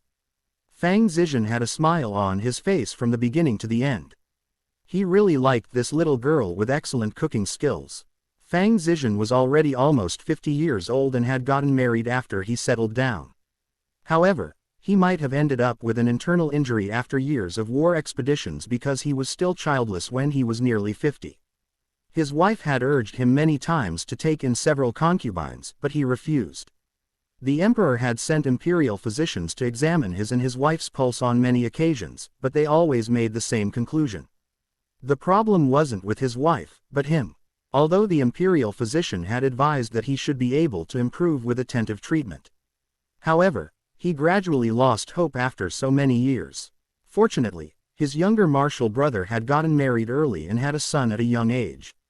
In the future, his little martial nephew would be the same as his own son.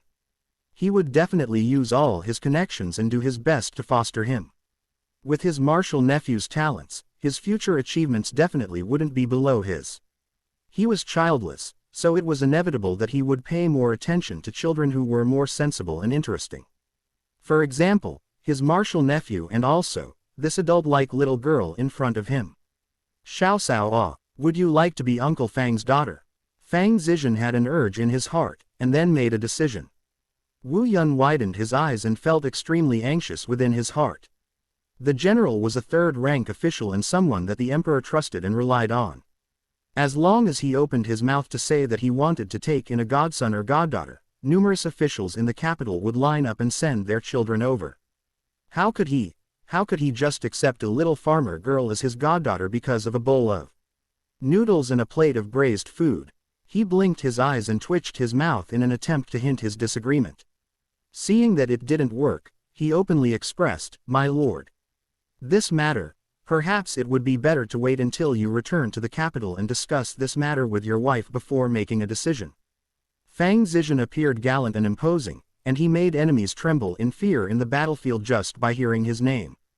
But he was somewhat henpecked at home. Though it may seem like he was henpecked, it wasn't necessarily true. He was merely more considerate to his wife and respected his wife a little more than others. Fang Zizhen slanted his eyes to look at his trusted subordinate and said, "My wife wants a goddaughter even more than me. Xiao Cao is smart and clever, and also sensible and obedient. My wife will definitely like her when she sees her." If another person had heard that a third-ranked official wanted to take her in as his goddaughter, she would have been elated and agreed a long time ago. But Xiao Cao wasn't an ordinary person. She was someone who was able to calmly refuse the Emperor Emeritus's suggestion to take her as his granddaughter, let alone a mere third-ranked official. Yu Xiaocao's smile became a little more sincere. Although she had a decent impression of Brother Han's martial uncle, she still firmly declined. "Uncle Fang, thank you for your affections. However, I still can't accept your kindness." "What? It's the blessing of several generations for the general to think highly of a little peasant girl like you. Yet you actually dared to reject him." Wu Yun instantly felt indignant for his lord. "Little girl, if you agreed, you will be the young miss of a third-ranked general's family. You won't have to sell braised food and farm anymore. You can just live a comfortable and leisurely life. In the future, you can also marry the son of an official. Not just anyone can get this lifestyle. You have to think carefully." Yu Xiaocao didn't know whether she should laugh or cry as she looked at him and said, "This uncle, weren't you just obscurely opposing this idea? Why are you suddenly trying to persuade me? You're seriously so fickle." With a displeased expression, Wu Yun said, "It's one thing whether my lord accepts you, but it's another thing for you to decline. For what reason are you refusing? My lord is a brilliant master of martial arts, and has great merits in war. The madam is affable and kind, as well as gentle and refined. This is a good opportunity that only occurs once in a lifetime." Yu Xiaocao looked at him with a smile and said firmly, "My father is honest and kind. He loves and cherishes me and my siblings. Furthermore, he listens to me and does everything that I want. My mother is gentle and considerate, and she loves me to her bones. I am very glad to be born into this kind of a family, and I also feel very fortunate to have parents and siblings like them." Though Yu Xiaocao's eyes were brimming with tears, she still had a smile on her little face, which appeared bright and graceful under the sunlight. "When I was young, I often fell ill. My parents were the ones who disregarded themselves and did their best to take care of me in every possible way. They devoted all their energy to me. If I abandoned my parents who loved and pampered me because I wanted to be rich, then am I still someone worthy of your attention, Uncle Fang?" When Xiaolian heard Fang Zizhen say that he wanted Xiaoxiao to be his adopted daughter, she held her younger sister's hand tightly, afraid that her younger sister would be snatched away if she loosened her grip.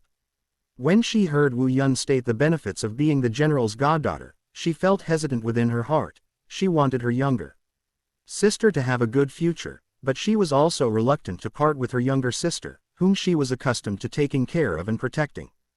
Hot tears welled up in her eyes when she heard Xiaoxiao's words of refusal and reason for declining. She felt proud to have such a younger sister. She didn't pamper her in vain. When Fang Zizhen heard Xiaoxiao's words, he laughed even more heartily. What a good child. I wasn't wrong about you.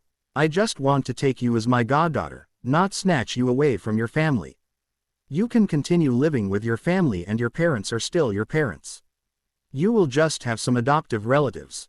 Don't overthink it. Tonight, I will go to your house and talk to your parents about it, so prepare a good meal. I'll bring the good wine that was awarded to me by the emperor and have a good drink with your father. Xiaolian still had doubts, so she summoned her courage and asked, are you telling the truth? You won't take away my parents' daughter? Of course. What kind of person do you guys take me as? I may look like a bandit, but I have never robbed or plundered anyone. Rest assured, your younger sister will just have a new set of godparents. Fang Zizhen was very touched by the affections between the sisters and felt even more impressed by how Yu Hai and his wife taught their children. As long as she didn't have to leave her parents and her whole family could live together happily, Yu Xiaoxiao didn't oppose the idea of having a godfather. In the future, her family certainly wouldn't be confined to this small village. Thus, it would probably somehow benefit them in the future if she had a powerful and influential godfather, right? Yu Xiaoxiao put the last bit of braised food on a plate and gave it to Wu Yun, who had been staring at Uncle Fang's braised food for a long time. Wu Yun looked at her, swallowed his saliva as he looked at the dish of braised food, and then proudly said, I won't be bribed just because of a plate of braised food. Who would want to bribe you? What are the benefits of bribing you? I'm just giving Uncle Fang face and expressing my concern and sympathy to his subordinates. It's already noon. Aren't you tired from running around? Uncle Li, quickly eat some food to fill your stomach. Yu Xiaoxiao inwardly laughed at his difficult temperament, and waved her hand at Li Li, who was walking over from a distance. Li Li helped maintain order at the recruitment site. He was so busy that his face was covered in sweat and his stomach was rumbling from hunger. At this time, Old Lu brought over a full bowl of green vegetables noodles. He took it conveniently and poured a small portion of the braised food into his bowl. He didn't care that it was scalding and started slurping up the food. Wu Yun frowned and yelled in exasperation, that's my noodles, all right, little chestnut one, you actually dared to steal your older brother Wu's noodles and braised food. How irritating. Wuda, too, you're too petty. I've been working for half of the day and was extremely busy. You're just sitting here and chatting with the Lord, so can't you just let me eat first? This braised food tastes really good. Is this pork tripe? I like it. Li Li put some more of the braised food into his bowl and ate with relish. Wu Yun got irritated, and swiftly grabbed the plate that only had half a plate of braised food remaining. He angrily said, how many times have I told you? Stop calling me Wuda. The little girl gave the braised food to me. Are you a bandit? Don't you call me little chestnut. Why can't I call you Wuda? Hey, Wuda, you're getting more and more stingy. I just ate a few pieces of your braised food, so why are you acting like I'm cutting your flesh? There wasn't much noodles left in Li Li's bowl. He gulped down everything, including the soup, in a few mouthfuls and burped in satisfaction. Wu Yun's noodles was just served at this time. He slowly picked up a few strands of noodles and carefully blew on them before he stuffed them into his mouth. He bit off the longer noodle strands and then carefully chewed. After that, he picked up a piece of pig head meat and hesitated for a moment before he placed it into his mouth. When the pig head meat entered his mouth, he paused for a second, and then he chewed a little faster. Beside him, Li Li's mouth twitched and said, watching you eat seriously makes me anxious. You're eating like a little lady. Then should I eat like you, who acts like you're the reincarnation of a hungry ghost, in order to be considered a man? That's called being boorish, okay. This little lord is a cultivated general, so I won't lower myself to be the same level as a rude person like you. Wu Yun glared at him, and then continued to eat the delicious braised food. Although he didn't say anything, it was obvious that he was very satisfied with the braised food. Fang Zizhen laughed merrily as he watched his two subordinates bickering. These two fellows had liked to quarrel with each other since they were young soldiers. It had been nearly 2 decades, but they still liked to argue whenever they got the chance. But he was also aware that if one of them was bullied, then the other would risk his life to help him. It seemed that bickering was just a way for them to improve their friendship. With a hint of a smile in his gaze, he looked towards Xiaoxiao and her sister, who were currently packing up their pots and dishes, and asked, "Xiaoxiao, are you getting ready to go back? I'm going to the small market on that side of the docks to see if there's any Wangdan powder.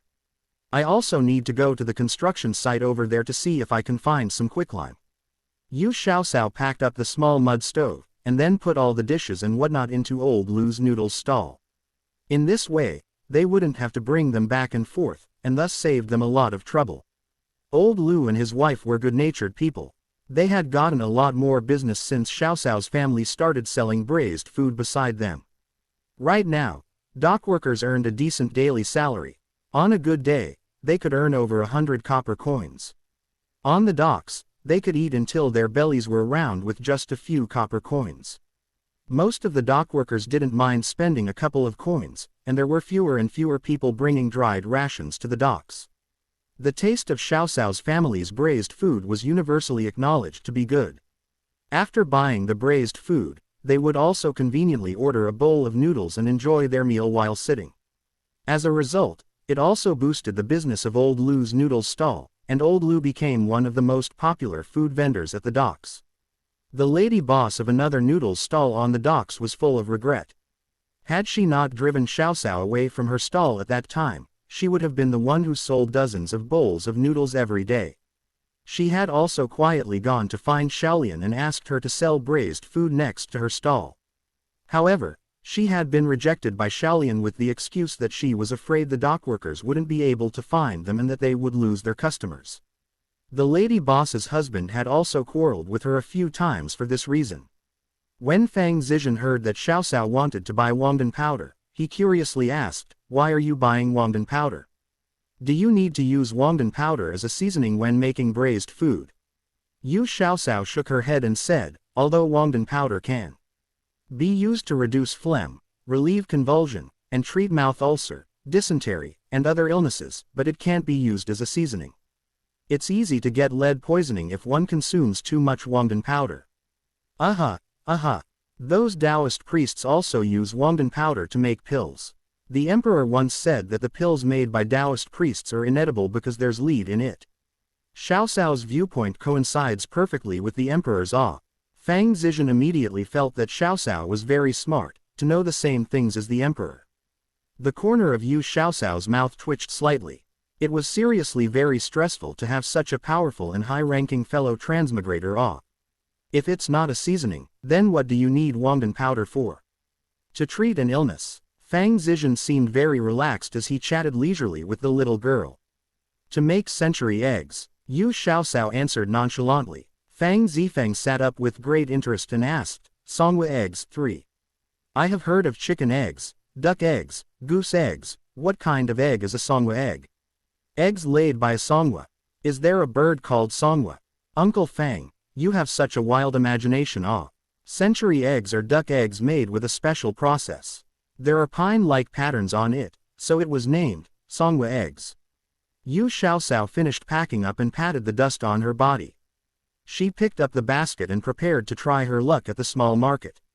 Fang Zizhen also stood up and said to Wu Yun, "Go help Miss Yu find the quicklime. I'll go inspect the small market." Wu Yun grumbled in his heart, "Inspect? What high-sounding words. You just want to follow the little girl and find out what kind of a delicacy century eggs are." Wu Yun followed his order and went to look for quicklime. Xiaoxiao, Xiaolian, and a huge tagalong, General Fang Zizhen, slowly headed towards the small market. The small market on the wharf was a little market formed spontaneously in an open space. There were low shacks on both sides, which were shops at the market. There were also many stalls selling small goods.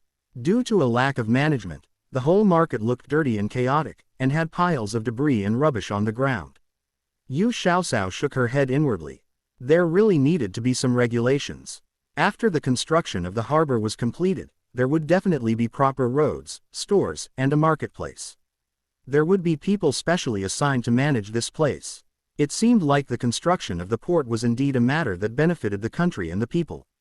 At the small market at the docks, there was only one simple shop selling medicinal herbs. There were very few kinds of herbs in the shop, and the quality of the herbs were not very good. Of course, the price was also quite cheap. Fortunately, Wangdan powder wasn't a rare medicinal herb. Yu Xiaoxiao bought 20 copper coins worth of Wangdan powder at the pharmacy that seemed like it would be blown down by a gust of wind.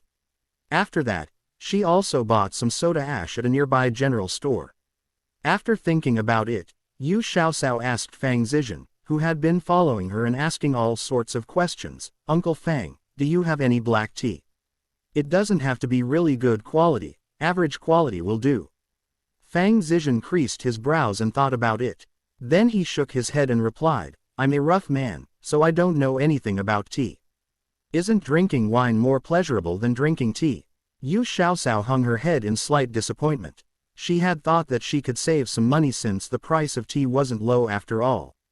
Seeing her look like a frozen eggplant that had withered, Fang Zizhen felt slightly bad and said, "I'll help ask Little Zhang for you later. That fellow seems like someone who likes to pose as a culture lover. If he doesn't have it, he will still be able to find it for you. Xiaoxiao, do you like to drink black tea? Next time, if the emperor rewards me with tea, I definitely won't reject it." Yu Xiaoxiao was amused by him. She chuckled and said, "The black tea isn't for me to drink.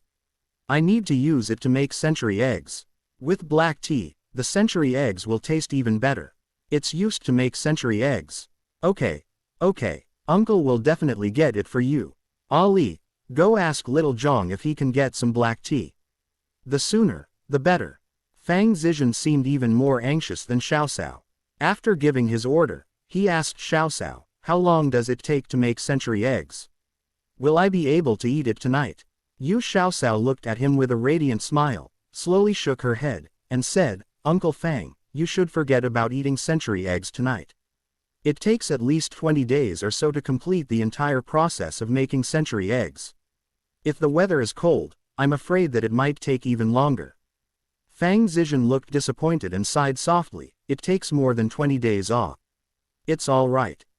Your uncle, am in charge of supervising the progress of the harbor construction, so I probably won't leave within the next 2 or 3 years. There are plenty of opportunities in the future. Did you get all the ingredients?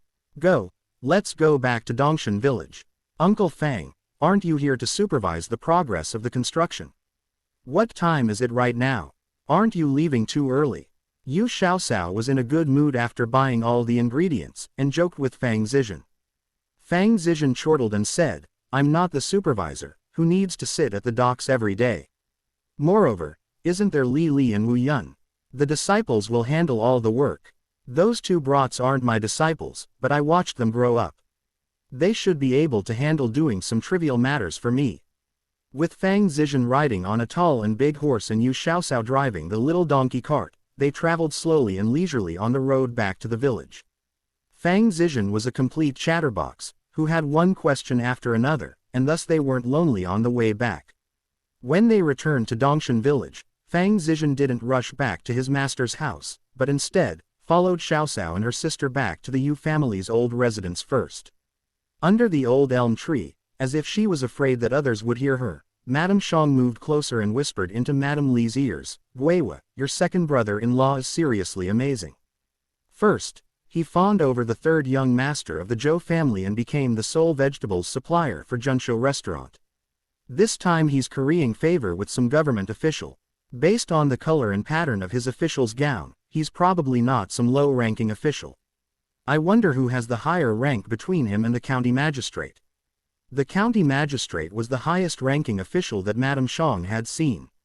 If the short-sighted her found out that Fang Zizhen's title of Zhaoyang General was several levels higher than the county magistrate's rank, then she probably wouldn't even dare to speak. Li Guiwa smirked and spat a thick phlegm on the ground and said, "I didn't notice in the past, but this second brother-in-law is really a money grubber." "What's that saying again? Separate. Separate. Something. Pay. Something. Isn't it? Curry favor with those in power. Madame Chong inwardly ridiculed Li Guiwa for being uncultured. Yes, that's the phrase. What abilities does that second brother-in-law of mine have? He's not even worthy of holding other people's shoes. How did he even manage to get in their favor? Just watch. Do you think that it's really that easy cling onto an official? He will probably get annoyed one day and chop all their heads off. Madame Li said sourly. Madame Chong suddenly thought of something and said, Guiwa, didn't you say that your family's Haitsi is filial and wanted to go to the docks to earn some money for you to spend? Didn't Xiaosao just return from the docks? Why don't you go ask about it? Ask them. What will they know? Have you not seen my son's figure before? He's full of strength, so there's no way he can't find a job. I heard that the dock workers earn quite a lot now. They can earn dozens of copper coins every day with a problem. Madame Li beamed with joy and had a smug expression on her face. Madame Chong's mouth twitched and thought, your son's figure. With a body of fat, he pants like a cow after walking a few steps. What would he be able to do? While the two spoke ill of others in a seemingly compatible manner, Xiaosao and the others had already arrived home. Yu Hai was stunned by the official's robe on Fang Zizhen and didn't recognize him for a moment. He murmured in his heart, why did they bring an official here? Fang Zizhen greeted him first, younger brother Yu, what's wrong? You don't recognize this older brother just after a night. It's me, Bufan's older martial brother. Yu Hai looked like he had a sudden realization, so it's General Fang. Quick, come inside the house to sit. No need, I want to see how century eggs are made. Fang Zizhen stood in the courtyard and saw all kinds of vegetables growing vigorously in the yard. The yard was clean and tidy, and all the items were arranged in an orderly way. He inwardly nodded his head. Century eggs, oh, that's a novel food our family's Xiaosao is preparing to make. I wonder what the finished product will be like. Yu Hai looked at his younger daughter with a hint of a smile in his eyes, and his heart was full of pride. Yu Heng brought out a stool from inside the house and placed it beside General Fang. He said softly and politely, General Fang, please sit. Is this your eldest son? Sure enough, he's a fine-looking boy. Younger brother Yu, I really envy you for having these wonderful children. Fang Zizhen patted Yu Heng's shoulder, and then lifted his official's robe and sat down. His tone was filled with sorrow. Yu Hai laughed and said, General Fang, you're flattering me. With a father like you, the general, your children will surely have good prospects. Father, Yu Xiaosao blinked at her father. Based on what she heard from Wu Yun and General Fang's conversations, she had learned that General Fang didn't have any children. So she was afraid that her father would poke at his sore spot. Fang Zizhen was even more satisfied with this clever little girl. He waved his hand and said, there's nothing that can't be said. I fought in wars when I was young and ended up with an unmentionable disease. I'm afraid that it will be very difficult for me to have any children in this lifetime. Brother Yu, to tell you the truth, I really like your younger daughter. I want to become nominal relatives with you and adopt Xiaosao as my daughter. Would brother Yu be willing to agree? Although the kind Yu Hai didn't really want to share his daughter with someone else, he pitied Fang Zizhen for being childless. Moreover, the other party solemnly declared that he wasn't trying to take his daughter away from him. He hesitated for a long time, but still ended up agreeing. Hence, Yu Xiaosao now had a third-ranked general as her godfather. After Yu Xiaosao solemnly served him tea and acknowledged him as her godfather, she began her attempt to make century eggs. Fang Zizhen watched with interest beside her. Yu Xiaosao first mixed salt, white, lime, loess, and plant ash into a mud-like matter. Then, she added an appropriate amount of black tea and Wangdan powder into the mud-like matter. After that, she wrapped the fresh duck eggs with the mud-like matter and covered each of them evenly in battered straw and rice husk. After she wrapped each of them securely with an oiled paper, she placed all of them on top of the warm Kong bed. As it turned out, for the watermelon breeding, they had also heated up the Kong bed in the west room, which was unoccupied. In the warm environment, the production time of the century eggs would be shortened. There was extra of the mud-like matter left over, so Xiaosao got several chicken eggs from the kitchen. Century eggs made with chicken eggs were bright and transparent, like a fine yellow jade. It tasted cool and refreshing, and it was fragrant but not greasy. In her past life, Xiao Xiao really liked eating the ones with a sweet filling, which had an even softer and smoother mouthfeel. That's it. Fang Zizhen, who had also followed Xiao Xiao and personally made several century eggs, didn't think that it was very difficult. That's right, it's just that easy. It should be ready to eat in 20 or so days. Xiao Xiao nodded. After she said that, she stood up and went to help prepare lunch in the kitchen. With this great lord here, they definitely couldn't just casually make 2 dishes. Fang Zizhen also realized that his visit was too abrupt and felt rather embarrassed. So he stood up and said, "Don't prepare my meal. This morning, I told my master that I will return for lunch. Brother Yu, I will come have a good drink with you in the evening." Yu Hai graciously urged him to stay. "General Fang, it's already noon. How can we just let you leave without eating? Everything at home is ready-made, so it's all very easy to make." Fang Zizhen interjected, "Brother Yu, why are you still calling me General Fang? You're treating me like an outsider. I'm several years older than you, so you can just call me older brother Fang." Yu Hai rubbed his hands and chuckled, "Fang, older brother Fang. All right, I can't let my master wait, or else I will be punished to stand on a stake. Tonight, I'll come over with Xiaofan. The 3 of us needs to have a good drink. Daughter, when the construction at the docks are completed, Godfather will take you to visit our residence in the capital. Your godmother will definitely be happy to have a goddaughter like you." The capital. If she had a chance, Xiao Xiao long wanted to visit the capital. In her previous life, she had stayed in a small county town and devoted herself to raising her younger siblings. Had she not visited her younger siblings, who had worked and settled in a big city, it would probably be very difficult for her to walk out of the small county town during that lifetime. Thus, it was even more unlikely for her to have a chance to visit the capital. In this lifetime, she hoped she would be able to make up for the regrets she had in her previous life. She wanted to visit the capital and have the opportunity to look at the elegant demeanor of the imperial city. Of course, if that fellow transmigrator wasn't in the capital, she would anticipate it even more. In the evening, Yu Xiaoxiao took her new godfather's likings into consideration and made soy braised pork, with the perfect ratio of fatty and lean meat. It was fragrant and soft, and just melted within one's mouth. She also used the big head carp within the vat to make the colorful and pungent steamed fish head with chili pepper, which had a tender texture. After picking out the bones, the rest of the fish was battered into paste and used to make fish balls soup. There was also stir-fried lettuce with oyster sauce, scrambled eggs with tomatoes, eggplant, with minced garlic. Fang Zizhen felt that he had never been so happy before as he ate the food personally cooked by his goddaughter, drank the wine that the emperor awarded to him, and chatted with 2 like-minded brothers. He looked at his dear daughter who was busy like a bee and felt a sense of satisfaction of everything was well with a daughter. Xiao Xiao had a general and imperial envoy as her new godfather, but there wasn't much change to her current lifestyle. She had always kept a low profile when doing doings, so no one in Dongshan village knew that Yu Xiaoxiao had such a powerful godfather, except for the Yu family at the old residence and the Zhao family. At the beginning, Yu Hai and Madame Lu still acted very cautiously in front of General Fang. Later, under their daughter's influence, they were also able to face him in a calm manner. Now, everyone had already treated the bold and unrestrained General Fang, who often came to eat at their house, as a relative. In a blink of an eye, a month had already gone by. Under the warming weather and lovely spring days, the vegetation on the West Mountains radiated with vitality. In Xiao Xiao's family's 3 plots of farmland, the watermelon vines had extended, and the green leaves appeared as if they had been dyed. There were small, light yellow watermelon flowers on the melon vines. Some of the female flowers already bore tiny, green watermelons.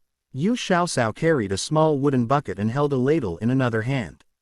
Yu Heng, who had already recovered, carried a load of water on his not-so-broad shoulders and followed behind his younger sister. Xiaoxiao looked back and saw the dense beads of sweat on her older brother's forehead. Her heart somewhat ached for him. "Older brother, if you're tired, take a break. I reckon we should just borrow Uncle Joe's wheelbarrow.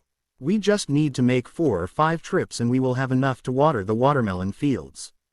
Had father not driven the donkey cart to the docks, we wouldn't have to go through this trouble. It's not troublesome. Isn't it just carrying a few loads of water? Our buckets are all a small size that was specially made by father, so how heavy can they be? It's so much easier than when I had to move timber. Yu Heng smiled at his younger sister, and his handsome face showed a healthy glow because he was carrying water. What a handsome young man. Ayo, isn't this Xiaoxia and Xiaosao? Are you guys going to water the fields again? Tell Uncle Wang, what exactly are you guys planting in your fields? The flowers look quite beautiful. Wang Ergo, who had been forced by his wife to come water the fields, asked with a grin. There was little rain this spring. Fortunately, there was a stream flowing through Dongshan village, which flowed down from the West Mountains. Even in the dry season, the stream rarely stopped flowing. Thus, it was more convenient for the villagers of Dongshan village to get water and irrigate their farmland than villagers of other villages. The siblings were familiar with his personality. If they didn't tell him, he might come back to visit their melon field tonight. Although there wasn't anything to steal right now, she would be distressed if he trampled on the melon seedlings. With a sweet smile on her face, Xiaosao said, Uncle Wang, our family is growing watermelons, which is a kind of fruit. It's very valuable. The flowers just started blooming now. Uncle Wang, your family lives closer, so please keep an eye on them. Don't let those naughty children harm them. Wang Ergu's eyes darted around, and then he nodded solemnly. As fellow villagers, even if you didn't ask me, I would still help you guys look after them. Xiaosao, what does this watermelon thing look like? Is it tasty? Uncle Wang has never heard of it. Ayo, who's twisting my ear? He turned around and saw his family's tigress glaring at him with her hands on her waist. The anger on his face disappeared in a flash and he smiled flatteringly at her. Wife, why did you pull on my ear? Am I not working right now? I didn't loaf on the job. Ergu's wife looked at him from head to toe, and caused him to feel scared inwardly, before she said, I know what you just pooped as soon as you stick up your butt. Tell me, why are you asking about their watermelons? What's your intention? Wang Ergo, I'm warning you. No matter how good other people's things are, we're not allowed to keep thinking about them. If you repeat your old habits, I'll bring our baby back to my parents' house. I can't let you teach bad things to our baby. Wang Ergo immediately became well behaved. He nodded his head very obediently and promised, Wife, look at you. I'm just curious about what a watermelon looks like. What other thoughts would I have? Rest assured, I have changed. I have really changed. Wang Ergo was nearly 30 when he finally got married. They had been married for almost 5 years, but there still wasn't any good news. Recently, his wife had been vomiting everything she ate and gave him a terrible fright. Dr. Yu was away with his grandnephew and he didn't trust Xiaosao's medical skills, so he borrowed a cart and took his wife to see a doctor in town. The old doctor took her pulse and immediately told him that he was going to be a father.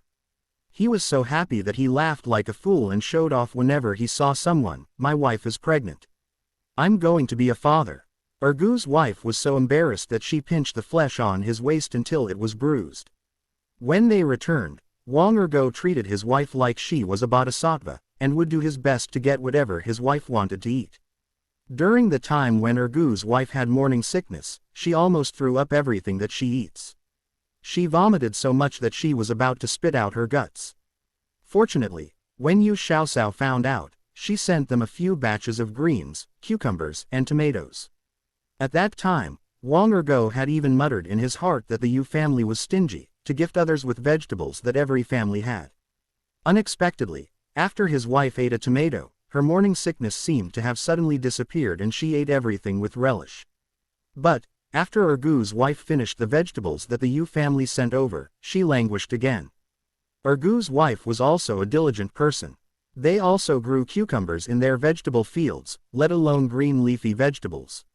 However, none of them suited her appetite and her morning sickness started again. Wang Ergo hastily went to the Yu residence and bought tomatoes, cucumbers, and some greens. The Yu family's produce had always been 2 or 3 times more expensive than other sellers. But, since they were neighbors, the Yu family not only didn't request him to pay the higher price, but they also sold the vegetables at a cheaper price than normal vendors. So Wang Ergo and his wife were very grateful. Ergo's wife's pregnancy was becoming more apparent now. After her morning sickness completely stopped, she gained back the weight that she had lost earlier. The competent Ergo's wife could usually handle watering all their family's farmland by herself. However, it was a crucial period for her right now. So how could Wang Ergo be willing to let his wife do heavy labor? Thus, he gritted his teeth and took over the task while patting his chest. Ergo's wife knew about her husband's usual conduct, so she was worried about him watering the fields. She quietly followed and monitored him, and thus came across him inquiring the Yu siblings. Seeing his eyes darting around ceaselessly, Ergo's wife knew that her husband was getting ideas about those watermelons. The Yu family's friendly sentiments of gifting and selling them vegetables was something that Ergo's wife remembered deeply within her heart. How could she permit her husband to have any malicious intent? Recently, the best threat was to say that she would return to her parents' house with their baby. It worked every single time. Sure enough, her husband was vowing and making guarantees to her, and acting very obedient. Yu Xiaoxiao watched the interaction between the peculiar couple. It seemed like the two were constantly bickering, but their feelings for each other were deep and strong. Rather than saying that Wang Ergo was afraid of his wife, it was better to say that he cherished her deeply. He liked to quarrel with her at times, but he still acted according to his wife's wishes. Xiaoxiao and her older brother waved goodbye to the couple and arrived at their family's melon fields. Looking at the green vines and tiny spots of yellow flowers in the fields, she felt as if she could see a big and round watermelon waving its hands at her. Yu Heng bent his knees to steadily put the buckets on the ground. Then he put down the carrying pole in his hands and took the ladle in Xiaoxiao's hands. He was about to go water the fields, but he was stopped by his youngest sister.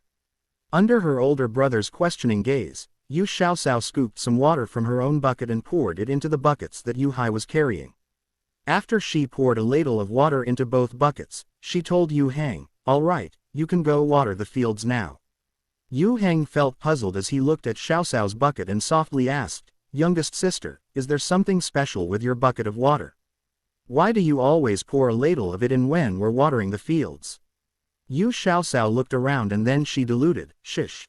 Don't be so loud. This is a fertilizer that I specially made that can fertilize the soil. It was also thanks to this fertilizer that our family had such a high yield of sweet potatoes last year." "Oh, I see. Youngest sister, you know so much. You even know how to make fertilizers. If this formula can be made public, then it will definitely benefit a lot of people." She hadn't expected that Yu Heng had the potential to be a saint. No way, she must destroy this quality immediately. Xiaoxiao appeared even more mysterious as she moved closer to him and whispered, "This kind of fertilizer was made with a celestial item that the God of Fortune gave me. When the God of Fortune gave it to me, he specially warned that, as a mere mortal, using the celestial item would definitely consume a certain amount of my vital energy. Thus, it shouldn't be frequently used. Otherwise, it will cause damage to the body." As soon as Xiaoxiao's health was implicated, Yu Heng instantly changed his mind. "Since the use of the celestial item could harm your body, then don't use it anymore. Increasing the yield isn't important. Your health, which had gotten better after much difficulty, is the most important. It's all right. I tried it out already. As long as I don't overuse it, it won't do much harm to my body. I will just feel slightly tired." Yu Xiaoxiao continued to fabricate her white lies. After hearing that, Yu Heng finally felt relieved and bent down to water the melon fields.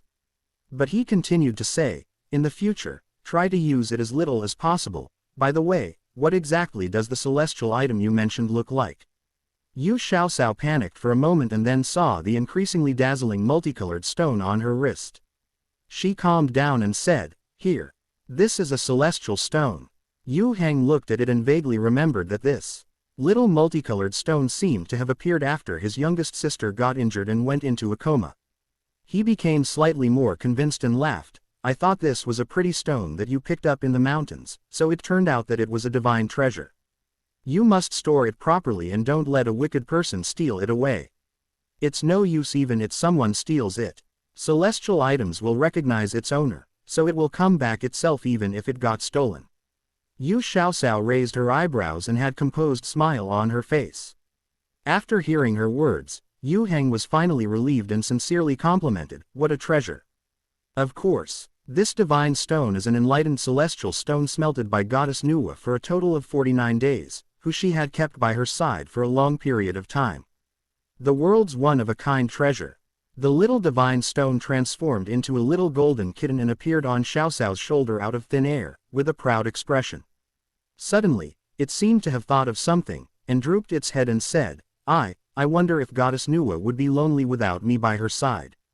Without me, Goddess Nuwa's monotonous period of seclusion would be so dull.